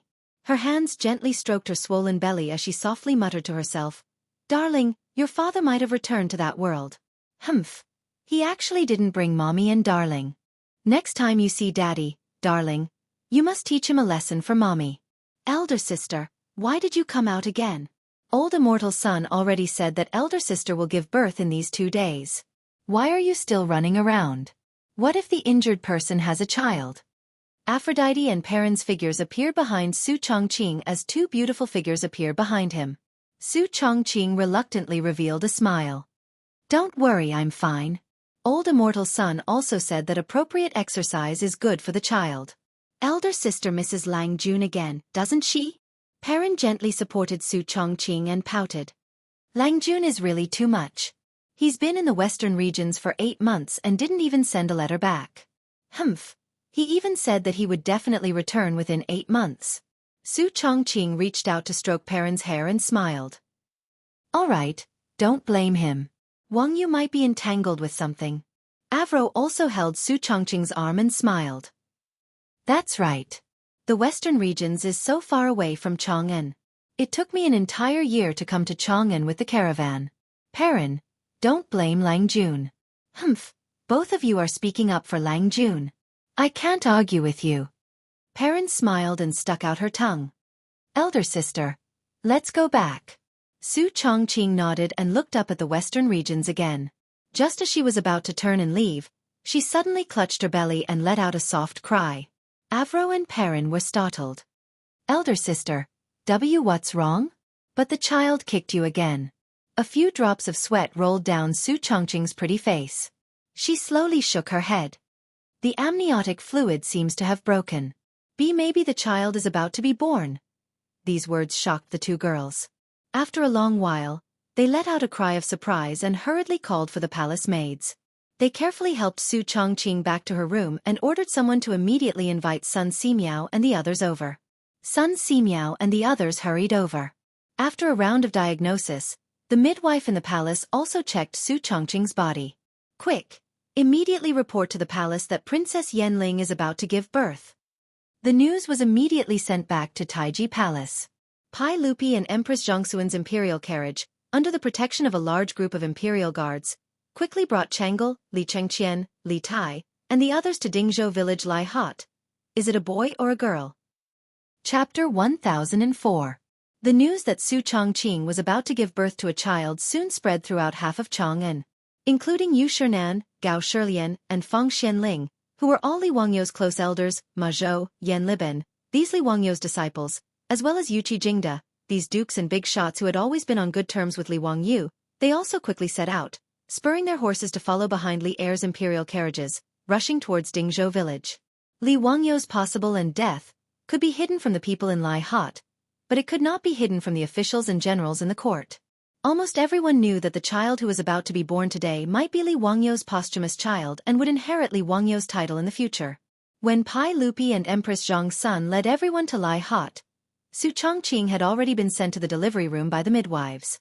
The palace maids kept sending towels, hot water, and other utensils into the delivery room. The old butler Li Hang and Niu Yong were anxiously pacing back and forth outside. Seeing Pai Lupi and the others appear, Li Hang and Niu Yong were about to go forward and greet Pai Lupi, but Pai Lupi waved his hand and said, "Don't be so formal. Li Heng, how is Yanling now?"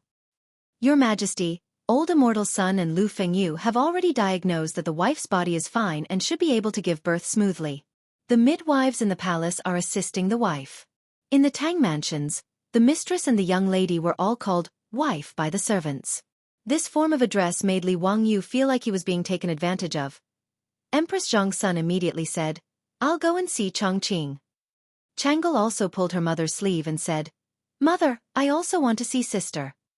When Changle first met Li Wangyou, she was only a 7 or 8-year-old little girl. Now, 5 or 6 years had passed, and the little girl had grown into a young and beautiful girl. Li Wangyou traveled to the Tang dynasty and had a good appearance. He was very handsome and was not inferior to those young men in the later world. In addition, he shamelessly copied a lot of works, which made him even more charming. Even if Li Wangyou was not the Duke of Fufeng, he could still be called the national idol in the Tang dynasty and was the dream lover of countless girls. Changle was at the age of love. How could she not be attracted to Li Wangyou? As a result, her feelings for Li Wangyou had long changed from respect and worship to love and longing. She also avoided seeing Li Wangyou, her teacher and Changle side. To Li wife's to be a wife. The little girl became shy and avoided to be a teacher. But in Changle's heart, she had already regarded Li Wangyou as her future husband. Back then, Li Wangyou had refused the marriage and even went as far as to be punished by Li Heir. He had gone to Huayin County to become the county magistrate. This had made Changle depressed for a long time. She often hid in the palace and cried secretly. This was also the reason why Pai Lupi was so angry with Li Wangyou. His precious little cotton-padded jacket was actually crying because of this bastard Li Wangyou. He really deserved to die. Pai Lupi was an emperor, but first of all, he was a father. His good cabbage was despised by a pig. It was really annoying. Fortunately, in order to marry Su Chongqing, Li Wangyou finally agreed to marry Changle, which satisfied Pai Lupi a lot. Changle was looking forward to Li Wangyou's grand wedding and joining the Lai Hot after he returned victorious from the western regions. Therefore, Changle had already changed her way of addressing Su Chongqing as sister. She had already regarded herself as a member of the Lai Hot. But who would have thought that the heavens didn't fulfill people's wishes? Li Wangyou actually died in the desert. This made Pai Lupi feel sad. He also felt that he couldn't face his eldest daughter. Pai Lupi and Empress Zhang's son still didn't know about Li Wangyou's accident from Changle. They didn't know how to tell her this cruel truth. Changle's words made Empress Zhang's son hesitate for a moment. But she still nodded and agreed. She took her daughter's hand and went to the delivery room. In the delivery room, Su Chongqing had already turned pale because of the prenatal pain. Her forehead was full of bean-sized sweat. Her long hair was wet and scattered on her forehead. Seeing her like this, Changle hurriedly went up. She carefully took the warm towel from Perrin's hand and carefully wiped Su Chongqing. "Sister, is it hard to give birth? Is it very painful? Just bear with it.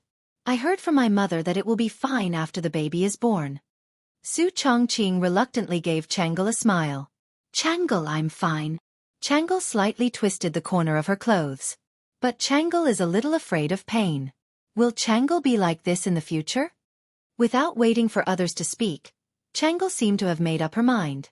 "But if it's for my husband, Changle is not afraid of pain."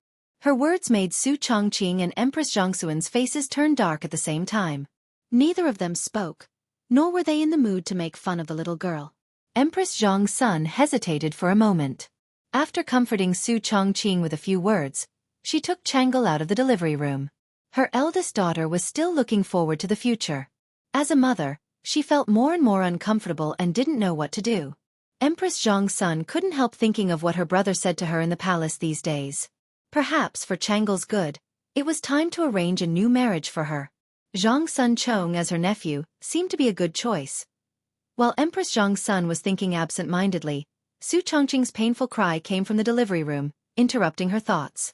Pai Lupi and others also became nervous at this time.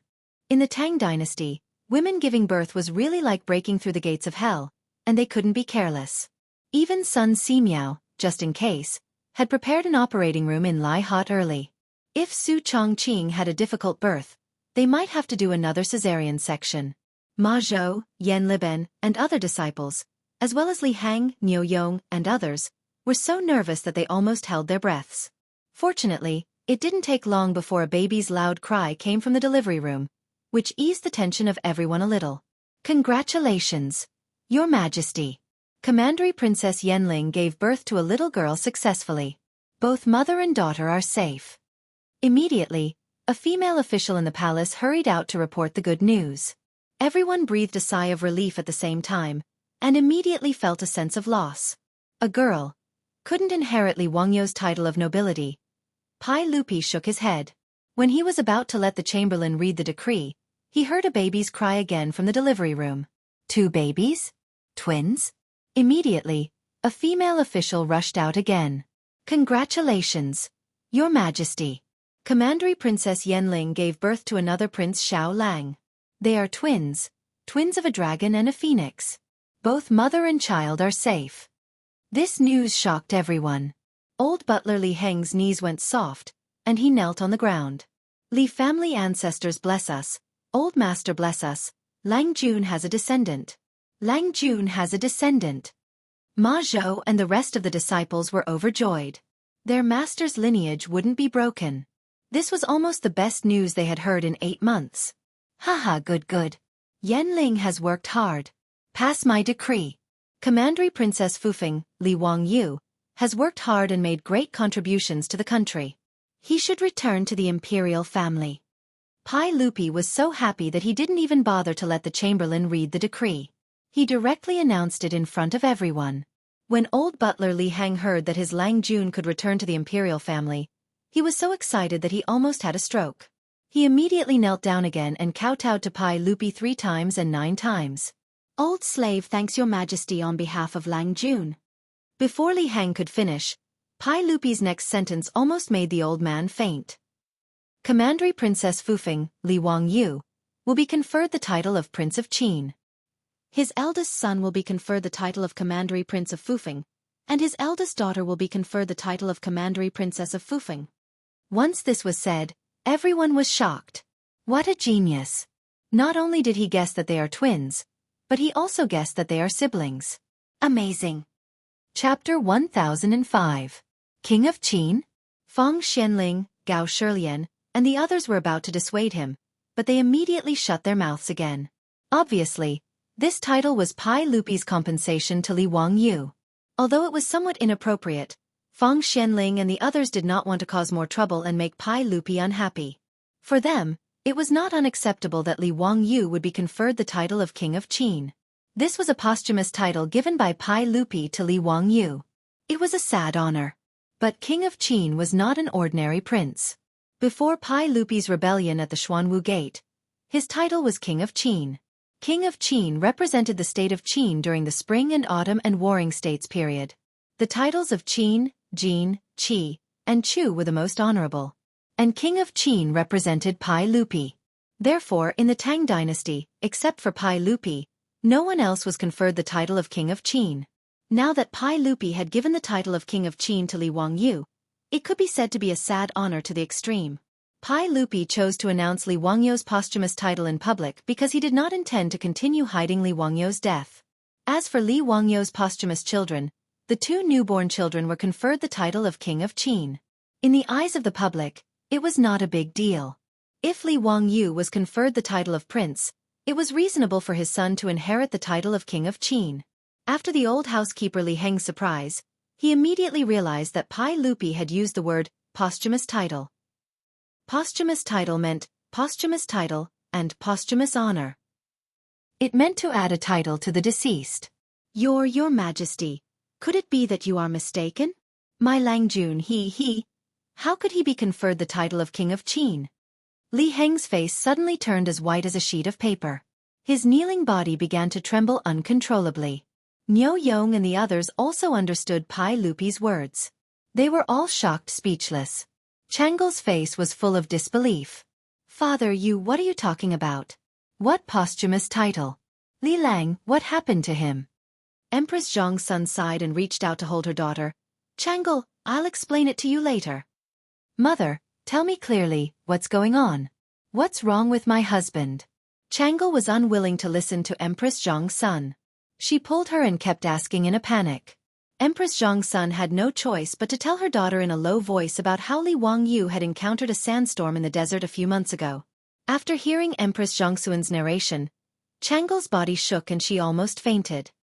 No, this is impossible. Mother, you must be lying to me.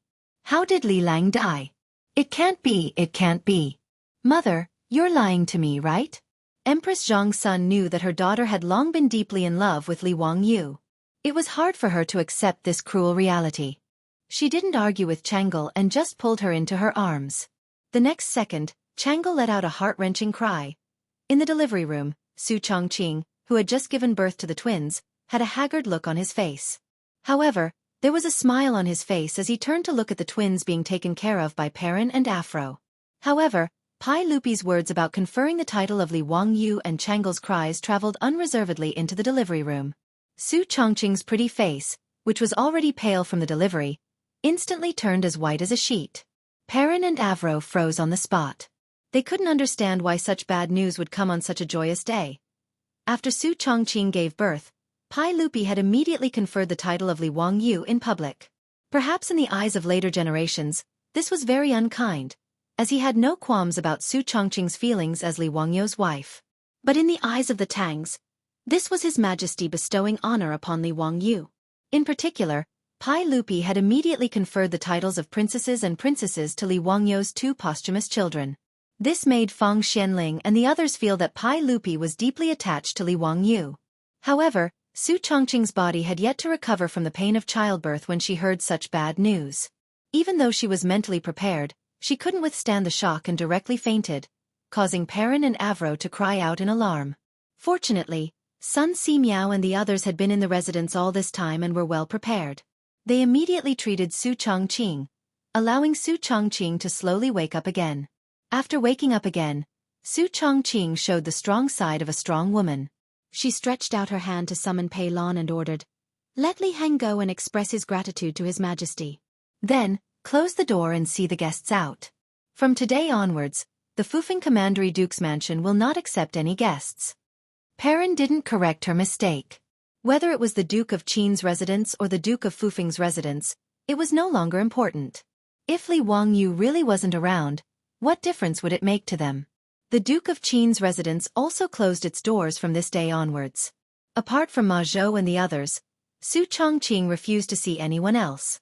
Su Chongqing also handed over Lai Hot's businesses in Chang'an City to her female army to manage. She shut herself in and focused on raising her children.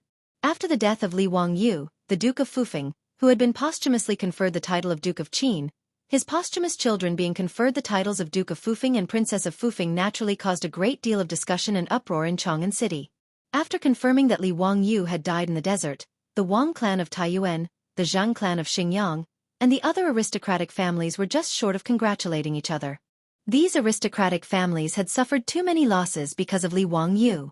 After Pai Lupi posthumously conferred the title of Duke on Li Wangyu, Zhang Sun Chong also ran to Taiji Palace more frequently. Since Li Wangyu had died, the marriage between Changle and Li Wangyu naturally came to an end. Zhang Sun Wuji had already prepared to formally propose marriage to Pai Lupi and his sister Empress Zhang Sun, hoping that Zhang Sun Chong would marry Changle. Pai Lupi and Empress Zhong's son discussed in private and also felt that this marriage was not bad. In history, Changel married Zhong's son Chong in the 7th year of Zhengguan. However, Pai Lupi and Empress Zhong's son did not expect that when they tactfully proposed this marriage to Changel, Changel vehemently opposed it. "Father, mother, what are you talking about? I am the princess consort of Qin. It was father who bestowed this marriage to Li Wangyu. How can you let me marry cousin?" "Changel, don't be ridiculous. Zio is no longer in this world. How can you marry him?" "No, I don't care. In this life, I am a member of the Duke of Qin's residence. In death, I am a ghost of the Duke of Qin's residence.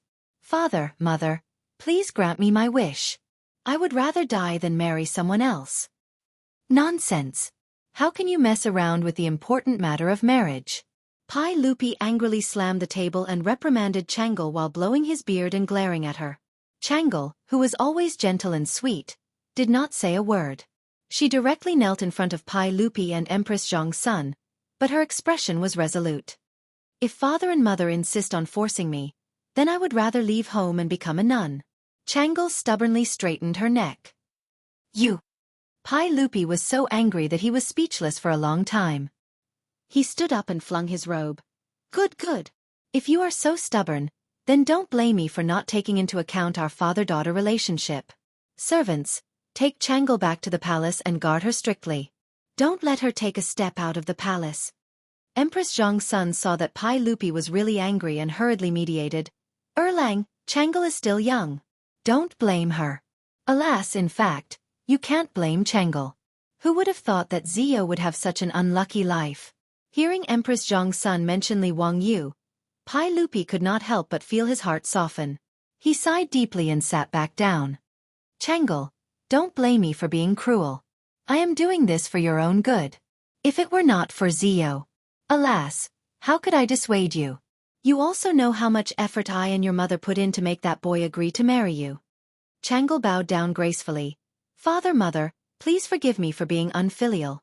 Li Lang had also been ordered by his father to go on an expedition to the western regions.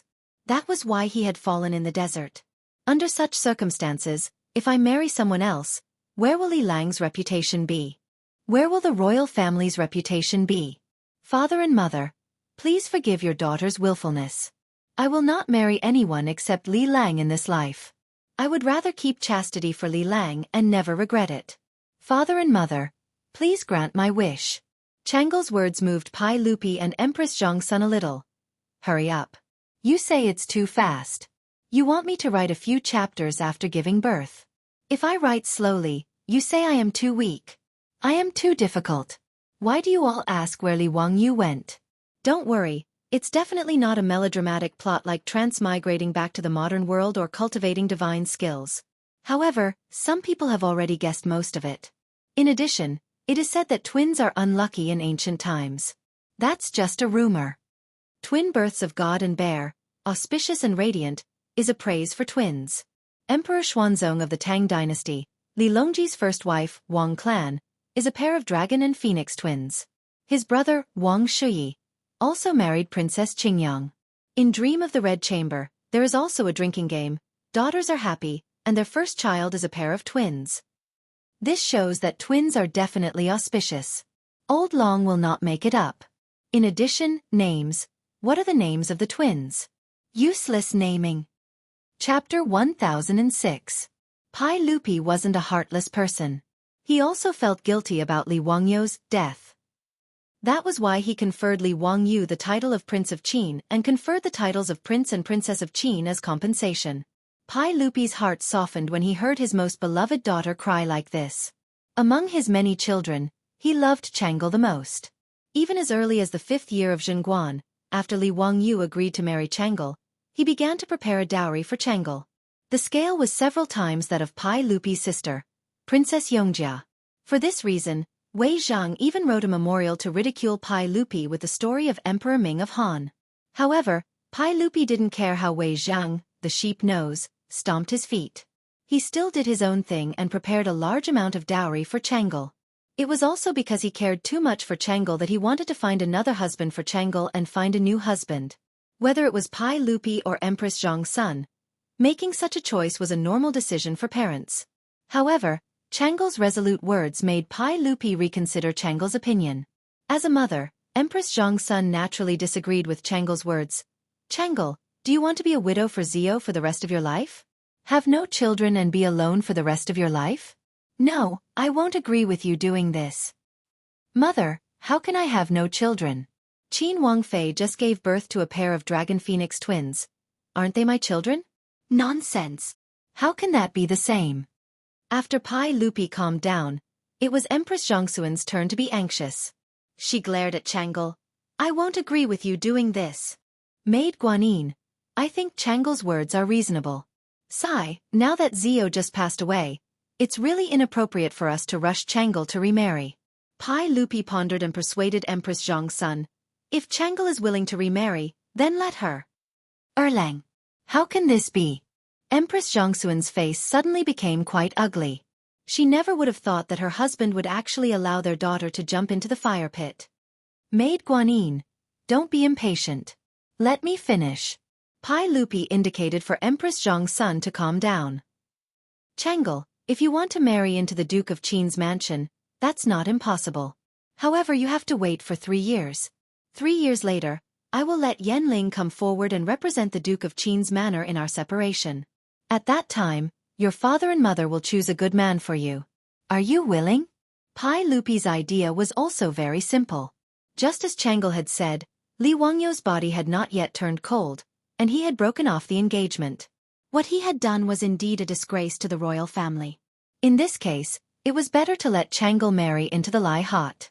After 3 years, Changle would be remarried to another man.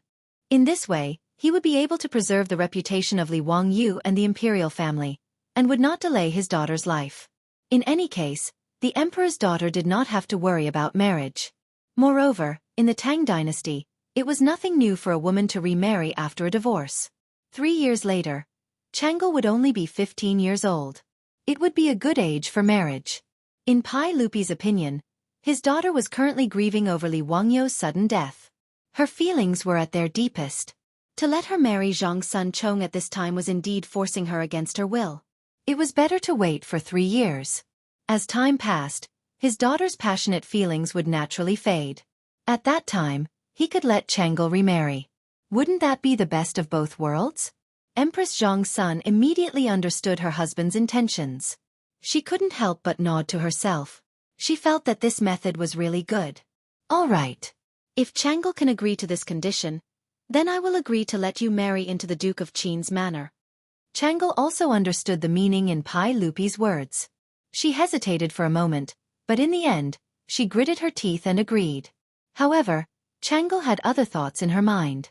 In her opinion, as long as she married into Lai Hot, whether or not she would divorce 3 years later was uncertain. Pai Lupi, Changle, and Changle each harbored their own thoughts. Just like this, the marriage was decided. When Su Chongqing learned of this matter, he didn't know whether to laugh or cry. Her husband, Li Wangyu, had perished in the desert.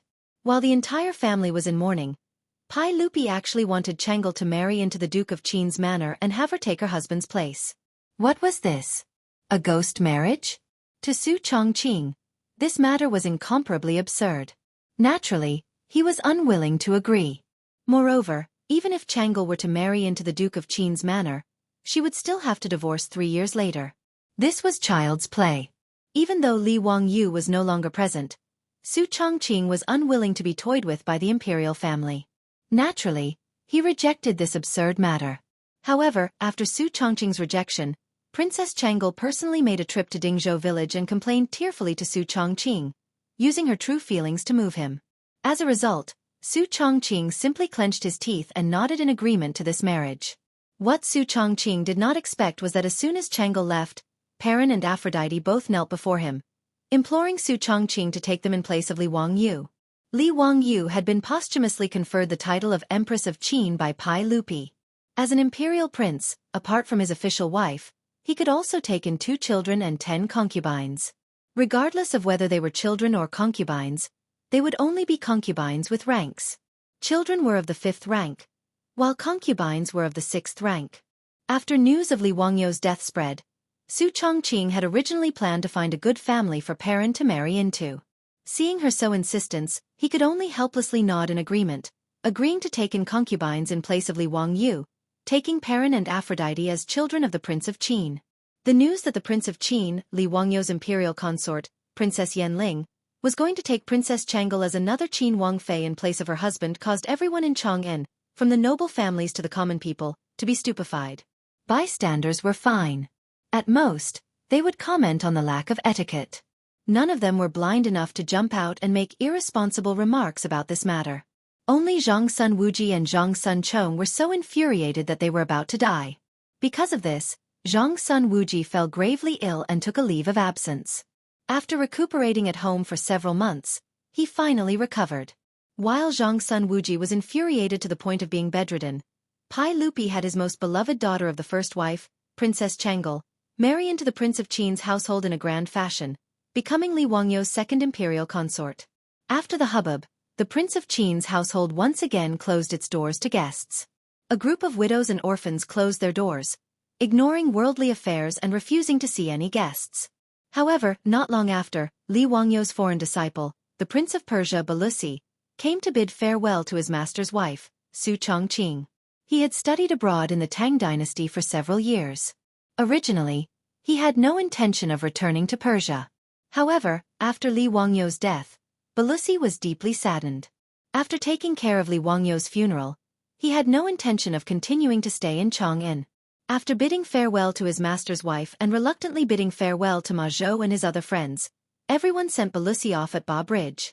The capital of the Sassanid dynasty of Persia was located at Ardashir by the Red Sea, which was later known as Firuzabad in Iran. It was very far away from Chang'an. Balusi's group traveled lightly on horseback. However, they still traveled for half a year before finally arriving at their hometown. After learning that his son had returned from studying abroad, the Persian monarch, Yazdegerd III, was overjoyed. He personally went out of the city to welcome Balusi. "My dear child, the gods bless you.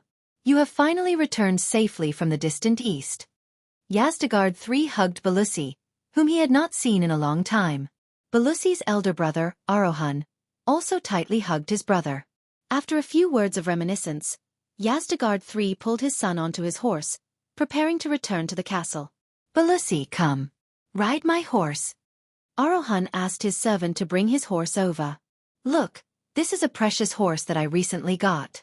It also comes from the east." Balusi smiled and shook his head. Just as he was about to reject his elder brother's kindness, his expression froze in the next second. After a long while, he squeezed out a sentence from between his teeth. Salusi. God above, it is Salusi. Chapter 1007. As Pai Lupi's favorite mount, Salusi's appearance was naturally quite handsome and unique. The purple swallow leaps, the bone Tang divine steed, the spirit of the three rivers, the might of the eight formations. This was Li Heir's praise for Salusi. A pure purple steed was extremely rare. On the other hand, Aloran, Belo's brother, had someone bring over a fine horse that was completely purple in color and did not have a single strand of other hair. Aluo dared to swear with his own eyes that the purple horse in front of him was definitely the mount of his master, Li Wangyu of the Tang dynasty, Salusi. There was a very conspicuous scar on Salusi's chest. It was an arrow wound that Pai Lupi had received when he rode Salusi into battle. Aluo had been learning from Li Wangyu, so naturally, he was quite familiar with Salusi. Sure enough, when he called out Salusi's name in Han Chinese, Salusi, the psychic horse, also recognized him. It snorted intimately, stretched out its big head, and rubbed against Pelos's body. "Big brother, where did you get this fine horse?" After that, Barrows pulled Arlaham over and asked in a hurry. Aluo's voice was trembling because he was too nervous. In Chang'an City, everyone thought that his master, Li Wangyu, had been buried in the desert. When Li Wangyu had the accident, he rode Salusi out for a walk. Unexpectedly, he encountered a sandstorm and disappeared. His whereabouts were unknown. It had been a year and a half since Li Wangyu's accident. If Salusi was safe and sound, but mysteriously appeared thousands of miles away in Persia, then did that mean that his master, Li Wangyu, was not killed? Aluo and Yazdegerd III were shocked by Aluo's reaction. They did not understand what he meant. What do you mean, Aluo? Do you know my horse? Aluo asked, puzzled. Brother, yes, I know this horse. It's called Sasha Luzi. Quick, tell me, where did you get this horse from? This is very important. No, very important. Aurora scratched his head in confusion. I spent a lot of silver coins to buy this horse from a caravan a few months ago. Berlusi quickly asked, is the caravan still in the city? Of course, the owner of the caravan is a citizen of Elam. Arahan nodded and gave an affirmative answer. Elam was the name of the Persian Sassanid dynasty. Barrows pulled Arlaham over and said, Brother, take me to the owner of the caravan. Yazdegerd III was bewildered by his son's reaction. What happened, Barrows? Is there something wrong with this horse? Facing his father's question, although Berlusi was extremely anxious, he could only patiently explain. Father, this horse is called Saliuzi. It was originally the imperial horse of His Majesty, the Emperor of the Tang dynasty. Later, His Majesty bestowed it to my master, His Highness Duke of Qin of the Tang dynasty. What? Yazdegerd III and Arlaham exclaimed at the same time and turned to look at Saliuzi in disbelief. This horse is the imperial horse of His Majesty, the Emperor of the Tang dynasty? Which prince of the Tang dynasty is the Duke of Qin? He's your master? Then why would this fine horse appear in my Elan? Yazdegerd III and Arlaham were confused at this moment. Barrows's words made them even more confused. Barrows could only roughly explain the cause and effect of this matter to his father and brother.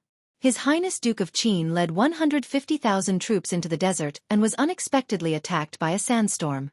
My master's whereabouts were unknown because of this, and everyone thought that he had fallen. But his mount appeared in Elan and was bought by brother. This means that my master may not have fallen in the desert. That's why I'm anxious to ask the owner of the caravan where he got Saliuzi. After hearing Barrows's explanation, Yazdegerd III was also anxious. He also felt respect and admiration for the great Tang, a great power in the east. Otherwise, he would not have sent envoys to the Tang dynasty several times, and even sent his son Barrows to the Tang dynasty to study. In history, when the Sassanid dynasty was invaded by the Arabs, Yazdegerd III had asked the great Tang for help 4 times in the 12th, 13th, 21st, and 22nd years. But because the Tang dynasty was too far away from Persia, Pai Lupi could only reject the request. Although it was now the 6th year of Zhenguan, the 2 golden ages of the Persian Sassanid dynasty had passed. Because of the constant war with the Eastern Romans, the Persians had suffered greatly, and their economy had declined. The Arabs' hooves had already appeared at the southern border of the Sassanid dynasty. Yazdegerd III was already worried about the situation of the Sassanid dynasty. Asking for help from the Tang dynasty in the east was already in Yazdegerd III's mind. If he could use this opportunity to find the whereabouts of the Tang dynasty's Prince Qin, it would naturally be very beneficial for him to establish a good relationship with the Tang dynasty. Thinking of this, Yazdegerd III immediately ordered Arohan. This is no small matter.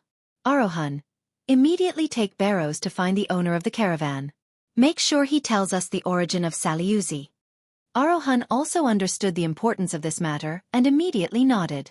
He ordered Barrows to get on the horse and led dozens of soldiers to gallop into the city. The owner of the caravan who sold the horse to Arohan was also a rich man in the Sassanid dynasty. Unlike the Tang dynasty, the Persians did not focus on agriculture and ignored commerce, so his family had a lot of influence in the Sassanid dynasty. However, Arohan had received his father's order and did not care about the status of the owner. He directly led a group of Persian soldiers into the merchant's residence. That merchant had originally been hesitant to answer Arohan and Barrow's question directly. He only said that the horse was bought by the caravan from the western region and that he did not know its origin. It was not until Barrows was so angry that he pulled out a scimitar from the waist of the accompanying Persian soldiers and placed the shiny steel blade on the merchant's neck that the merchant was forced to tell the truth. After learning why Saliuzi ended up in Persia, Belus was so angry that he kicked the merchant to the ground and hurriedly returned to the palace to find his father, Yazdegerd III. Father, please immediately send a messenger to Chang'an to inform the emperor of the Tang dynasty. This matter cannot be delayed. I will immediately lead people to the western region to seek help from Lu Guogong of the Tang dynasty. Barrows did not care that he had just returned to his hometown and prepared to set off again. The distance from Ardashir in Persia to Gaochang was 7,000 to 8,000 miles. Moreover, there were no well-equipped relay stations along the way like in the Tang dynasty. No matter how fast they traveled, it would still take a month or two to get there. Barrows was worried about Li Wangyou's safety, so he did not care about his own fatigue. Yazdegard III hugged his son and said, "My child, go. The gods will protect you and your master." Barrows knelt down on one knee and said goodbye to his father. Then, he led the people that Yazdegard III had prepared for him and mounted Saliuzi. They set off again toward the east. Amnesia? That's impossible.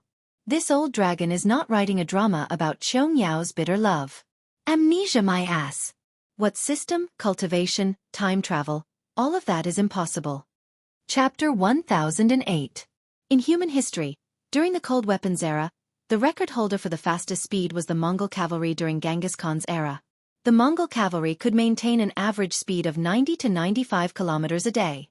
When Hua Tsubing and Wei Qing chased the Xiongnu, they could reach 80 to 100 kilometers a day. As for the record holder, it was the Eight Banners cavalry who set a record of 180 kilometers a day during the Shun rule of the Qing dynasty. As for Belusi's group, they were all like the Mongol cavalry, each of them being given 3 horses. Under Belusi's constant urging, they traveled day and night toward the east. 7,000 to 8,000 miles took Belusi just a month to reach Gaochang City. His speed was comparable to the Mongol cavalry. Cheng Yaojin naturally recognized Belusi. When he learned that Li Wangyou's disciple, the Persia prince Belusi, wanted to meet him, he was a little stunned. When Cheng Yaojin ordered his men to bring in Belusi, who was so thin that he was almost out of shape after a month of hard work, he couldn't help but be shocked. "Belusi, how did you end up like this? Why didn't you stay in Chang'an City? Why did you come to Gaochang City?" Cheng Yaojin did not know that Belusi had returned to Persia, so he asked. "Duke, half a year ago, I said goodbye to His Majesty and Master's wife and returned to Persia," Belusi explained. "Then why did you come to Gaochang City instead of Persia?" Cheng Yaojin did not understand. Belusi did not explain, directly ordering people to bring Sasha Luzi in. "Duke, look at this horse." Due to rushing for 7,000 to 8,000 miles, even a horse like Sasha Luzi was so tired that its fur was not as bright. However, Cheng Yaojin was able to recognize it right away. The old hooligan jumped up like he had seen a ghost. "Isn't this Sasha Luzi? Belusi, tell me, where did you find Sasha Luzi? Since Sasha Luzi is still alive, then is Zio okay? Where is he now?" Belusi smiled bitterly. "Duke, this is the reason why I rushed from Persia to Gaochang City. After I returned to my homeland, I accidentally discovered that someone had sold Saliuzi to my homeland. Moreover, it just so happened that it was sold to my elder brother." It was a long story, so Bei Lucy did not keep Cheng Yaojin in suspense. He told Cheng Yaojin everything that he knew, spilling the beans from a bamboo tube. It turned out that back in the city of Ardashir, the Persian merchant was forced to reveal the truth as he had no other choice. Shaluzi was indeed brought back from the western regions by his caravan. However, it wasn't purchased through any proper channels. It was stolen goods. Due to the enormous profits from trade between the East and the West, the Silk Road of the western regions had attracted countless caravans, transporting all sorts of precious goods and treasures back and forth. From a certain point of view, the Silk Road could be called the Golden Road, and the caravans were like flowing rivers of gold. Such a huge amount of wealth attracted not only many merchant groups, but also many bandits. Other than the challenges of nature such as sandstorms, quicksand, and lack of water, the biggest enemies of the caravans were the various bandits and desert robbers of the western regions. These bandits and desert robbers would often choose to ambush caravans that were resting at night, killing and robbing. They were very vicious. However, no matter how vicious the bandits and desert robbers were, the gold, silver, and jewels they robbed could not be eaten or drunk. Therefore, these bandits and desert robbers of the western regions all had their own channels to dispose of their stolen goods. They would hand over the gold, silver, jewels, and precious porcelain to the caravans that colluded with them. The caravans would then sell these stolen goods and exchange them for the weapons, equipment, food, wine, and even women that the bandits and desert robbers needed. The Persian merchant who sold Sasha Luzi to Arohan and his caravan were engaged in such activities. According to him, Sasha Luzi had been acquired by his caravan from a group of desert bandits named Black Sand, who were entrenched in the desert. Because the desert robbers mostly used camels as their mounts, even if Sasha Luzi was a rare horse, it was not very useful to the desert robbers. Therefore, it was handed over to the caravan for them to dispose of the stolen goods. The owner of the caravan would never have thought that after more than 10 years of colluding with the desert robbers to dispose of their stolen goods, he would be overthrown because of a horse. He also did not expect that Prince Belus would recognize the horse from the east 7 to 8,000 miles away from the western regions. Not to mention how regretful the owner of the caravan was and how Yazdegard III would punish him. After hearing Belus' words, Chang Yaojin's mouth was so wide open that his fist could be stuffed in. Damn it! Sasha Luzi actually fell into the hands of the desert robbers? Is Zio also in the hands of the desert robbers? Belus shook his head. I don't know about this. That merchant also did not know the whereabouts of Master. He only received the stolen goods from the desert robbers. As for the origin of the stolen goods, they did not care at all. However, I suspect that Master lost his way because of the sandstorm and was accidentally captured by the desert robbers. Sasha Luzi was handed over to the caravan to dispose of their stolen goods, and Master might still be imprisoned in the desert robbers' lair. Duke, I rushed here from my homeland to ask you to immediately send troops to attack the desert robbers' lair and rescue Master. He rushed to Gao Chang in such a hurry because he was worried that something would happen if he delayed. In fact, Belus also did not know whether Li Wangyu was still alive or not. With the way the desert robbers did things, they did not have the habit of leaving people alive. Moreover, it had been 15 to 16 months since Li Wangyu went missing. Even if Li Wangyu was still alive, he must have suffered a lot. Thinking of this, Belus was secretly anxious. Chang Yaojin's face was fierce as if he was about to devour someone. He roared angrily. Where is the lair of the Black Sand Desert robbers? Belus, do you know where it is?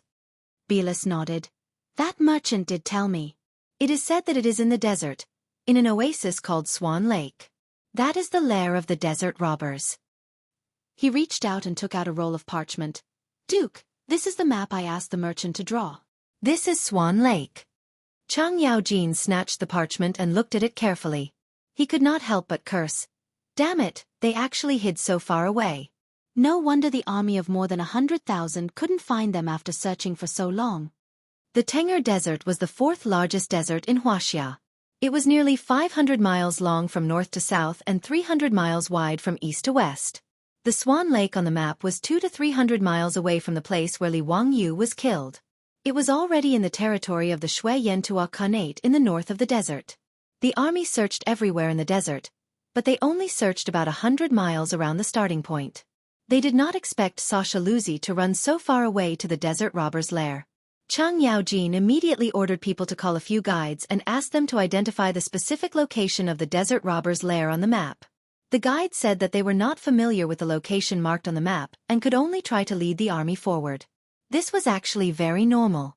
In an era without satellite navigation, even the most experienced guides were only familiar with a few routes across the desert.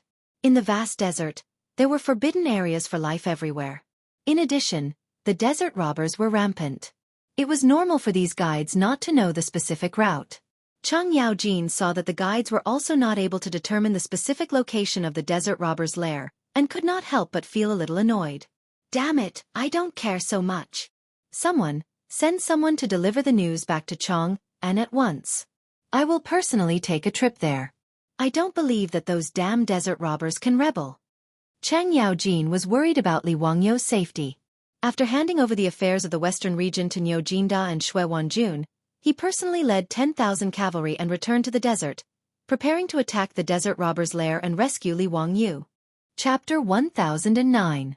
Ever since Li Wangyu's accident, Niu Wu and the Lai Hot troops that followed Li Wangyu, Cheng Chumo and the other playboys, as well as Mi Tua and the others who came from Chang'an, led 10,000 Tang soldiers and stayed in the oasis. Everyone's mood was different. Niu Wu and the Lai Hot troops did not want to return to Chang'an because they felt guilty and regretful.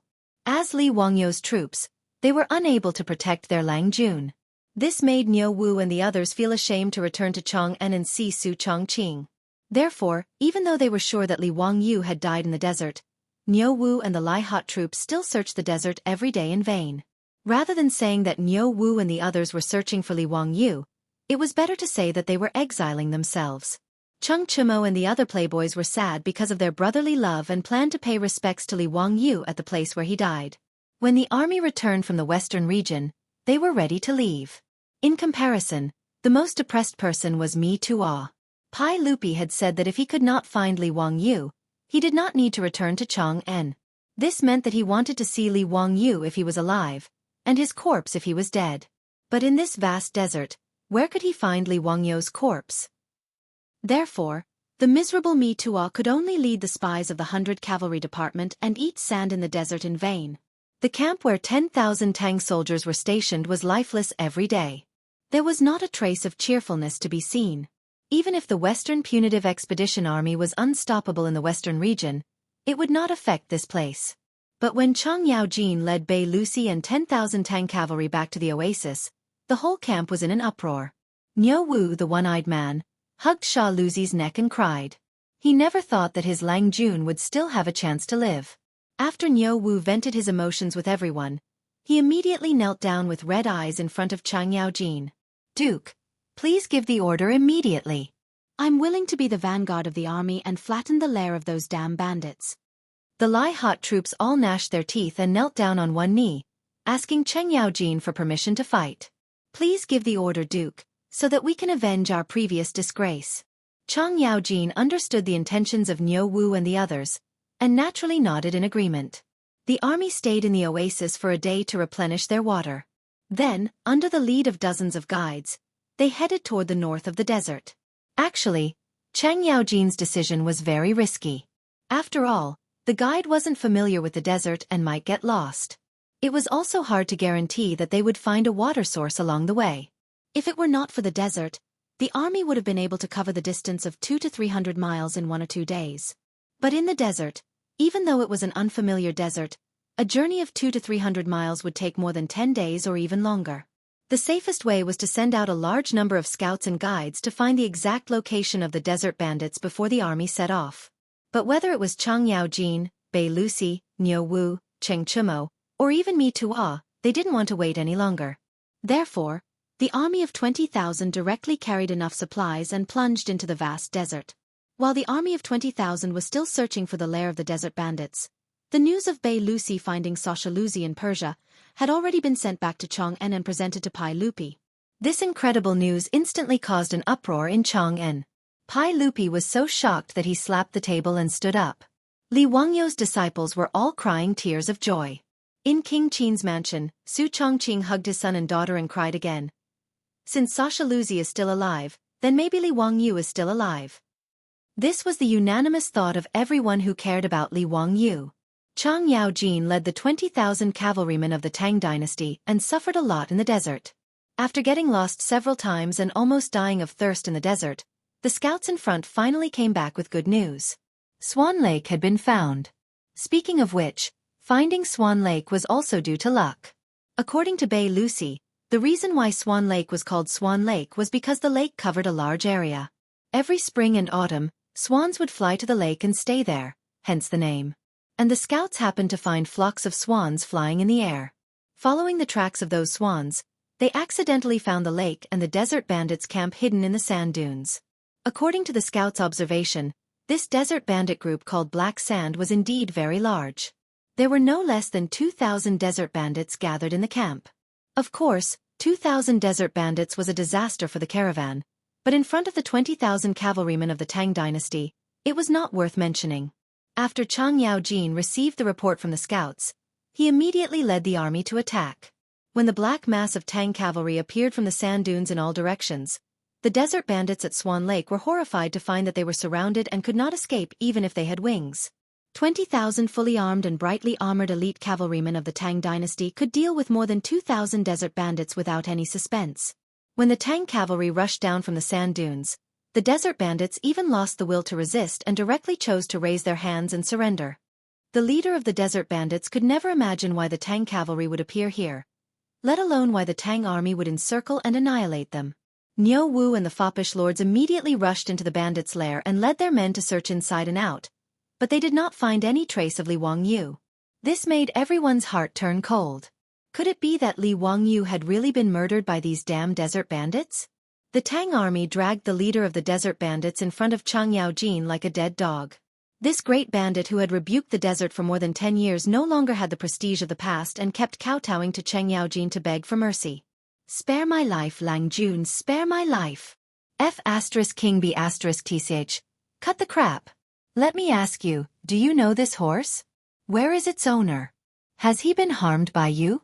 If you dare to lie, I will immediately order my men to chop you into minced meat. Chang Yaojin grabbed the leader's collar and roared with a murderous look. The leader of the desert bandits looked up with fear and trepidation.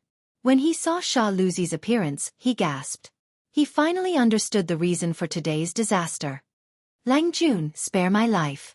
We did not harm the owner of this horse. We did not harm him. Du Fu, he is my wife's brother-in-law. How could I harm him? Chang Yaojin's eyes opened like copper bells. Nonsense, what Du Fu? Who is that? It is the owner of this horse. Lang Jun, please understand, I dare not lie. If you do not believe me, you can summon my wife and ask her. In order to survive, the leader of the desert bandits kept kowtowing and begging for mercy. His intestines were now green with regret. He felt that Du Fu was actually a person that he could not help. Obviously, the Tang army that had surrounded his camp was here for this person. Chang Yaojin was a little suspicious and immediately ordered the soldiers to summon the wife of the bandit leader for questioning. Not long after, a young woman was brought in front of Chang Yaojin. The woman bowed to Chang Yaojin. Du Qing greets Lang Jun. Let me ask you, are you the wife of this bandit? The woman immediately shook her head and cried. I dare to let Lang Jun know that I am not his wife. I was originally from Lizhou and my name is Du Qing. I was kidnapped by this group of bandits. In order to survive, I was forced to give myself to the bandits. I have been hoping day and night to be rescued from the sea of bitterness. When Chang Yaojin and the others heard this, they understood that this so-called wife of the leader was the wife of the bandit leader who was kidnapped. Niu Wu suddenly walked in front of the woman. I feel that you look very familiar, as if I have seen you before? After the woman raised her eyes to look at Niu Wu, she immediately bowed again. Lang Jun, did you forget that in Lizhou, you and Li Gong saved me and my father? Niu Wu suddenly realized that the woman in front of him was the father and daughter that he and Li Wangyu had saved from Wu Shiqiang's two disappointing sons at Lizhou restaurant. Little Miss Du, who is the Du Fu that the bandit was talking about? It is Li Gong. Li Gong was really not harmed by these bandits? Niu Wu asked the question that everyone was most concerned about. Du Qing immediately shook her head. No, I lied and said that he was my brother. Li Gong changed his name to Du Fu and these bandits did not know his identity. When she said this, everyone's spirits were lifted. Li Wangyu was really still alive. Niu Wu quickly asked, My Lang Jun, where is he now? Du Qing shook her head again. I also do not know. Chapter 10:10. Back to a year and a half ago. On a whim, Li Wangyu rode Sasha Luzi to the sand dune to watch the sunset in the desert, but he did not expect to be attacked by a sandstorm. This sandstorm was extremely fierce. Before Li Wangyu rode back to the camp, it had already swept over with the power to destroy the world. It was difficult for people who had not been to the desert and experienced a sandstorm to understand how powerful the sandstorm in the desert was. The man and the horse were immediately shrouded in the sandstorm. As far as the eye could see, there was only yellow sand in the sky. It was almost impossible to see the 5 fingers of one's hand and breathing became difficult. Li Wangyu was shocked, but he could only rely on his impression to urge Sasha Luzi to run in the direction of the camp. The violent wind carried a large amount of sand and stones, flying all over the sky. Li Wangyu only felt that his skin exposed outside his clothes was burned by the sand and stones. He wanted to call for help, but he could not open his mouth at all. Before Li Wangyu ran to a safe place, a fist-sized stone swept up by the wind hit his ribs hard. The severe pain made Li Wangyu's vision suddenly turn black and he fainted, lying softly on Sasha Luzi's body. Although Sasha Luzi was a precious horse, it had never encountered such a situation. Under the shock and without Li Wangyu's control, it instinctively ran out in the direction of the sandstorm. This run took a full 2 to 4 hours. With Sasha Luzi's speed, when Li Wangyu woke up again, it was at least 70 to 80 miles away from the Tang camp. Li Wangyu naturally did not know this. After he woke up, he was about to straighten up, but he could not help but let out a muffled groan and quickly covered his ribs with his hands. The severe pain made him immediately realize that his ribs must have been broken when he was attacked by the sandstorm. But this was a small matter. As long as he returned to the camp, there would naturally be a military doctor with the army to deal with it. At this time, the sandstorm had passed, but the sky was already dark. Looking up, There was only a sky full of stars and a bright moon. What was worse was that Li Wangyu only went out to walk the horse. On Sasha Luzi's back, he didn't bring any food or water. Li Wangyu endured the intense pain in his ribs and urged the equally exhausted Sasha Luzi to climb up a nearby sand dune. With the help of the moonlight, Li Wangyu looked around, but his heart turned cold. Where was the Tang army's camp and the oasis in sight? Obviously, when he was unconscious, Sasha Luzi carried him and ran to some unknown place. He also did not know where the Tang army camp was. He couldn't help but shout, "Is anyone there? Is anyone there? I'm here." There was silence all around. Apart from the sound of Feng Luzi's breathing, there was no other sound. Now that both men and horses were tired, Li Wangyu could only reluctantly drive Sasha Luzi down the sand dune. He found a place where there was no wind, endured the pain in his ribs and rolled down the horse's back. He planned to rest for the night and then find a way out. He was still hoping that after sunrise, Niu Wu and the other playboys would lead the army to find him. How could Li Wangyu expect that in the sandstorm, Sasha Luzi ran 70 to 80 miles in one breath? Moreover, the horse's hoofprints were completely covered by the sandstorm. Niu Wu and the others searched everywhere, but found nothing. This night, Li Wangyu was awakened by the cold several times. He curled up beside Sasha Luzi, relying on Sasha Luzi's body temperature to ensure that he would not freeze to death. As a person who had died once, Li Wangyu was more and more afraid of death. It was not that he was afraid of the consequences of death, but he was afraid that he would never see Su Chongqing and his unborn child again. Relying on his strong will to live, Li Wangyu endured the pain and hunger. He survived this long night and welcomed the rising sun. Thirsty, hungry and tired, he managed to climb onto Sasha Luzi's back and urged Sasha Luzi to quickly find the way back to the camp. In fact, Sasha Luzi's current situation was not much better than Li Wangyu's. Yesterday evening, because of fear, it ran 70 to 80 miles in the sand. Now, like Li Wangyu, it was thirsty and hungry. Therefore, even if Li Wangyu kept urging it on horseback, Sasha Luzi could only slowly walk on the sand with difficulty, looking for the way back to the camp. Li Wangyu did not know that the direction he and Sasha Luzi were walking in was exactly the opposite of the Tang army camp. One man and one horse were exhausted as they trudged through the desert with great difficulty. When the sun set in the west again, Li Wangyu could no longer hold on because of his injuries and the fact that he had not eaten or drunk water for an entire day. His body was limp as he lay on Sasha Luzi's body that was also swaying. His eyes were lifeless as he looked into the distance. Just before Li Wangyu was about to lose consciousness, he seemed to see a few blurry figures on the distant horizon. Li Wangyu's dry throat barely spat out a sentence. "Save me!" Then his head tilted and he completely fainted. When Li Wangyu was once again stimulated by the severe pain and woke up, he was shocked to find that his hands and feet were tied, like a commodity placed horizontally between the humps of a camel. Every time the camel bumped, it stimulated the wound on his waist. It was so painful that the beads of sweat on his forehead immediately fell down. Li Wangyu immediately realized that before he fainted, the figures he saw were not the reinforcements he expected. It seemed to be different from what he imagined. He resisted the pain and did not let himself groan. He pretended to be unconscious and secretly looked around. He saw that he was in a camel caravan. His beloved horse, Sasha Luzi, was also tied behind the camel and was moving forward with the camel caravan. The people on the camels around him were obviously not good people. Their ferocious appearance, the weapons at their waists. In addition to his current tied-up appearance, Li Wangyu immediately thought of a word: desert bandits. Li Wangyu could not help but secretly complain in his heart. He was too damn unlucky to fall into the hands of these vicious desert bandits. He was afraid that he would suffer. While he was thinking about how to get away, he heard someone talking in the camel caravan. "Big brother, this kid doesn't have a single copper coin on him. But this golden token should still be worth some money. In addition, his horse is a good horse. I estimate that it can be sold to those profiteers for a lot of money." Li Wangyu's heart skipped a beat. He knew that things were not good. The golden token that the man mentioned was most likely the goldfish talisman that represented his identity as a county duke of the Tang dynasty. His identity information was on it. If this group of desert bandits knew his true identity, he was afraid that it would be even more troublesome. Li Wangyu did not think that these lawless desert bandits would treat him with courtesy just because he was the county duke of the Tang dynasty.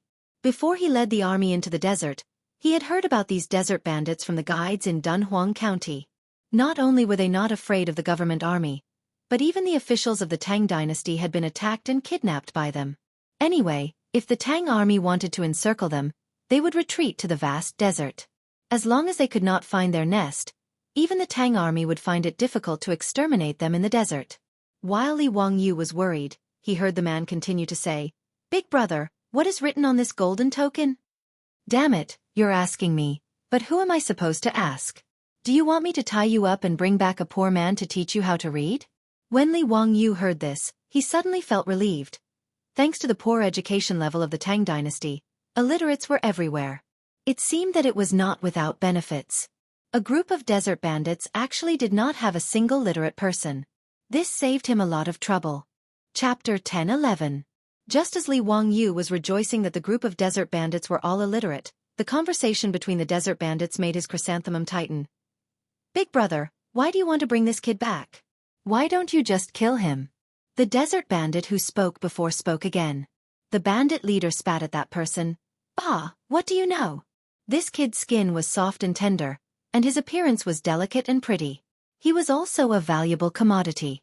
After a while, when those barbarian merchants come to collect the goods, we'll sell this kid and his horse to those merchants."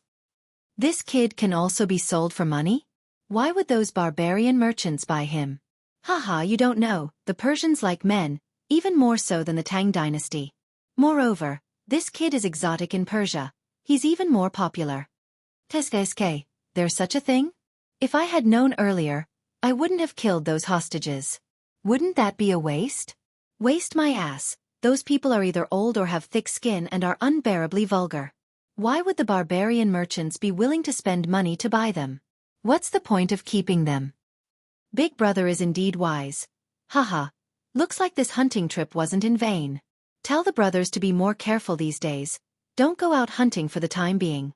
Now that the Tang army has crossed the border to attack the western regions, we shouldn't ask for trouble.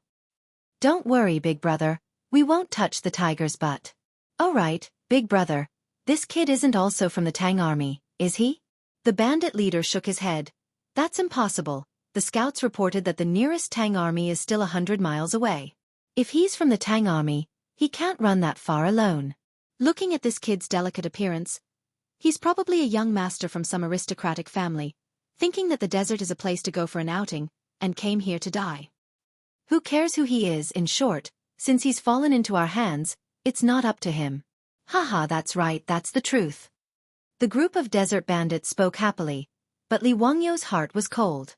If what these bandits said was true, and he was sold to Persia as a prostitute, then he'd rather kill himself. For the next few days, Li Wangyu was thinking about how to escape, but those desert bandits didn't give him any chance at all.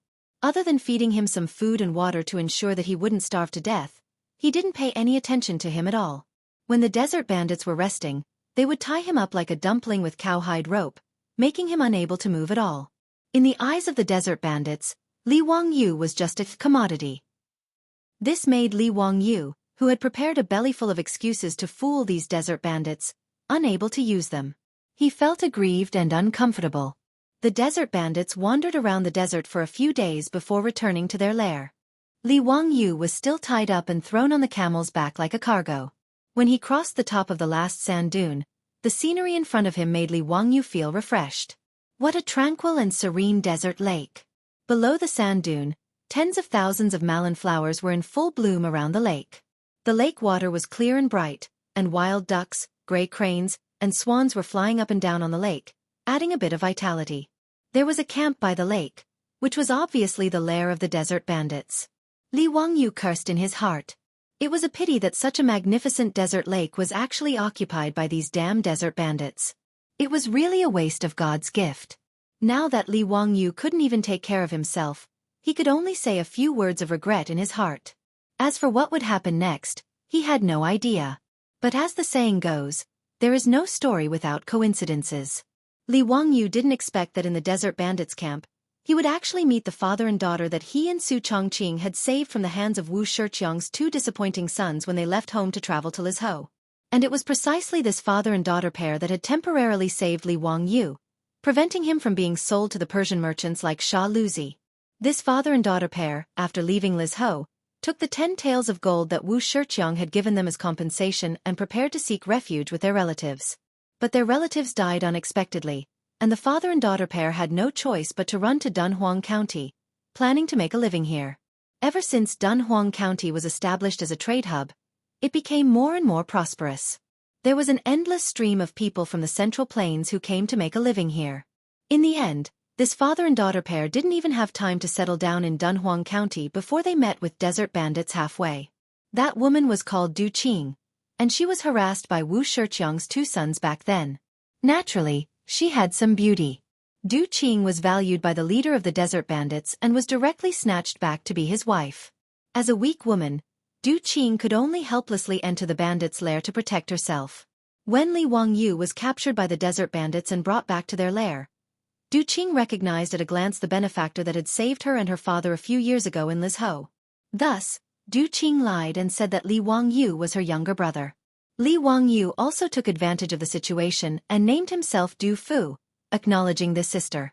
The leader of the desert bandits doted on the woman he had snatched, so he didn't continue to make things difficult for Li Wangyu and allowed him to stay in the desert bandits' camp beside Swan Lake.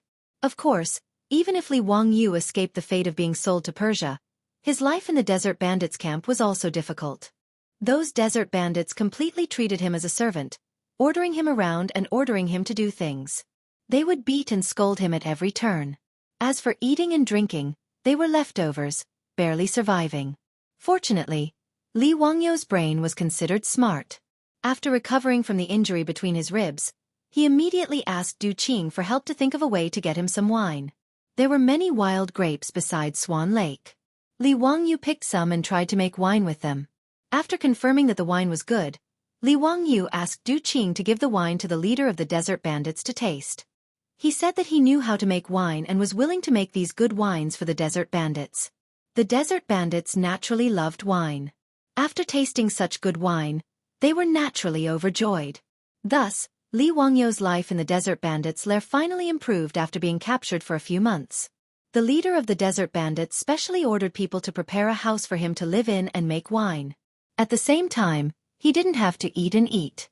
At least he could see some meat. And those desert bandits didn't punch and kick him at every turn. Li Wangyu's personal safety was finally guaranteed. But how could Li Wangyu be willing to give up like this? He was still worried about his unborn child and his wife, Su Chongqing. At every moment, his mind was not thinking about how to escape from the hands of the desert bandits.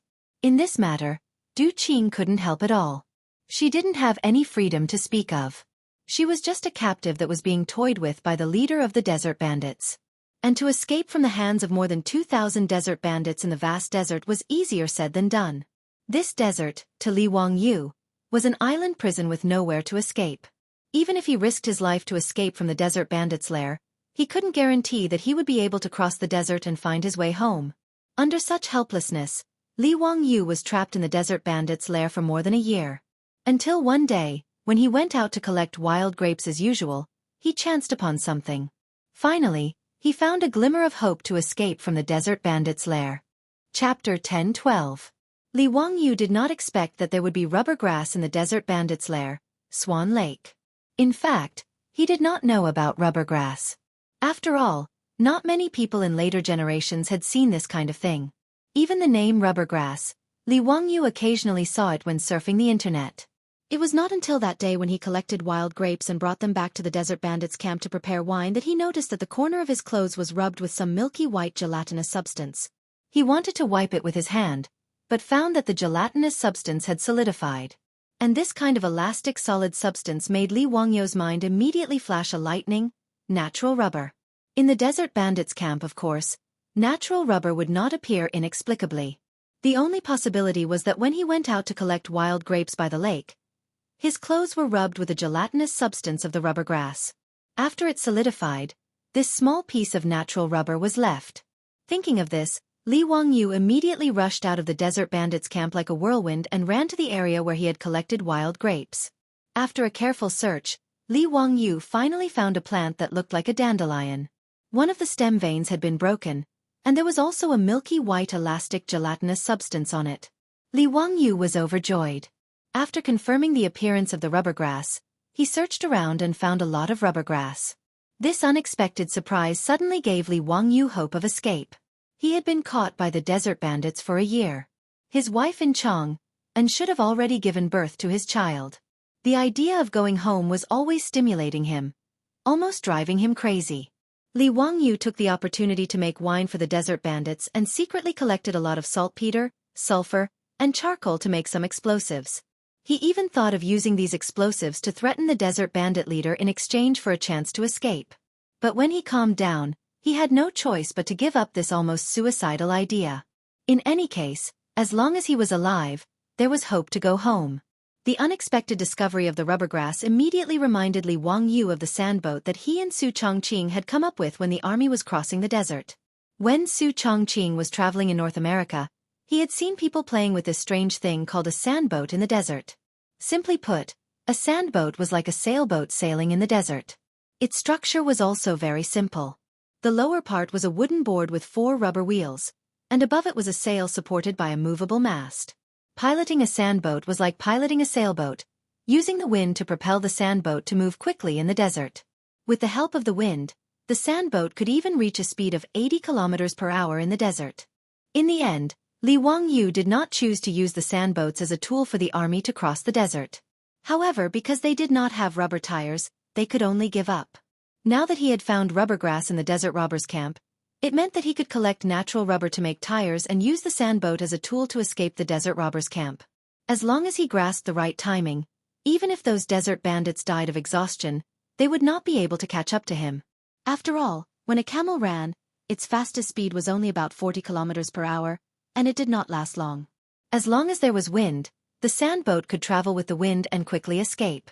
Now, there were only 2 problems that needed to be solved. The first was how to collect rubber to make tires. The second was that he did not know how to operate a sail, so he needed to slowly figure it out. However, these 2 problems were not difficult.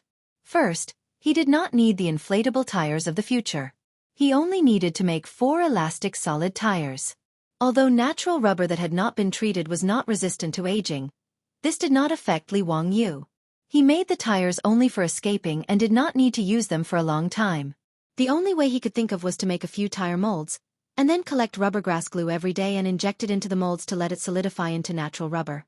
When the glue filled the molds, the result would be a round natural rubber tire. Although the tire made this way would definitely be very weak in terms of strength and durability, Li Wangyu did not care so much. As for learning how to operate a sail, he had also thought of a way. Swan Lake covered a large area, and there was a large amount of fish resources in the lake. However, these desert bandits were lazy people. Otherwise, they would not rely on robbery for a living. Therefore, they naturally would not do something like fishing. Therefore, Li Wangyu asked Du Qing to help plead with the desert bandit leader. He was willing to go into the lake to fish for the desert bandits to improve their meals. Naturally, the desert bandits would not refuse such a thing. In any case, Swan Lake was surrounded by a vast desert, so there was no need to worry about Li Wangyu escaping with the boat. The desert bandit leader happily agreed to Li Wangyu's request. He also asked the artisans they had captured in the camp to build a small boat according to Li Wangyu's request. Unlike the traditional boat of the Tang dynasty, Li Wangyu asked the artisans to install a sail on the boat. His goal was very simple. He wanted to use the opportunity of helping the desert bandits fish to practice how to operate a sail. Li Wangyu had never touched a sail before. When he first started practicing, the sailboat was not obedient at all and kept spinning in the water. This made the desert bandits treat it as a joke. They pointed at it and made fun of it. He did not care about the desert bandits' mockery. Every day, he repeatedly went to the lake to practice steering the boat. He also collected rubbergrass by the lake and injected it into the tire mold. After practicing for almost half a year, Li Wangyu's ability to operate a sail had reached the point of perfection. The 4 rubber tires had also been completed. The conditions for escaping were finally ripe. He originally wanted to take Du Qing and his daughter with him to escape. However, after Du Qing learned of his escape plan, he shook his head and refused. "Duke, if you take me and my father, you will have 2 more burdens. We may not be able to escape from the hands of the desert bandits. I am willing to stay behind and cover for Duke and wait here for Duke to lead the army to save me." Li Wangyu knew that Du Qing's words were not wrong. If the sandboat carried 3 people, its speed would inevitably be slowed down a lot. Moreover, they would have to prepare food and water for 3 people, which would be heavier. Du Qing's father was also missing a leg. If he wanted to escape with them, it would be very inconvenient. Li Wangyu was not a hypocritical person. He immediately promised Du Qing, "Qingyang, don't worry. I, Li Wangyu, swear to the heavens that after I successfully escape back to the Tang dynasty, I will immediately lead the army to eliminate the desert bandits and rescue Qingyang. If I violate this oath, may I be struck by lightning and die a horrible death." Du Qing quickly bowed and said, "Duke, you are too serious. I naturally believe in Duke." Therefore, Li Wangyu finally chose to escape alone. But neither he nor Du Qing could have expected that less than 10 days after Li Wangyu successfully escaped from the desert bandits' camp, Chang Yaojin, that old scoundrel, would lead the great Tang Iron Cavalry, like divine soldiers descending from the heavens, swiftly exterminating the desert bandits and rescuing Du Qing and his daughter. In other words, if Li Wangyu had continued to stay in the desert bandits' camp, he would have been rescued and could return to Chang'an to see his wife and child. However, fate made fools of people. Li Wangyu did not expect that because he had escaped 10 days earlier, he had escaped from the wolf's mouth and entered the tiger's den. Chapter 10:13. When Li Wangyu was ready, he used the excuse of going out to fish as an excuse and drove the small sailboat, which was very unusual in the eyes of the desert bandits, down the lake as usual. However, this time, the desert robber who was in charge of keeping watch at the bandit camp was shocked to find that Li Wangyu had actually steered the sailboat straight past Swan Lake and landed on the opposite shore. This kind of thing was naturally absolutely forbidden. The desert bandits immediately blew their copper whistles and loudly warned their companions in the desert bandits' camp. Not long after, hundreds of camels rushed out of the desert bandits' camp, went around Swan Lake, and rushed straight to the opposite shore. Li Wangyu also knew that his whereabouts would be exposed immediately, but he did not panic. He had carefully calculated that from the time the desert bandits rushed out of the camp to the time they drove the camels to the other side of the lake, it would take at least half an hour. And this time was enough for him to assemble the sand boat and escape with the help of the wind. After familiarizing himself with the sail, it became easy to drive the sand boat. When Li Wangyu had asked the craftsman to build the small sailboat, he had secretly installed 2 axles at the bottom of the boat. When he dragged the small sailboat up the sand, he directly installed the rubber tires and the sandboat was assembled. With the sail raised, the sandboat began to slowly accelerate under the push of the wind, and then it went faster and faster. But the desert bandits had never expected that before they went around the lake and caught Li Wangyu, they would be shocked to find that Li Wangyu was driving the small sailboat in the desert, and it was getting faster and faster. Not long after, they saw the white sail go around a sand dune and disappear in front of everyone's eyes. They had seen a ghost. A boat could travel in the desert? Many of the desert bandits rubbed their eyes hard, wondering if they were hallucinating. The scene in front of them had completely overturned the 3 views of the desert bandits. Some of the superstitious desert bandits had even turned over and got off their camels, and began to kowtow in the direction of Li Wangyu's sandboat. Other than the gods in heaven, they could not imagine who else could drive a boat in the desert, and at such a fast speed, as if the sand had turned into flowing water. This legendary scene fell into the eyes of the desert bandits, causing them to lose the courage to continue chasing. The desert bandits looked at each other and returned to the camp with waning interest, reporting to the desert bandit leader. The desert bandit leader naturally did not believe this kind of nonsense, but all of his subordinates had answered so firmly that he could not help but believe it. The suspicious desert bandit leader could only give up when faced with the fact that Li Wangyu had already escaped. Instead, he viciously tortured the pitiful Du Qing for a few days to vent his anger. But he did not expect that just a few days later, the iron cavalry of the Tang dynasty would descend from the sky. Only then did the desert bandit leader understand that he had captured someone he couldn't afford to offend back then, which led to today's disaster. It was too late for regrets. When he learned that the young man who used the pseudonym Du Fu and was almost sold to Persia as a prostitute was actually His Highness Duke of Qin of the Tang dynasty, the desert bandit leader's vision suddenly darkened, and he almost fainted from fear. When Cheng Yaojin, the foppish lords, Niu Wu and the others learned from Du Qing that Li Wangyu had actually driven a small boat and escaped from the desert bandits' lair several days ago, all of them were so shocked that their mouths were wide open. "Little Miss Du, are you sure you're not talking nonsense? That kid Zio really took a boat and escaped in the desert?" Cheng Chumo's face was full of shock. Cheng Yaojin's face was also full of disbelief. "How is this possible? I've lived all my life, but I've never heard of a boat that can sail out of water. Could it be that Dao Zio really has immortal magic? Du Qing nodded with certainty. I also don't know how His Highness Duke of Qin did it, but this is the truth. I dare not lie. Chang Yaojin and the others looked at each other. Although they didn't believe it in their hearts, they could only accept this fact. Bastard, tell me clearly, where did His Highness Duke of Qin go? Chang Yaojin couldn't get anything out of Du Qing, so he vented his anger on the desert bandit leader. The horsewhip in his hand struck the desert bandit leader's face with a crisp crack. Immediately after, a line of blood blossomed on the bandit leader's face. The bandit leader howled in pain, but he didn't even dare to wipe the blood off his face. He kowtowed and begged for mercy. Spare me, Lang Jun, spare me. I really don't know where His Highness Duke of Qin went.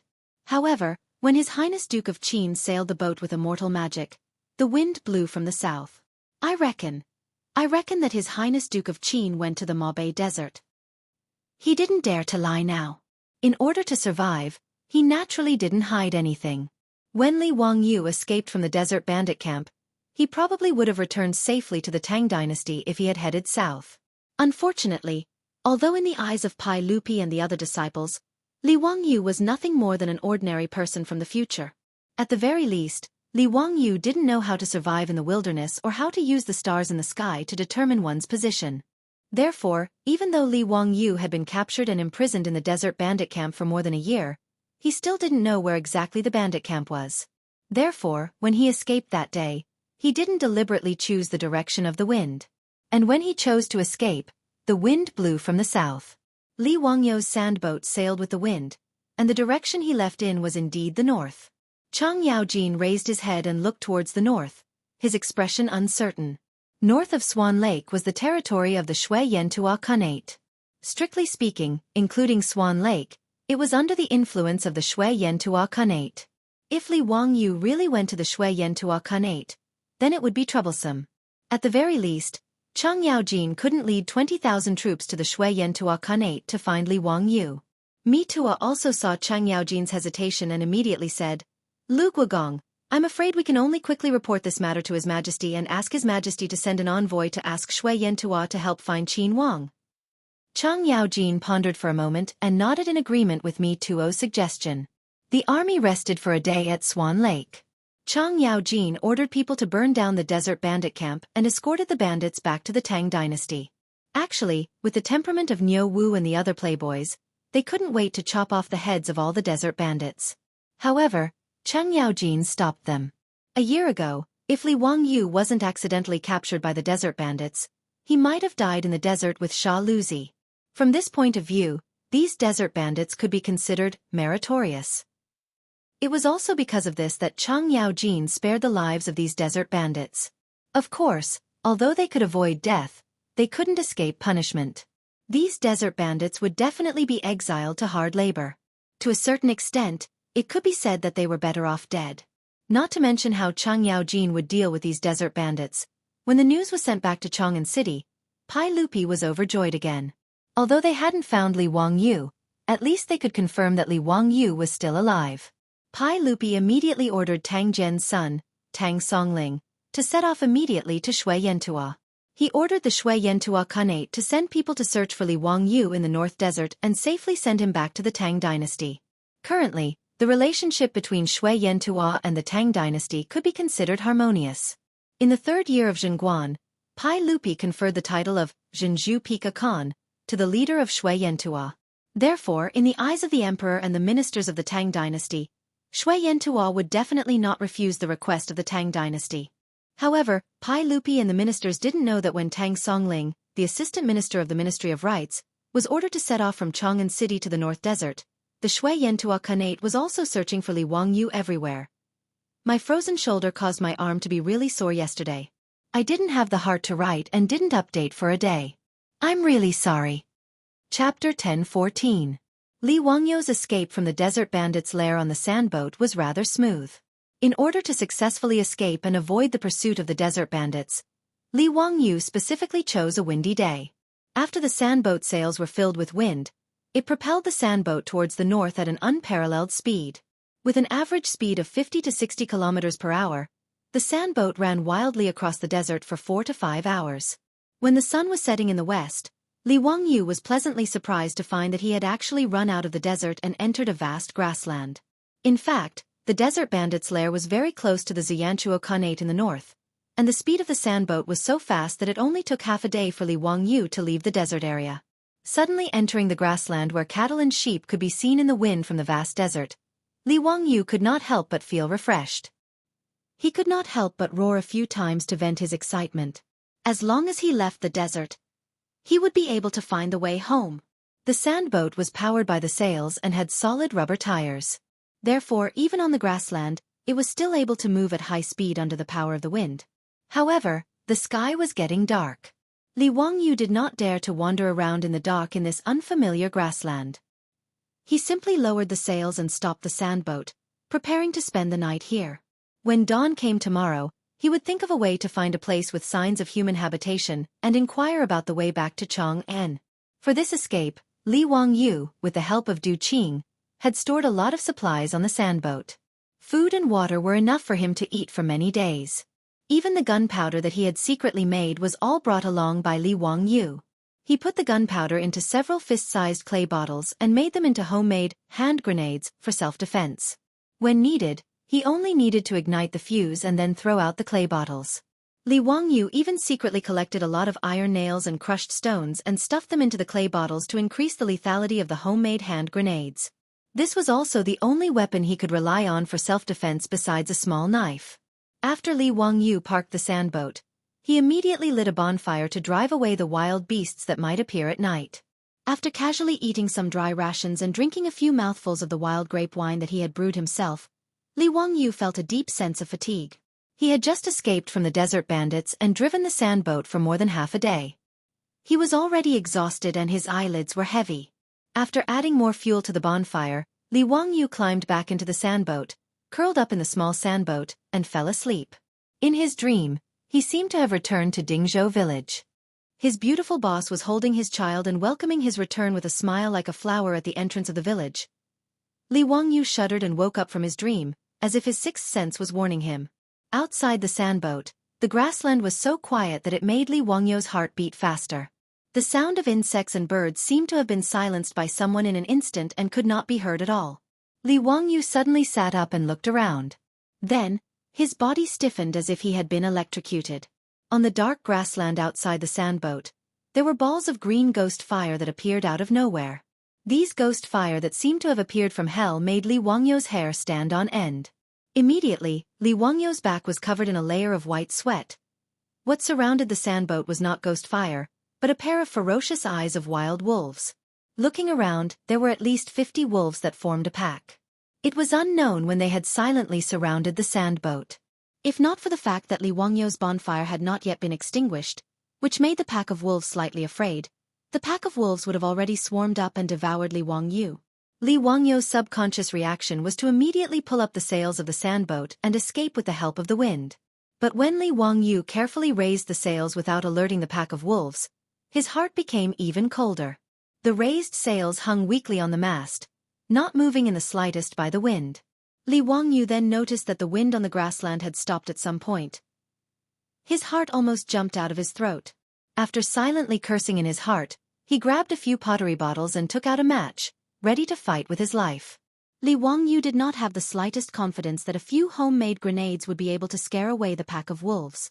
Even if he was given an assault rifle from the future, he would not dare to say that he could escape from the wolves.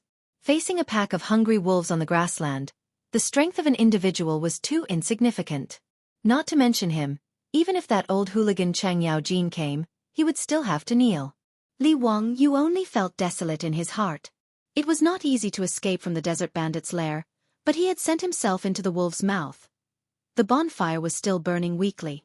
Li Wangyu shrank into the sandboat, not daring to breathe too loudly for fear of alerting the pack of wolves. And the pack of wolves seemed to be afraid of the flickering flames. They only surrounded the sandboat but did not launch an attack. Both sides were in a stalemate. Time passed by minute by minute. The bonfire burning beside the sandboat was clearly getting weaker due to the lack of fuel. It was about to go out. Li Wangyu secretly gritted his teeth. He silently gripped the bomb and knife in his hand, ready to fight to the death. But just as he took out a match, with a determination to drag a few wolves down with him, and was about to ignite the bomb, Li Wangyu was shocked to find that the flame of the match in his hand began to flicker. He was stunned for a few seconds before he reacted. The wind was blowing. Li Wangyu looked up at the mast above his head. He was pleasantly surprised to find that the originally soft and drooping sail was now slightly bulging. The sand boat below him was now making a slight creaking sound and began to sway slightly. Heaven never bars one's way. Li Wangyu was silently cursing heaven in his heart before, but now he wished he could give heaven a thumbs up.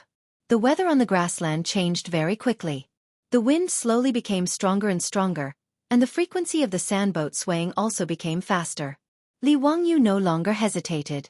He quickly grabbed 2 clay pots, put them on the match, lit the fuse, and immediately threw them to the left and right. He now needed to buy some time for himself to escape. After all, the sandboat was not a car. Using the wind to propel it also needed a certain amount of time to accelerate. When the 2 homemade grenades exploded in the middle of the wolf pack without warning, the sudden loud explosion, the sudden burst of fire in the dark night, and the miserable howls of the injured wolves. All of these startled the wolves that were eyeing them covetously. The wolf pack that was originally quietly surrounding the sandboat like hunters, ready to attack at any time, suddenly became chaotic because of the impact of the 2 bombs. Li Wangyu did not hesitate. He immediately jumped off the sandboat and pushed the sandboat with all his strength. This sandboat used to escape, because of the limited conditions, could be said to be quite rough. Under the dual effect of Li Wangyu's hard push and the sail, the sandboat swayed a few times. Finally, it slowly moved forward and gradually accelerated. Li Wangyu pushed the sandboat for 2 steps and then jumped back into the sandboat again. At this moment, the grassland was still dark. He did not care where the wind would take him. As long as he could escape from the wolf pack, he would be thankful. When the sandboat finally started to run again under the push of the wind, the wolf pack that was previously in chaos because of the bomb attack also reacted at this moment. Accompanied by several wolf howls, the wolf pack immediately followed the sandboat and chased after it. Chapter 10:15. Li Wangyu had never expected that the wolves on the grassland could run so fast. When he drove the sandboat and rushed out of the wolf encirclement while the wolves were in chaos due to the explosion, the wolves chased after him. Their speed was so fast that Li Wangyu felt his scalp tingle. How could he know that wolves could run at a speed of 50 to 60 kilometers per hour? What was even more frightening was that wolves had excellent endurance and could maintain a high-speed running state for more than 20 kilometers. Although the wind was blowing on the grassland, the wind was not strong. Under the push of the wind, the sandboat was not slow, but it could not get rid of the wolves. At this time, the sky was already turning white. With the help of the faint light, Li Wangyu looked at the wolves behind the sandboat that were getting closer and closer. He could not help but secretly complain. The only thing that could stop the wolves now was the homemade grenades in his arms. However, these grenades were only made from materials that he had secretly collected from the desert bandits' camp. The number of grenades was quite limited. In order to break out of the encirclement, he threw out 2 grenades. Now he only had 4 or 5 grenades left. Seeing the wolves getting closer and closer, he could even clearly see the saliva hanging from the sharp fangs in the wild wolves' mouths. Li Wangyu did not care so much. He lit a grenade with a match and threw it at the wolves behind him again. After a loud bang, 5 or 6 wild wolves that were closest to him were directly thrown away by the explosion. But the rest of the wolves were only in chaos for a while. Their eyes were fierce and they chased even more closely. Li Wangyu was also excited at this moment. He fiercely lit another grenade and threw it out. He roared, "Bastards, you want to eat my meat? Come on, come on. Let's see who will die first." After throwing out several grenades in succession, until there was only 1 grenade left, the wolves finally stopped chasing so closely. After killing more than a dozen wild wolves in a row, even the ferocious wolves had a trace of fear. But even so, the wolves still did not intend to give up. They only slightly distanced themselves from the sandboat and stayed far behind. Li Wangyu finally heaved a sigh of relief when he saw that the wolves were no longer approaching. At this moment, he felt his legs go soft. He leaned against the mast of the sandboat and sat down. As long as the wolves didn't chase too closely, Li Wangyu was confident that he could escape the wolves' pursuit. After all, the sandboat wouldn't get tired. As long as there was wind, it could keep running. No matter how ferocious the wolves were, they were still made of flesh and blood. Even if he could run for a long time, the wolves would not be able to bear it and would have to give up on chasing him. However, Li Wangyu had overlooked one point, and that was the weight of the sandboat. The sandboat under his feet was just a modified version of a small sailboat. The craftsmen in the desert bandit camp were asked to install the axle at the bottom of the ship. It was only a wooden axle made by the craftsmen themselves. It was already a miracle that such a simple sandboat could carry Li Wangyu across the vast desert. At this moment, the sandboat continued to move at high speed on the grassland under the push of the wind. The wooden axle could no longer hold on. When the sky began to brighten, Li Wangyu rejoiced that he had managed to escape. But then, the sandboat beneath him emitted a light cracking sound. The wooden axle broke. The sandboat that was moving at high speed immediately capsized. Caught off guard, Li Wangyu was directly thrown out. The violent impact almost made Li Wangyu faint. Fortunately, the grassland soil was soft. Coupled with the thick pasture as a buffer, he didn't suffer too serious injuries. Li Wangyu was dizzy from the fall. It took him a long time to react to what had happened. He turned his head to look at the broken axle and the overturned sandboat. After cussing in his heart, he grabbed the last grenade. The sandboat overturned. There was no possibility of escape. The only thing he could do was to wait for the wolves to pounce on him and ignite the grenade. It was better than being bitten to death by a group of wolves. The wolves naturally wouldn't let go of such a good opportunity. They immediately rushed toward Li Wangyu. Looking at the wolves getting closer and closer, Li Wangyu was silent. He took out a fire roll from his arms and stared at the wolves getting closer and closer. Seeing the wolves rushing toward him like lightning, Li Wangyu could even vaguely smell the stench of the wolves. "Wife, see you in the next life. Take care of our children." Li Wangyu glared at them. The veins on his neck bulged.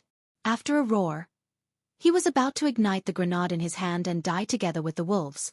At this moment, the sound of something breaking through the air could be heard. In the next second, the few wild wolves that were running at the front fell to the ground headfirst. And on their bodies, there were a few quivering arrows stuck in their bodies. Li Wangyu was pleasantly surprised. He turned his head to look and saw 7 or 8 horses galloping over. There were several riders on the horses. They were drawing their bows and shooting arrows at the wolves. "I'm saved." When this thought popped up in Li Wangyu's mind, his originally tense mind relaxed. After that, his entire body was filled with pain and extreme fatigue. Li Wangyu's vision couldn't help but turn black before he fainted. When he opened his eyes again and came to his senses, he realized that he was in a tent. The injuries he had suffered from the overturned sandboat had also been carefully bandaged with medicine. To be able to escape from the jaws of a wolf, Li Wangyu was extremely grateful to the person who had saved him. But even now, he still didn't know who had saved him. Before he fainted, he vaguely saw that the person who had saved him wasn't dressed like a Tang. He was probably a nomad from the grassland. Li Wangyu drove the sandboat out of the desert. After entering the vast grassland, he wondered if he had run to the grassland of Inner Mongolia. Now it seemed that he was right. He recalled that in the early years of the Tang dynasty, Ma Bei still belonged to the Shui Yantua Khanate. So, the person who had saved him should be someone from Shui Yantua. Thinking of this, Li Wangyu couldn't help but feel happy. After all, in the early years of the Tang dynasty, Shui Yantua had a good relationship with the Tang dynasty. The leader of Shui Yantua was a barbarian. He often offered horses, cows, sheep, camels, and minks as tribute to the Tang dynasty. If he had run to the territory of Shui Yantua, it would be easy for the barbarian to ask for help from Shui Yantua and return to the Tang dynasty. While he was thinking about these things, the tent lit up. Someone opened the tent and walked in. Li Wangyu immediately struggled to get up and thank the person. "Thank you for saving me. I'm a Tang. My surname is Wangyu. How should I address you?" He didn't dare to report his identity directly, so he was still cautious. Although the other party had saved him and bandaged his wounds, Li Wangyu still had some reservations because he was in an unfamiliar environment. The person who had come was a capable middle-aged man. Just by looking at his hairstyle, Li Wangyu could confirm that his previous guess was correct. Shave hairstyle, which was characterized by shaving all or part of the hair on the top of the head, leaving only a small amount of hair on the temples or the forehead.